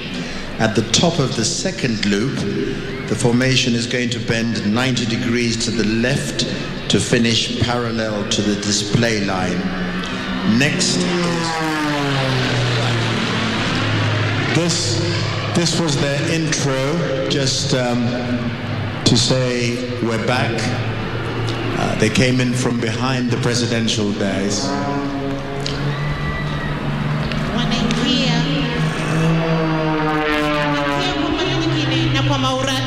Kwa umaridadi kwa pamoja katika muundo wa almasi. So next is a wing over to the right and barrel roll to the left in diamond formation. After the barrel, the team turns right to return to the center of the air display area, and during the turn, the four aircraft change into line stern formation. The team will pull up, and at about 50 degrees pitch, each aircraft separately in turn will break right with a 3/4 roll.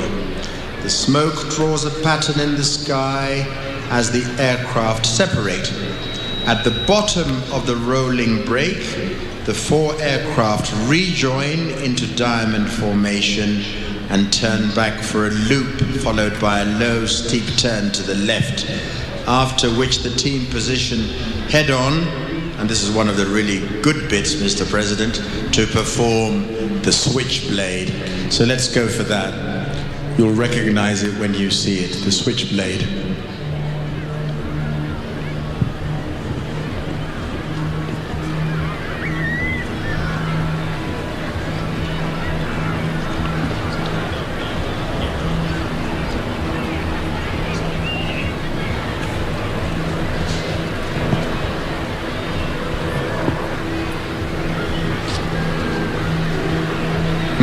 Still no sign of them. Oh, there they are.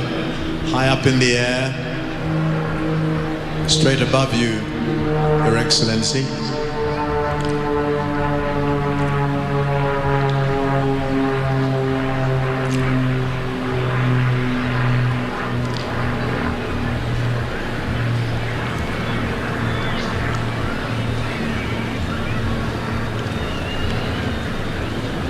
Now, after the Switchblade, the team is going to split into two, into two separate pairs. The wing aircraft are on the display line and will fly opposition pass maneuvers.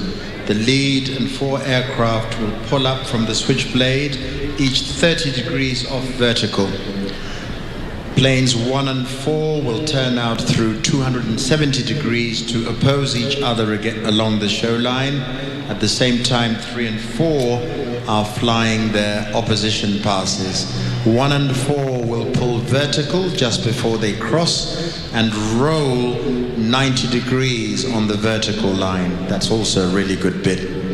Both aircraft push to level before turning right and join up to prepare for the heart. Another good bit, they're going to draw a big, big heart in the sky. 1 and 4 aircraft draw a heart in the sky with smoke, and 2 draws a line through the heart before flying some solo aerobatics. Meanwhile, lead 2 and 3 position crowd left for their signature Kirk sister figure. 1 and 2 fly along the show line in line astern formation. Oh, here they are. We'll catch up with them. Vertical, way up. I don't know quite high, but it seems high enough to me.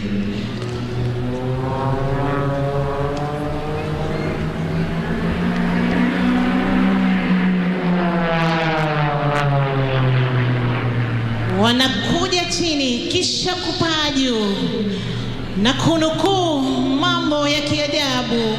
Tuwape marubani wetu makofi, wanayoyafanya sio ya kawaida, maridadi kabisa. Wanasema bado pamoja katika onyesho linaloendelea. Tazama juu, hivi sasa wanakuja chini na kwa pamoja, kwa maridadi kabisa, mwendo wa kasi, moshi mweupe, wakizidi kusema anga la nchi ya Kenya safi kabisa. Na paa juu, kuja chini kwa maridadi na kwa pamoja.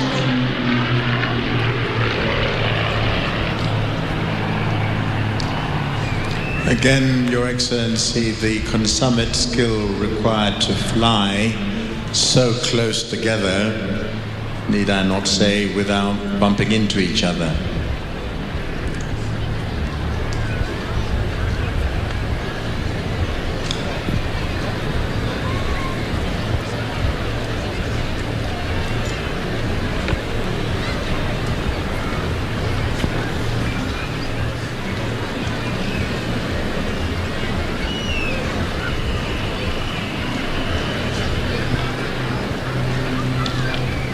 Watoto, kumbukeni, the good bits are coming. They're just warming up.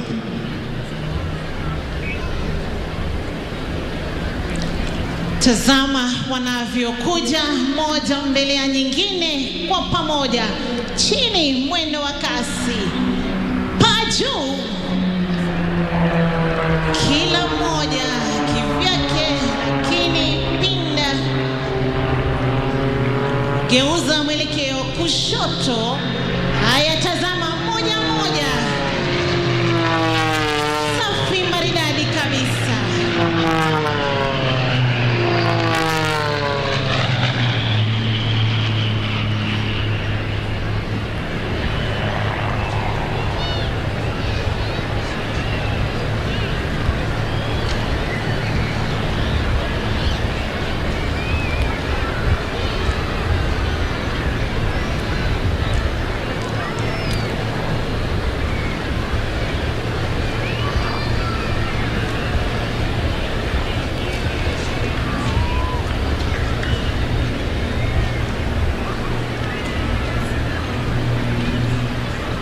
Watoto wetu tulio na ndoto ya kuwa marubani, tuweze kuweka bidii shuleni, kwa sababu kuweza kuwa rubani lazima uwe umeweza kufaulu kwa mafunzo shuleni.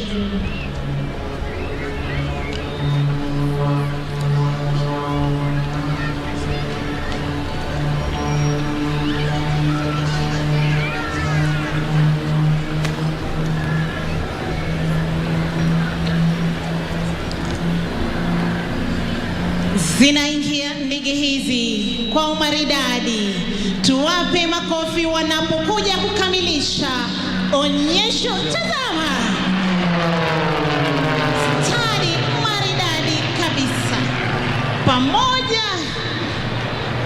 Lakini hivi sasa kila mmoja wake mwelekeo kivyake.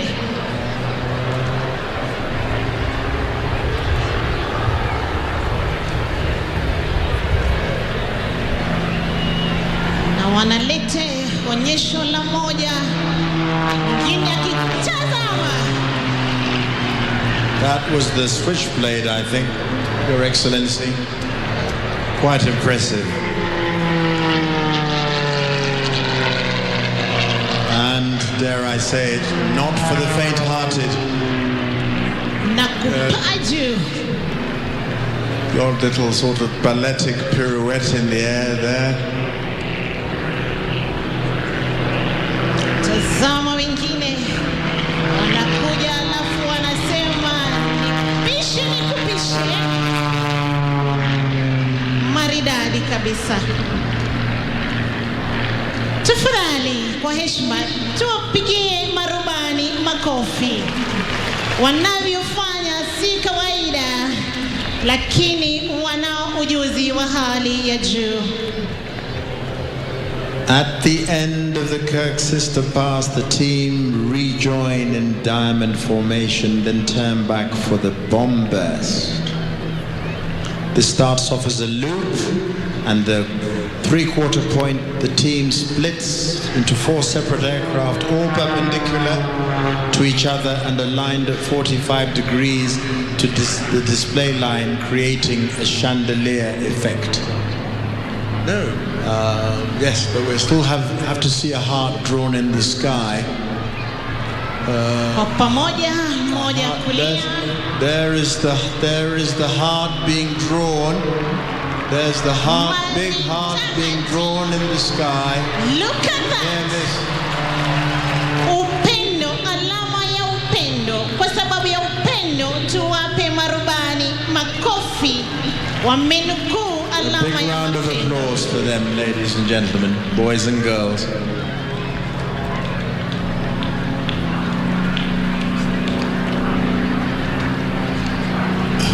Tazama, maridadi kabisa. Kuja paju. Zunguka kushoto kulia, paju zaidi. Juu. Tazama. Wanashtua kweli kweli, mambo sio ya kawaida, lakini wanafanya kwa ujuzi wa hali ya juu.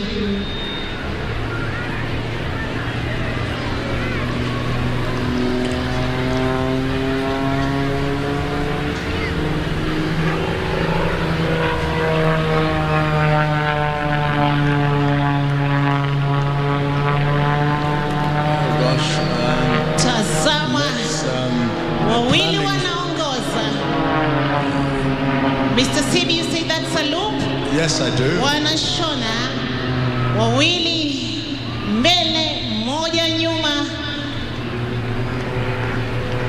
na kushona. Wanatengeneza loop. Tafadhali makofi kwa marubani hawa. Panzi.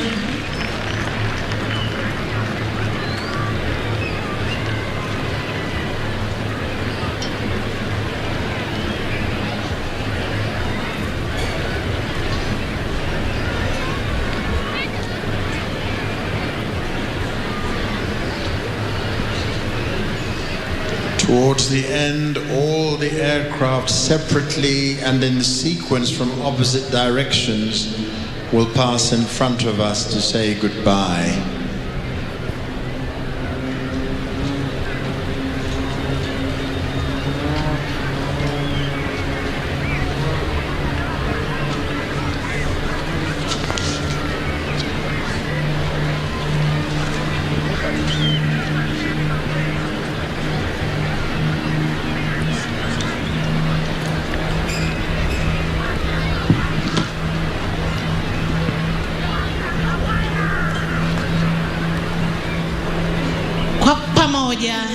ndege hizi zinapita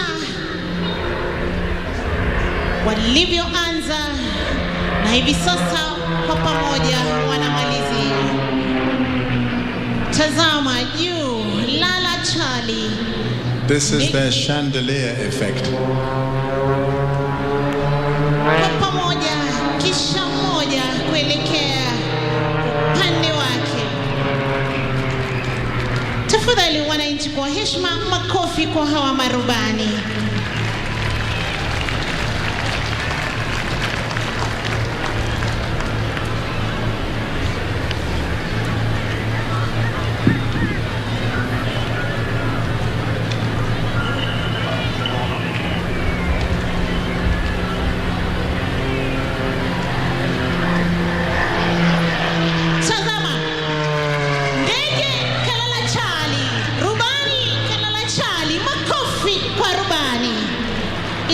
Inverted flight. Inverted, flying upside down.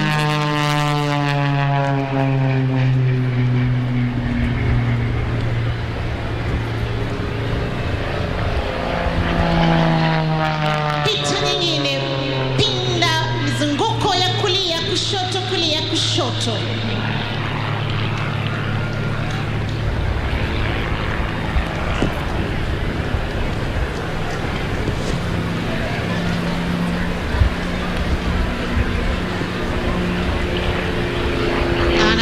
Tazama, pinda na kuweka pose, kushoto, kulia, kushoto, kulia.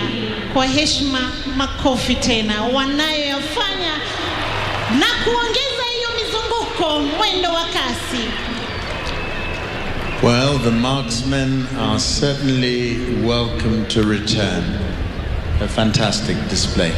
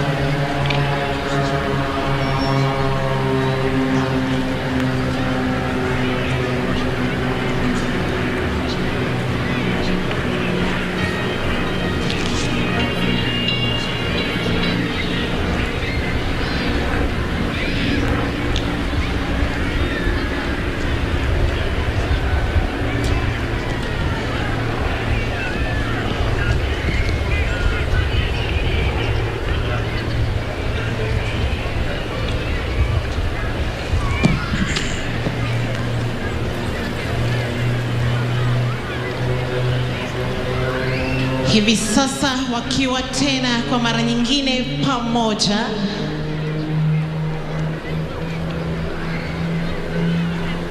ndege hizi zinaingia kwa umaridadi kwa pamoja.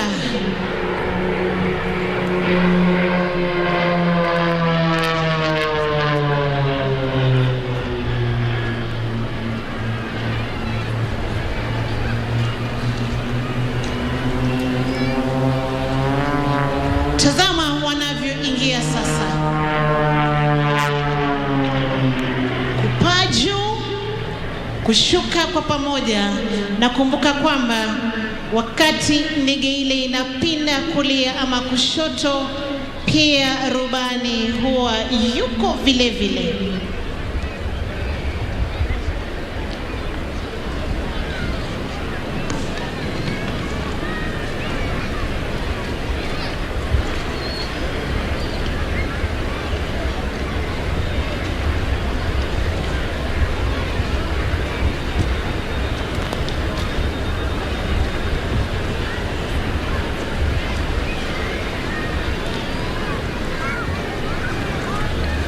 So we're really glad the Marksman came to entertain us.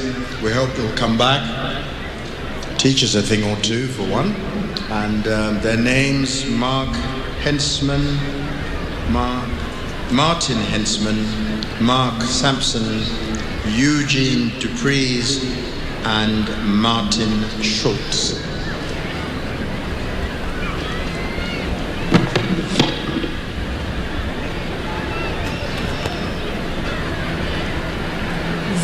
Zinakuja ndege hizi kwa pamoja. Nakumbuka tunasema that they are full of surprises when it comes to maneuvers.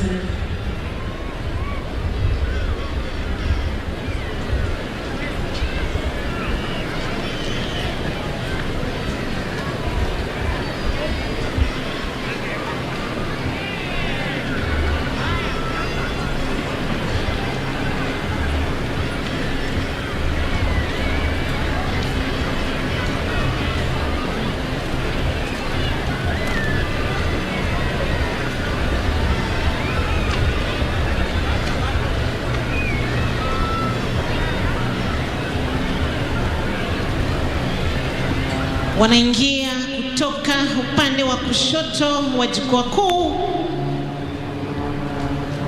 moja baada ya nyingine.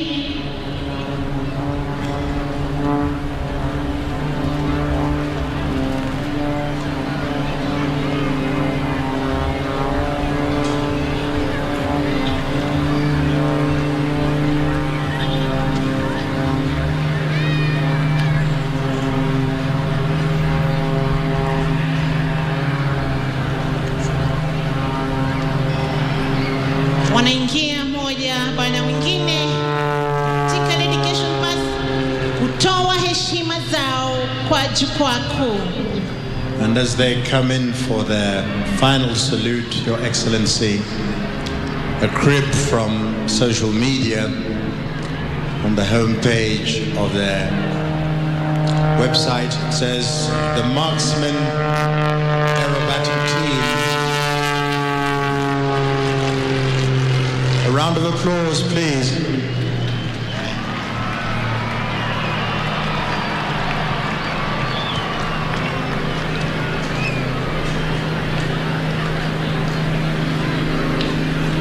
Going back to social media, the Marksman Aerobatic team is a civilian formation aerobatic display team based in South Africa.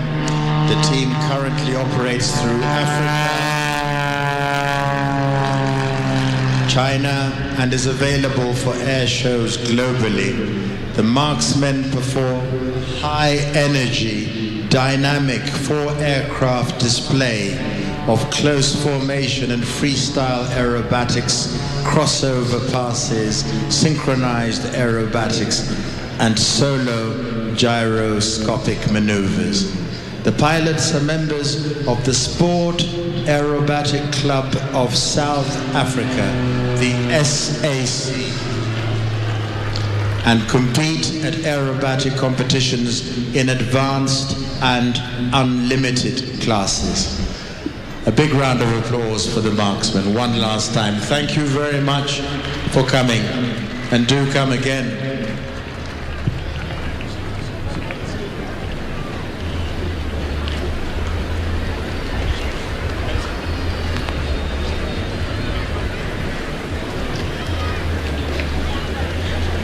Mgeni wetu rasmi, kwa heshima na kwa ruhusa yako, nikubalie kutoa maelezo ya onyesho litakalofuata. Ni onyesho la Rapid Response Unit kutoka Kenya Air Force. Wanahewa hawa wa Rapid Response Unit wako na tajriba mbalimbali kama vile wanao paramedics, madaktari waliohitimu katika kuokoa majeruhi wakitumia ndege. Madaktari hawa wanaweza okoa majeruhi huku wenyewe wakipigana vita. Wanao pia specialized combat operators. Hawa ni mojawapo ya wapiganaji vita ya kijeshi ya hali ya juu katika kuilinda nchi yetu.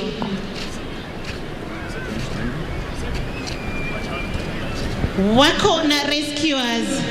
Hawa ni wanahewa walio na ujuzi katika kuokoa majeruhi wa kivita katika nchi kavu au ndani ya maji. Vile vile husaidia wananchi wanapokumbwa na athari za mafuriko. Wanahewa hawa waliweza kushiriki katika kuokoa waathiriwa mafuriko maeneo kama vile Kilifi, West Pokot, na hivi majuzi waliweza kushiriki katika uokoaji kwa waathiriwa kule mto Enziu, Kitui County. Hamna mahali pa ndege hii aina helikopta aina ya Puma kutua, lakini ndege hii aina ya Puma iko na uwezo wa kuelea hewani na kwa muda ili kuweza kufanikisha hatua ya uokoaji.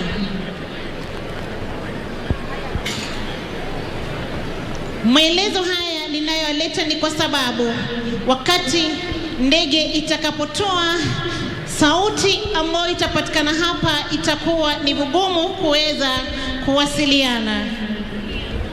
Wana RRU ambao pia ni paramedics watashuka kutoka kwa ndege wakitumia kamba specially rappelling.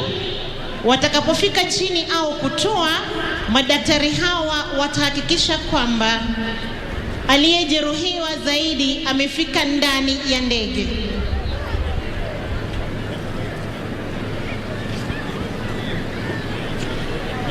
Ndani ya ua, aliyejeruhiwa yuko pale ndani na mwenzake.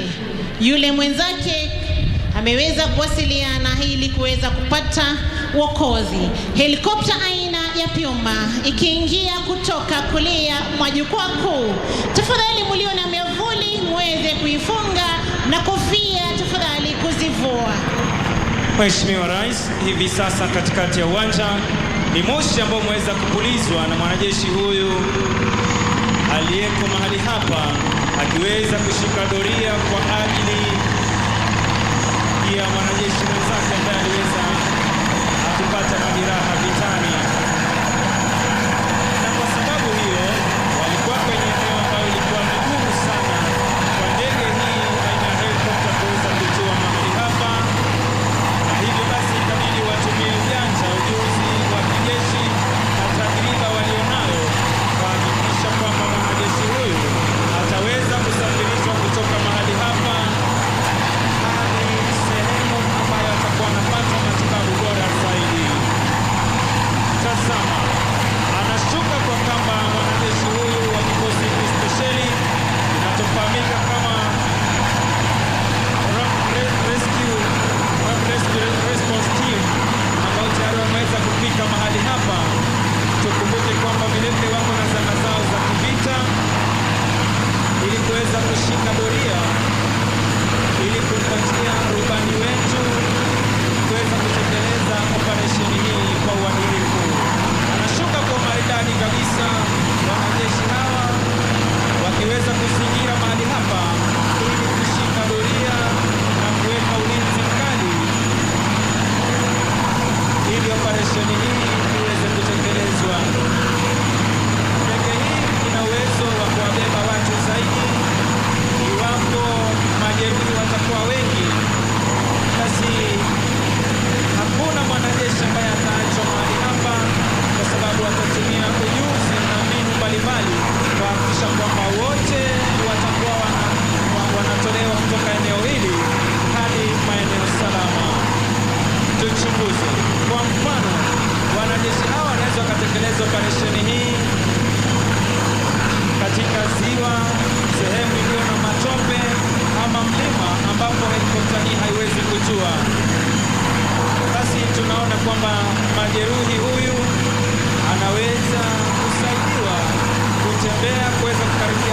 helikopta hii.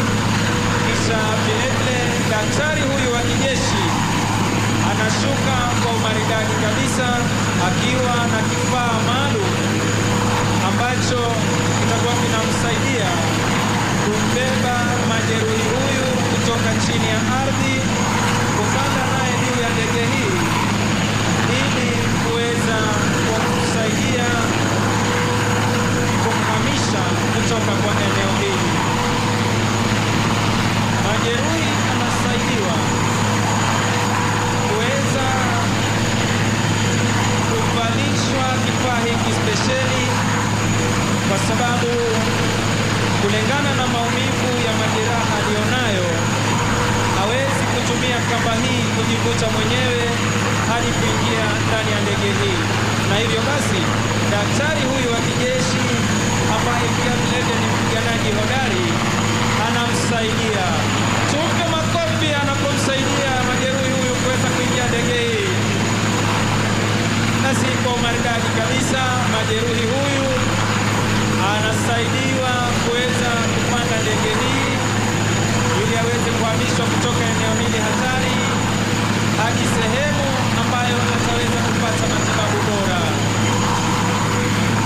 Na vilevile iwapo ndege hii itakuwa haina nafasi za kutosha kuweza kuabiri wanajeshi hawa walioshika doria, basi hapa ni mbinu na ujuzi wa hali ya juu ambao utatumika na wanajeshi hawa kuhakikisha kwamba hakuna hata mmoja atakayeachwa mahali hapa.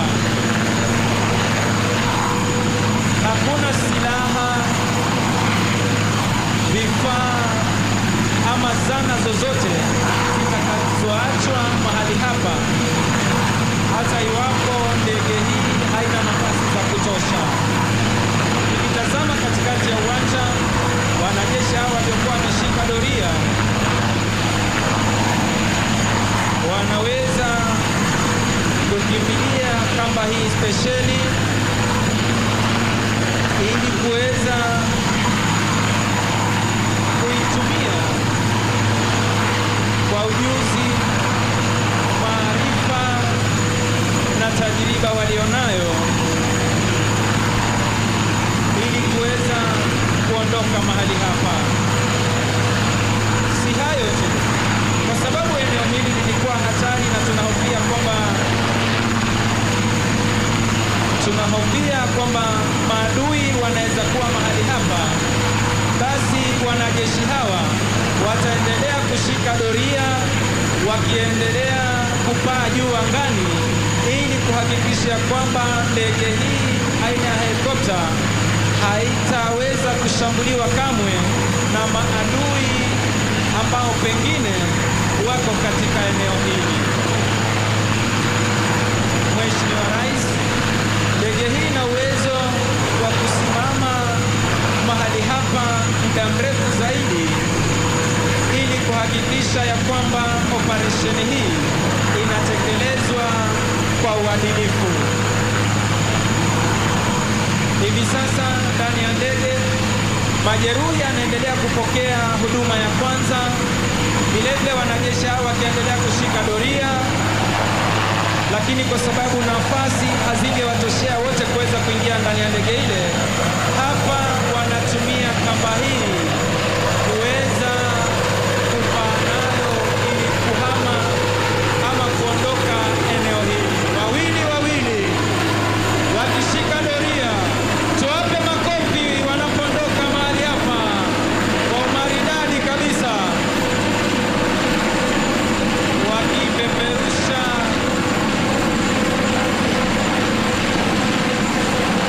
wakizipeperusha bendera hizi, ikiwa ni bendera ya taifa letu la Kenya pamoja na bendera ya majeshi yetu ya ulinzi. Tuwape makofi wanapoondoka hapa uwanjani. Na huo ndio mwisho wa onyesho letu, na nitampisha mwenzangu Sergeant Misango Mbaye aweze kuendelea. Basi Mheshimiwa Rais, hilo ndilo onyesho la mwisho kutoka kwa Rapid Response Unit wakiondoka. Tuweze kuongeza makofi tafadhali wanapoondoka. Ningeomba kwa heshima tubaki tukiwa tumetulia.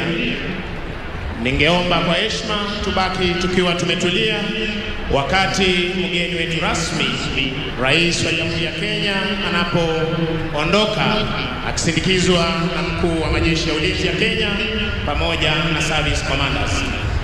Ningependa kuwashukuru waliofanikisha makala haya, kamati andalizi ya sherehe ya siku ya leo kiongozwa na mkuu wa majeshi ya ulinzi ya Kenya Generali Robert Kibochi, service commanders, mkuu wa jeshi letu la wanaanga, base commander Lycopia Airbus Brigadier Ben Waliaula, Major Rasmus Otwane ambaye aliweza kupeana ushauri mahali hapa, Warden 2 Edward Mburu, Ranger Eric Mwandawiro, wenzangu Meja Hinga, Senior Sergeant Ann Kiarie, Koplo Jabiri Banzi. Jina langu ni Misango Mbae, nikiweza kuwarejesha moja kwa moja hadi kwa bendi yetu ya Yellow Wagoners waweze kuendelea kututumbuiza, na inshallah tutakuwa tena na tamasha kama hizi tarehe mosi mwezi wa Juni katika uga huu. Tuendelee kupata burudani kutoka kwa bendi zetu za Yellow Wagoners, na ninaomba wananchi tutulie hadi mgeni wetu rasmi anapoondoka. Thank you.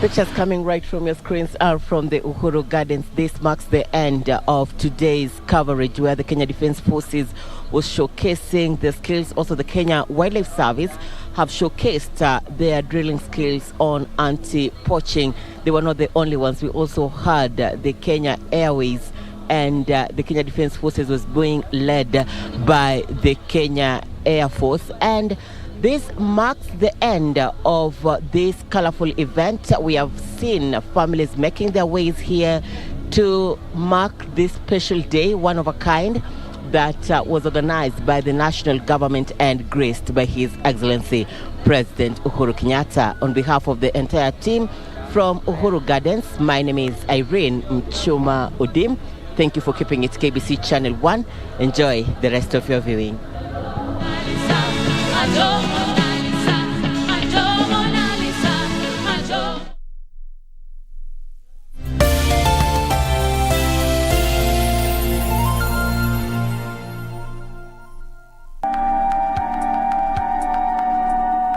Unataka chai leo?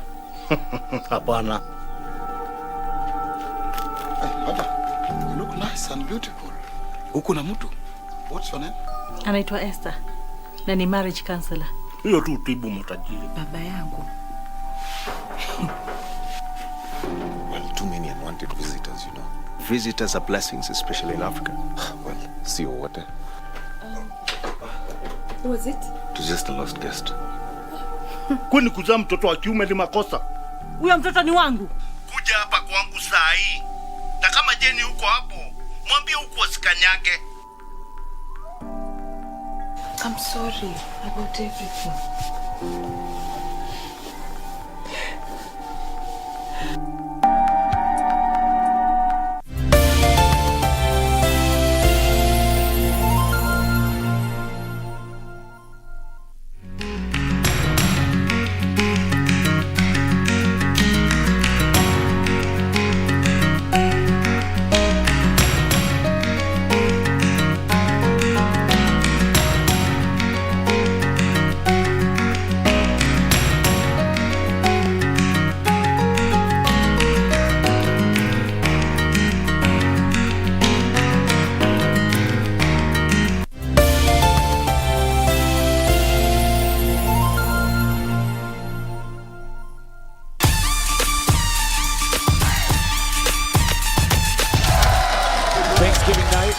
WXW World Heavyweight Championship on the line. I don't know if you noticed the deep breath coming from Ross Von Erich. He is focused. This might be the biggest match in his career.